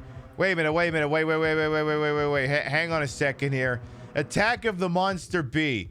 Is that a sequel to a giant spider invasion? And as such, does that mean that it also gets to contain all of these things? Packers won the Super Bowl! Packers! Packers! Packers! Please, if you'll all just go back to your drinking. Go Packers! Packers won the Super Bowl! Honey, Packers won the Super Bowl! Woo! Packers! Packers! Packers won the Super Bowl! Packers! Packers! Packers? Yeah, Packers!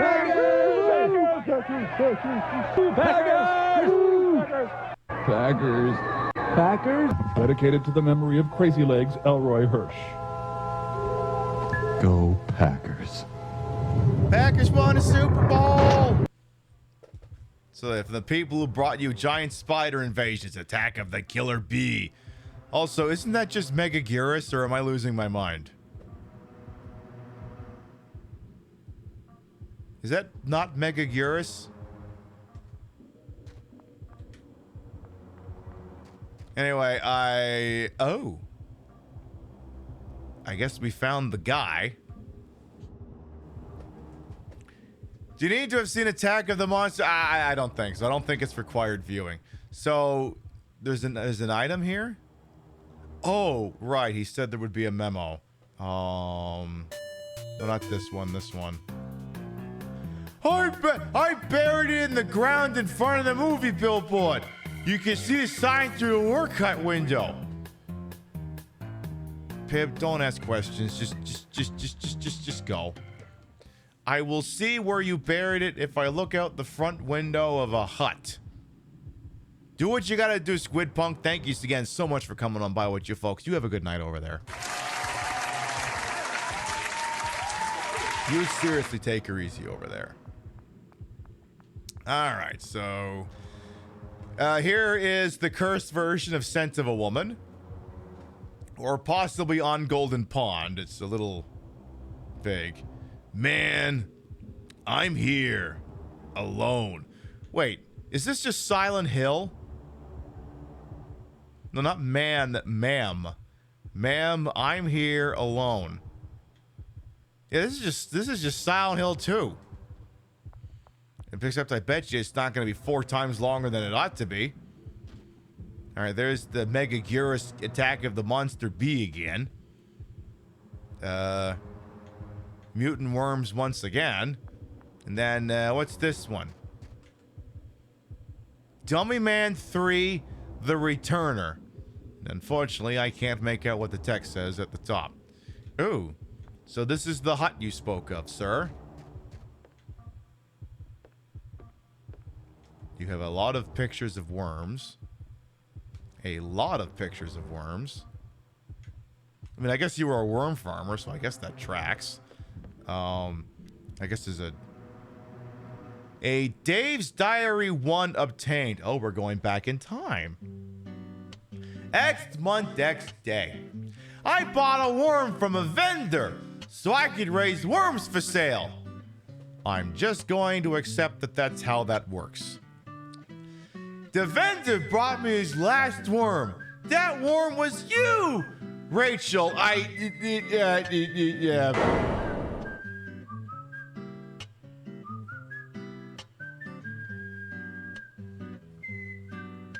In the words of the incredibly racist individual known as JonTron, I don't like where this is going. You are more special than any of the other worms I knew.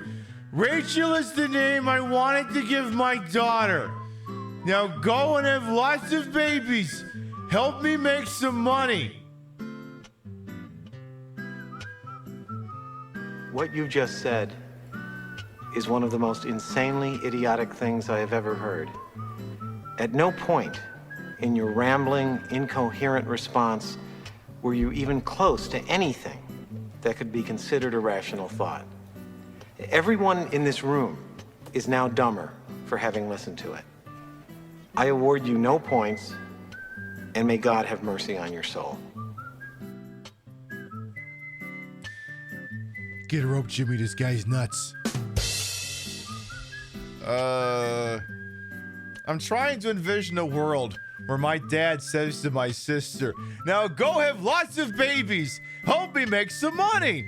And I just can't envision any scenario in which that ends without a no contact. Anyway, X month, X day. Something terrible happened to Rachel today. It was my fault, but I still don't know what happened. I was playing with her under the tree as usual. Then somehow she slipped from my hands and fell into a gas tank.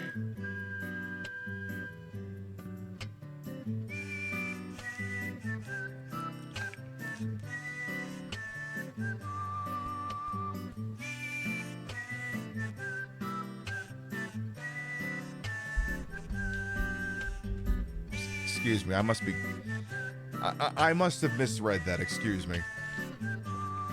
Give me a second here. Let me get my glasses. I must have misread that, excuse me. Okay, let me try this again. X month, X day.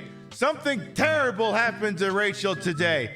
It was my fault, but I still don't know what happened. I was playing with her under the tree as usual. Then somehow she slipped from my hands and fell into a gas tank. Fuck, it's not my vision that's the goddamn problem.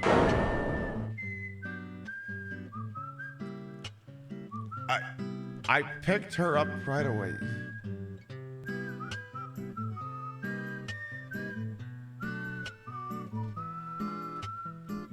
I'm gonna change badges. I'm gonna change badges for just a second here. I'm gonna set the Secret Service one down and put on the gold shield of the New York City Police Department for just a second here.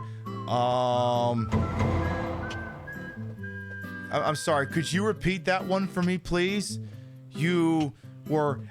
Okay, I'm with you so far. Let's pretend that Rachel is this Bret Hart figure. You were playing with Rachel, the worm, under the tree as usual.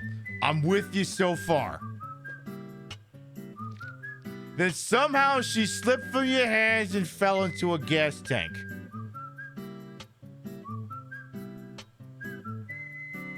So if my jug of water is a gas tank,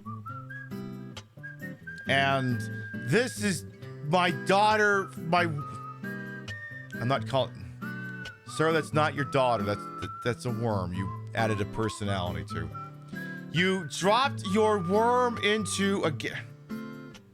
Why was there a fucking gas tank there? What the fuck? It is at this point in the interview that Detective Stabler pulled out his gun and shot him. Look, if Elliot Stabler doesn't reach for his gun 3 times during a suspect interview, was it even an episode of SVU?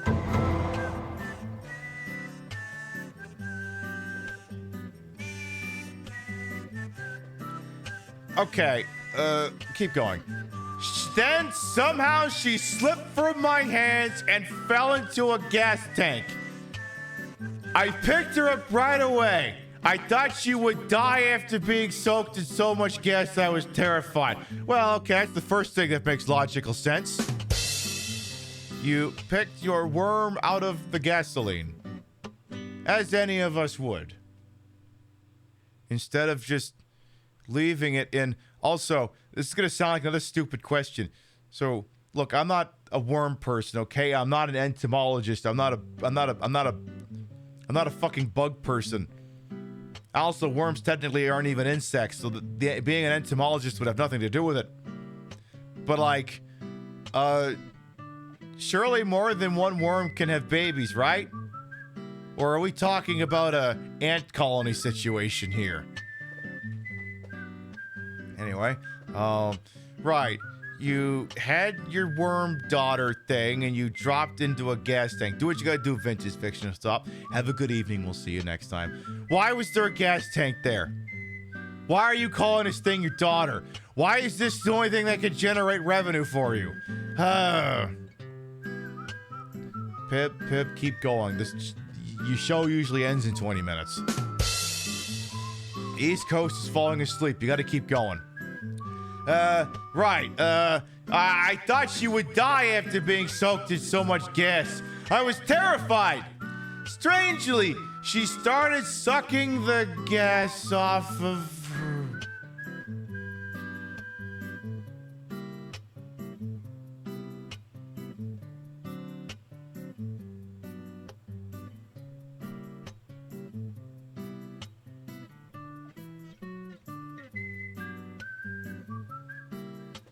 I'm pretty sure this is actually what got Sergeant Munch to resign from the NYPD. It was at this point Munch said, "This is the dumbest case I've ever worked on. I'm done."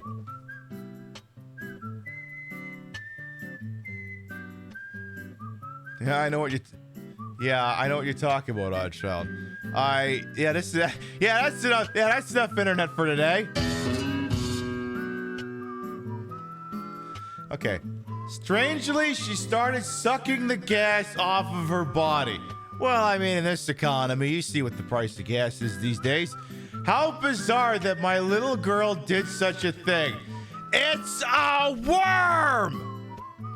That is not your den.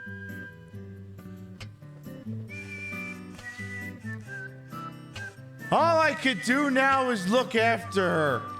Next month, next day. It seems Rachel is growing too fast since the gasoline accident.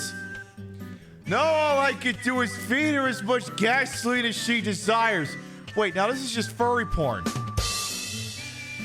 Inflates you with gasoline and makes you big and round. She gets bigger and bigger each day and she doesn't look like a worm anymore. Yeah, this is inflation porn.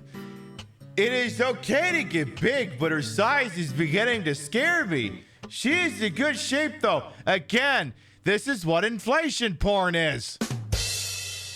Gives you gas and gets you round and pregnant, bulgy woolgies, ooh-woo. You know what? I'm not even going to play the music for the rest of this fucking bit. I am getting worried about her. She outgrew me in 10 days. Her reproduction rate is 10 times higher than any other worm. Her babies are of high quality and they sell well. This is like if the guy from Species 2 was selling his kids. If you've seen that movie, you know. Well, I did get my wish of wealth and happiness. Bring on more worms, Rachel.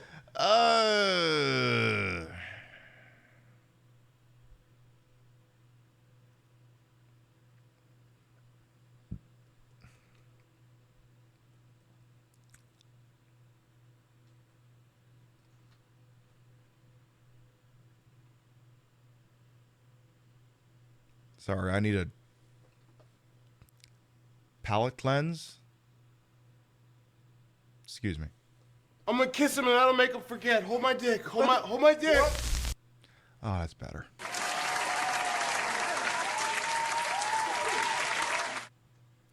All right, I think that's enough for the New York City Shield. Give me back my Secret Service badge.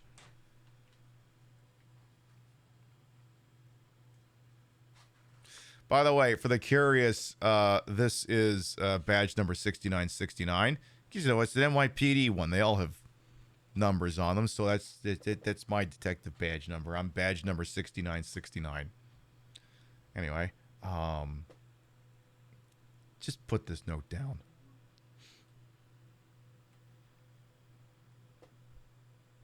Rachel? Please burn Rachel, please. That giant worm is Rachel?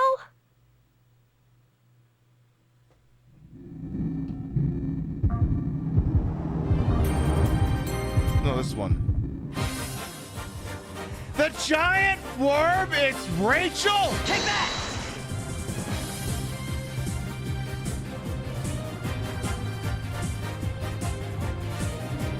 Order! Order in the court!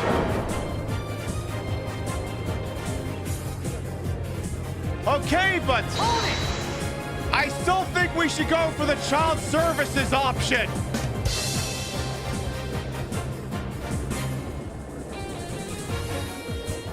Hang on, where are all the...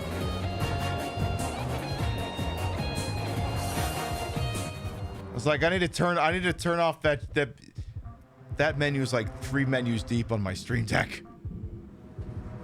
Yeah, yeah, Lux has got the emote of Rachel's babies. Okay.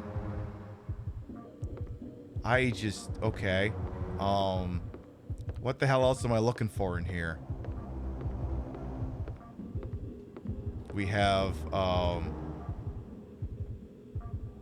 cans of something. Cans of oil, and I'll just assume that's gas. We have a wrench. What do you propose I do with a fucking wrench? This isn't Silent Hill 2. I'm not digging a hole. Oh, wait. I had to look out the window and look at something. Look out the window. Which window? I'd look out the window of the hut. So, okay. Also, could I just look at the map?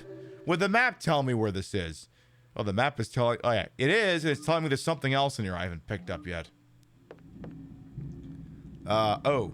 A bio body. Somehow that is the least puzzling thing I have found in this room. So, yeah. Apparently there's something here. A flamethrower. Okay. Anyway, the guy who totally wasn't Calypso from Twisted Metal 2 said to knock down Dummy Man. So, bolts supporting the signboard are loose. So, okay. I gotta use yeah. Quality product of Hell Kaiser in Germany with a 30-year warranty. Wait, who enchanted the theory that Car Hospital was translated from German? You might be onto something.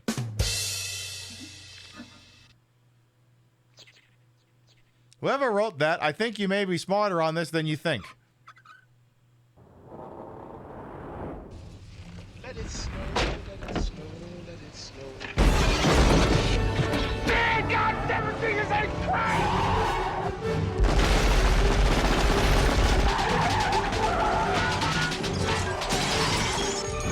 Welcome to the party, pal. Raptor Blue and Raiders, hello, welcome on in. Welcome on in, Raptor Blue and Raiders. I am Queen Patricia Bogart. You may also call me Trish. Queen of the Retro, Queen of the Ways that he holding it. Time on this channel, this fat lip, fat hip, fat boobied, and fat booty channel. As of course, and as always, well ways to welcome on in. Broad and broadcast the whole and wholesome as a speech. I don't have to keep giving it. We're playing Illbleed. Hello, Avalon, Babylon. Welcome on in as well. Let me try and sum this up to you at this point. We were learning about a worm farm that apparently was created because in-universe worm was a substitute for meat, and then prices crashed, and then the proprietor of this place killed himself because he was stuck working 7 consecutive 24-hour shifts at a convenience store, and he wants me to kill his daughter as opposed to just so they can be reunited in the afterlife, as opposed to just leaving the daughter with, you know, child services or a relative or an orphanage or whatever. And now we come to find out that his daughter, Rachel, is actually a 100-foot-tall gas-guzzling earthworm. And now we have to kill it with a flamethrower. I did not make any of that up, by the way.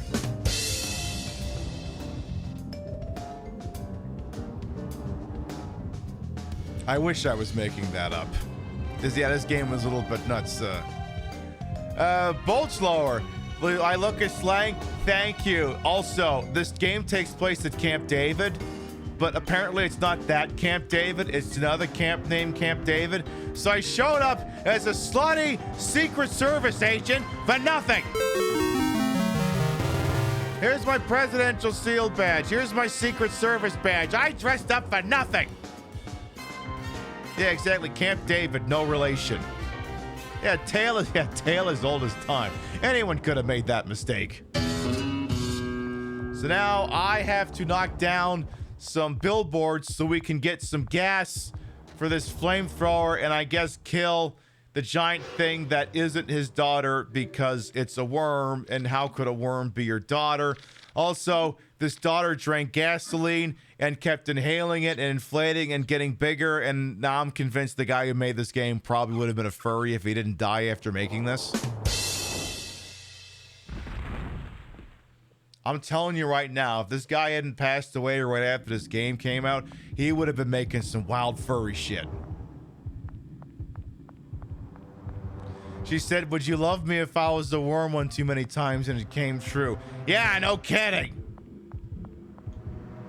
Anyway, the clue I got from some dying guys that I gotta knock these particular billboards over, and then we can go and advance things here. So I'm just gonna do that real quick. Also, we haven't saved in 3 hours. Funnily enough, that's not much of a problem. If we died right now, it would probably take me 15 minutes to catch up on where we are now. That's how slow this has gone. Ooh. Hello? Oh my god, sexy ladies with guns! Is this Republic? Wait, we've gone from furry porn to Republican porn. Okay, but like, I don't have a gun. Well, I mean, I do, but she doesn't. I might have a piece right here. Or maybe I don't, who can say? And maybe it's just a prop, or maybe it isn't. It is a prop. I actually have to legally say it is. If it is there, it is a prop. Twitch doesn't let you do fiction for the bit. So I want to go back into a safety save. Nah, we got this. So now I need to... This is basically a the floor is lava situation. Do not touch the floor, or else you initiate the boss battle prematurely, and we are not kitted out for the boss fight. So, again, floor is lava situation. Jump onto this Jeep Grand Wagoner. Jump over there. Jump on top of this billboard we knocked over. Then jump onto this El Camino. Or maybe it's a Subaru Brat. Nah, no more stun locks. No more stun locks. You don't need to pull out the... I just ate half a bag of dried plums, and now I have to finish this narrative before it's time for World War Brown, aka the regular car reviews review of the Subaru Brat. Don't! Alright, well, I did not stick the landing, so... Hi, this is apparently Rachel. We'll go say hi to her more later. We're escaping by helicopter because isn't that how you normally escape a instance fight in a video game? Is that not how it works when you run away in Final Fantasy VII? You don't just get yeeted away by the same helicopter that Rufus Shinra uses? Okay, actually, that's not an El Camino, that's a Chevy S10. Alright, hang on here. Okay, try that again. Okay. Ground, Jeep Grand Wagoner, ground again. Ground to Dummy Man 1 billboard. Dummy Man 1 billboard to Chevy S10. Chevy S10 to other Chevy S10. Chevy S10 to ground. Don't!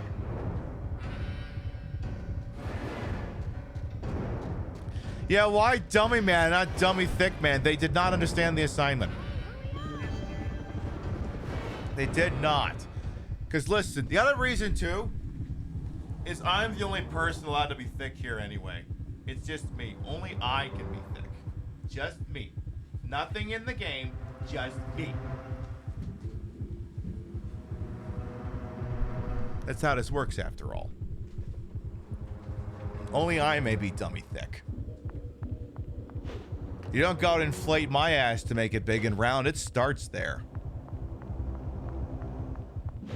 If you want to put something inflatable in there, though, that's a different discussion.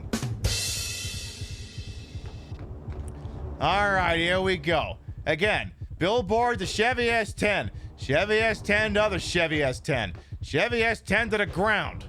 Okay. Ground to panel station wagon. Panel station wagon to billboard. Billboard to ground. Would I love chat if you were all worms? As long as some of you were still capable of typing, yes. Okay, ground to the Chevy Astrovan. Readjust, readjust, readjust. Ground, okay. One more readjust. Okay. Chevy Astro, actually, before we go any further, girl, your heart rate's getting a little high. Let's take a nice deep breath, okay? Nice deep breath.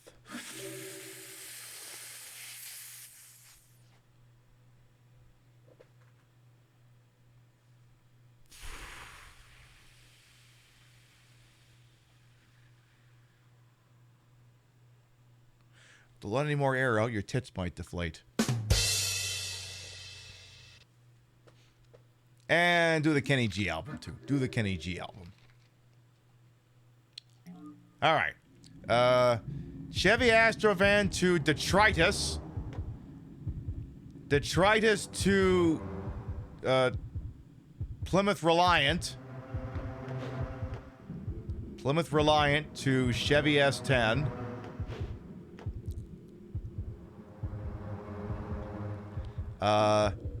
Chevy S10 to Dodge Van. Dodge Van to billboard. Still going. Okay. Dodge billboard to Chevy S10. Chevy S10 to Dodge Van. Dodge Van to ground. Yes. All right. Is this what we need? It looks like, it seems that a special fuel is left in the tank. Oh, so I must have to pull the flamethrower out of here. What's the description on that? Small but powerful, requires special fuel. All right. Fueled the flamethrower. All right. Now we can do the boss fight. Ow, and I'm already taking damage. Fuck. All right, so you can tell that we have a chance now because the enemy no longer has that big infinity symbol. So I just push the shoulder button, oop, and then the fire comes out. Uh-oh. I may need to be a little bit more mobile here. Yeah, me already bleeding's not great. And I think we completely messed that. Oh. Okay, no, it is taking some damage.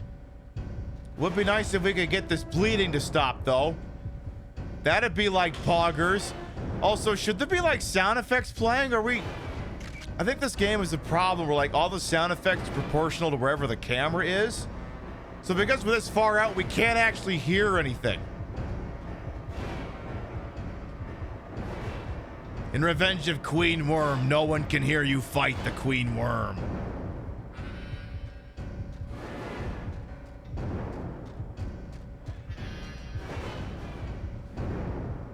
All right, okay. Down to about, all right, ooh. Yes, keep flying, yes, yes! Well, thank goodness this thing's got like infinite friggin' fuel in it. But jet fuel can't melt this worm's beams. Something. Okay, camera, I'm gonna need you to be a bit of a mensch here. Someday we're gonna get this damn thing taken out. At least we're not bleeding anymore.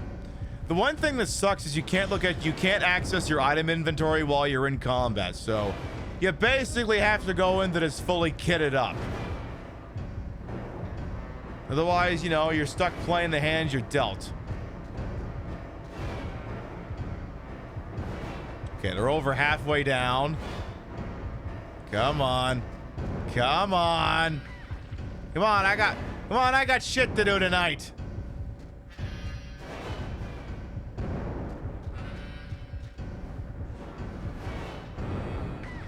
Come on. Come on. Damn it.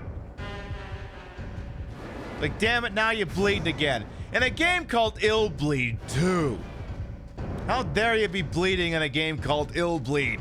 It's unnatural, damn it. Yeah, don't forget to pick up your souls on the way out of here, folks. You might need them. So the problem is, like, moving the weapon around is kind of weird, too, because, like, I'm never quite sure what way moving it will be relative to where she is, you know? Basically, waving around and trying to figure out where she's aiming is not an easy process.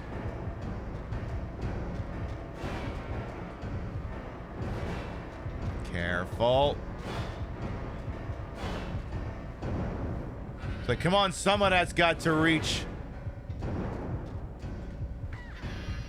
Come on!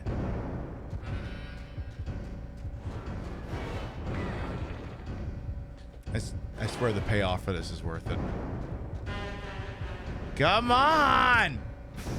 Yes, yes, yes, yes, yes. Come on. Yes! Come on! Almost got her! Would you hold still already? Yes!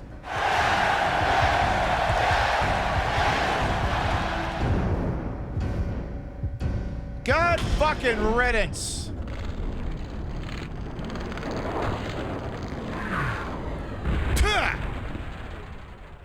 Oh, thank God that's over.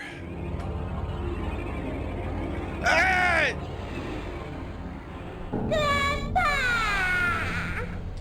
Rachel!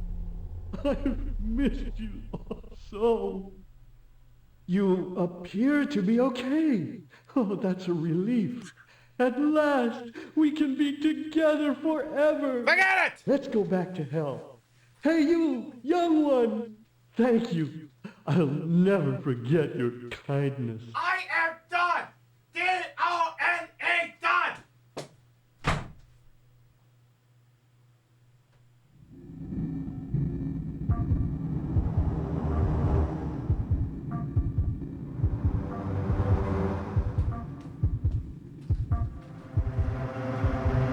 What the?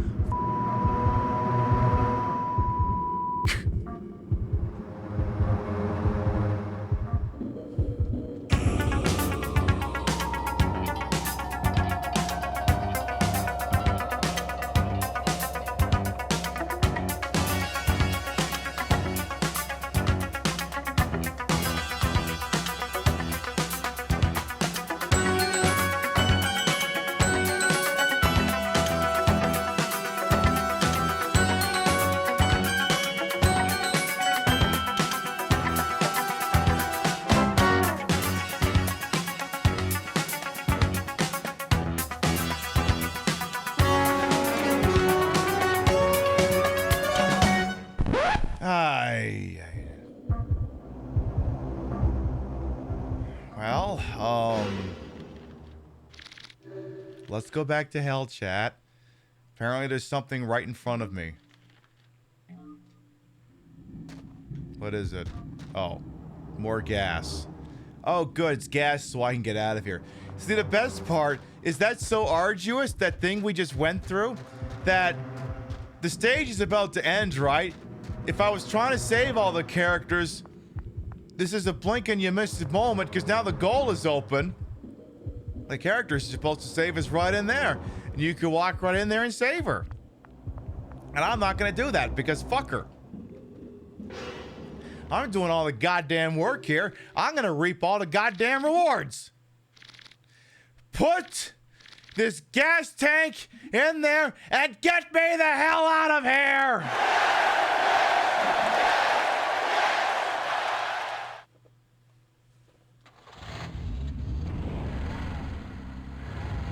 Get me out of here!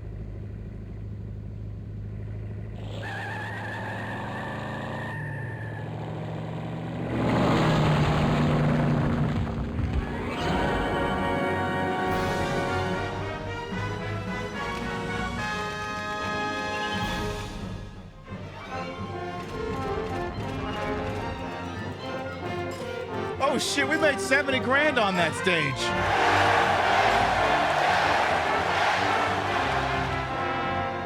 Holy shit. That's not bad.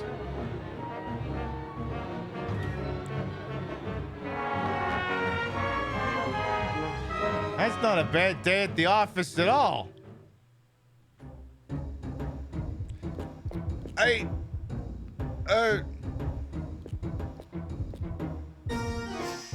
Girl, did you get into an argument with a wood chipper in the last 20 seconds?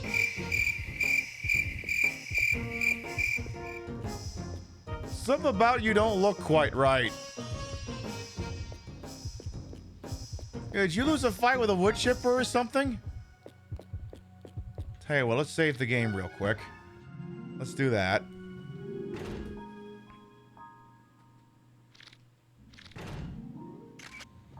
At least the game was kind enough to compensate me for all the bizarre fuckery it has put me through. Yeah, I got $70,000, but I don't think I'm gonna ever feel clean ever again. Alright, let's preview tomorrow night's broadcast, because our next scheduled broadcast, of course, is tomorrow night, 7 p.m. Eastern, 4 p.m. Pacific, where we'll be playing the next stage. Let's go have a quick sneak peek at it. Oh, it's like a movie trailer. So the next one's up here, I do believe. Yes, the next one out of the Boogie's Fun Movies, Cut in Pieces. It's Still Warm. Wood puppets. So the problem is it says cut in pieces, and I expect the next line to be, this is last resort. It can't be cut my life. It can't be this is my last resort, because it's, you know, cut in pieces is missing some words. All right, I'll bite. What's shaking over here in wood puppets? George McLaughlin knew there was more to life than running a sawmill. He loved what he did, but he needed better equipment. He'd make the finest, fastest chainsaw man has ever seen. That chainsaw instantly would tear through wood with a nice clean cut and would make him the envy of anyone in the lumber business. He knew just the tree to cut to prove the merits of his product. It was 800 years old, huge, gnarly, and tough as nails. He took a picture of himself in front of the tree and then started to saw. Suddenly a face appeared on the tree and it swallowed him. He was presumed lost in the wilderness or eaten by a bear. No one cared because he was a loner anyway.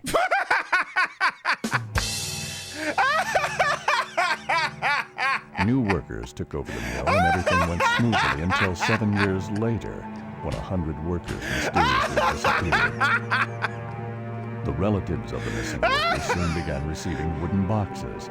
The moment they opened them, a maniacal wooden doll jumped out and chased the terrified families. They used pans, sticks, or hammers to smash the dolls as best they could. Ironically, those wooden dolls spewed blood, and this freaked the people out even more. They called them wood puppets and hoped they had seen the last of them. Ironically, this caused them to spew blood? How do you spew blood ironically?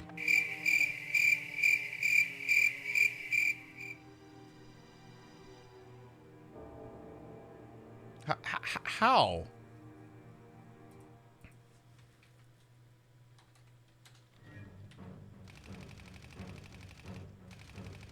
How do you spew blood ironically? Is it is it like, does it happen like this?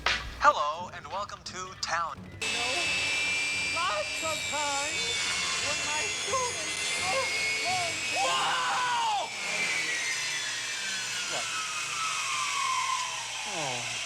Like that? Do you believe this? Oh, will you look at that? I mean, that would actually be spewing blood, ironically. The shop teacher cut his damn thumb off. Oh, just call me Mr. Butterfingers. I think it's on the floor somewhere. Oh, is my face red? Okay, well, that's one way of spewing blood, ironically, but I suspect that's not what the game was going for. Anyway, yes, next time. Senate challenges. Break into the McLaughlin lumber mill and solve the enigma of the wood puppets. Also, prove what happened in the disappearance of McLaughlin. Is this still the same game? Yes, it is. This is still the same game.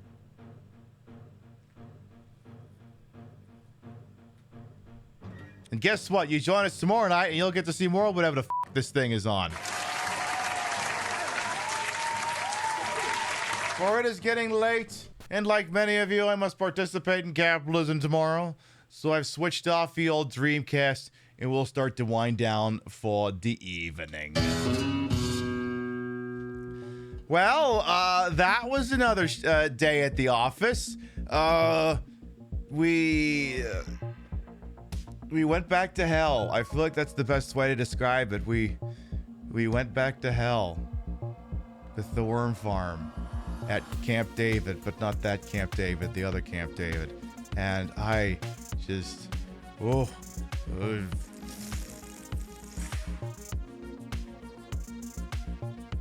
yeah, this game's not getting any less dumb from here. Again, we'll be playing this game tomorrow night, which is Thursday, Saturday night, Sunday night, and then next Wednesday night. You got at least 4 more shows of this shit pile coming at you.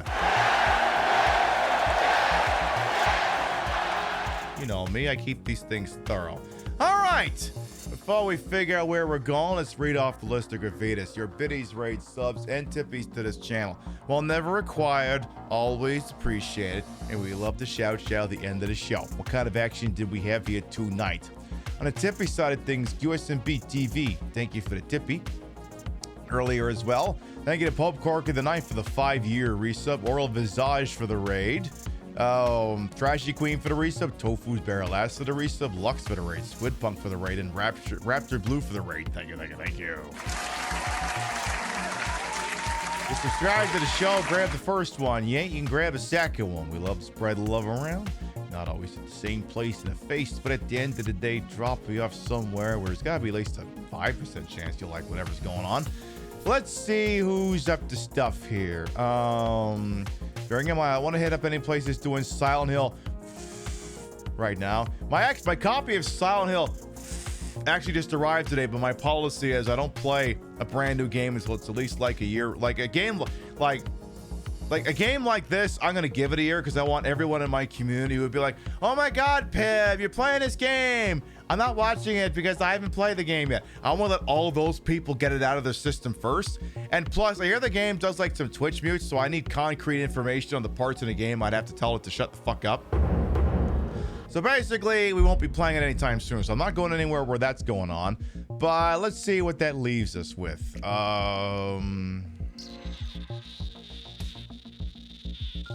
That's an option.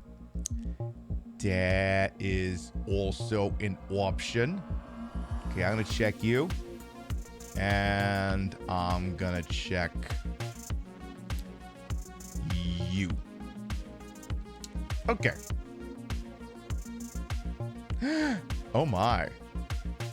Oh my. Okay, well, normally I would just say, oh my God, let's go see what Deer is up to. But I think she might be doing a Camless show tonight.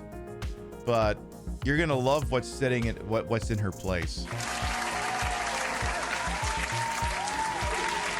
So tell you what, Deer is playing what we fear, which is Dead by Daylight in this case. And I'm going to drop you off with her because, you know, she's so fancy. Pib, if you ever embarrass me again like this, I will ruin you. All right. She's playing killer, and there's something cute in the corner. I think you're all going to like it. You're all going to really like it. So we'll go say hi to her. We'll be live next tomorrow night, 7 p.m. Eastern, 4 p.m. Pacific. Once again, for the continuation of Illbleed. We'll be moving on to Chapter 3, Wood Puppets. We're going to get wood. I literally cannot describe it better than that. We're going to get wood. See, I have like another firefighter costume I could wear, but I don't have a toy pickaxe, or like not a toy pickaxe, like a toy fire axe. It's like all I could do if I wanted to bludgeon something is just use this miniature geeter. Well, maybe that's the thing that happens. You come by tomorrow night and I'll figure out what the hell I'm wearing and what the hell we're even doing here. Thank you very much, everyone who followed, biddied, rated, subbed, lurked for, put up with my bullshit we're here the entire time. You all continue to contribute to the ongoing success of this shit show we call the Pib Show. Thank you very much for stopping by, and we'll see you next time. Mwah. Good night, everyone. I can't believe Al Pacino lost out Best Actor to Dustin Hoffman. What the fuck? See you later, folks. Mwah. Wow.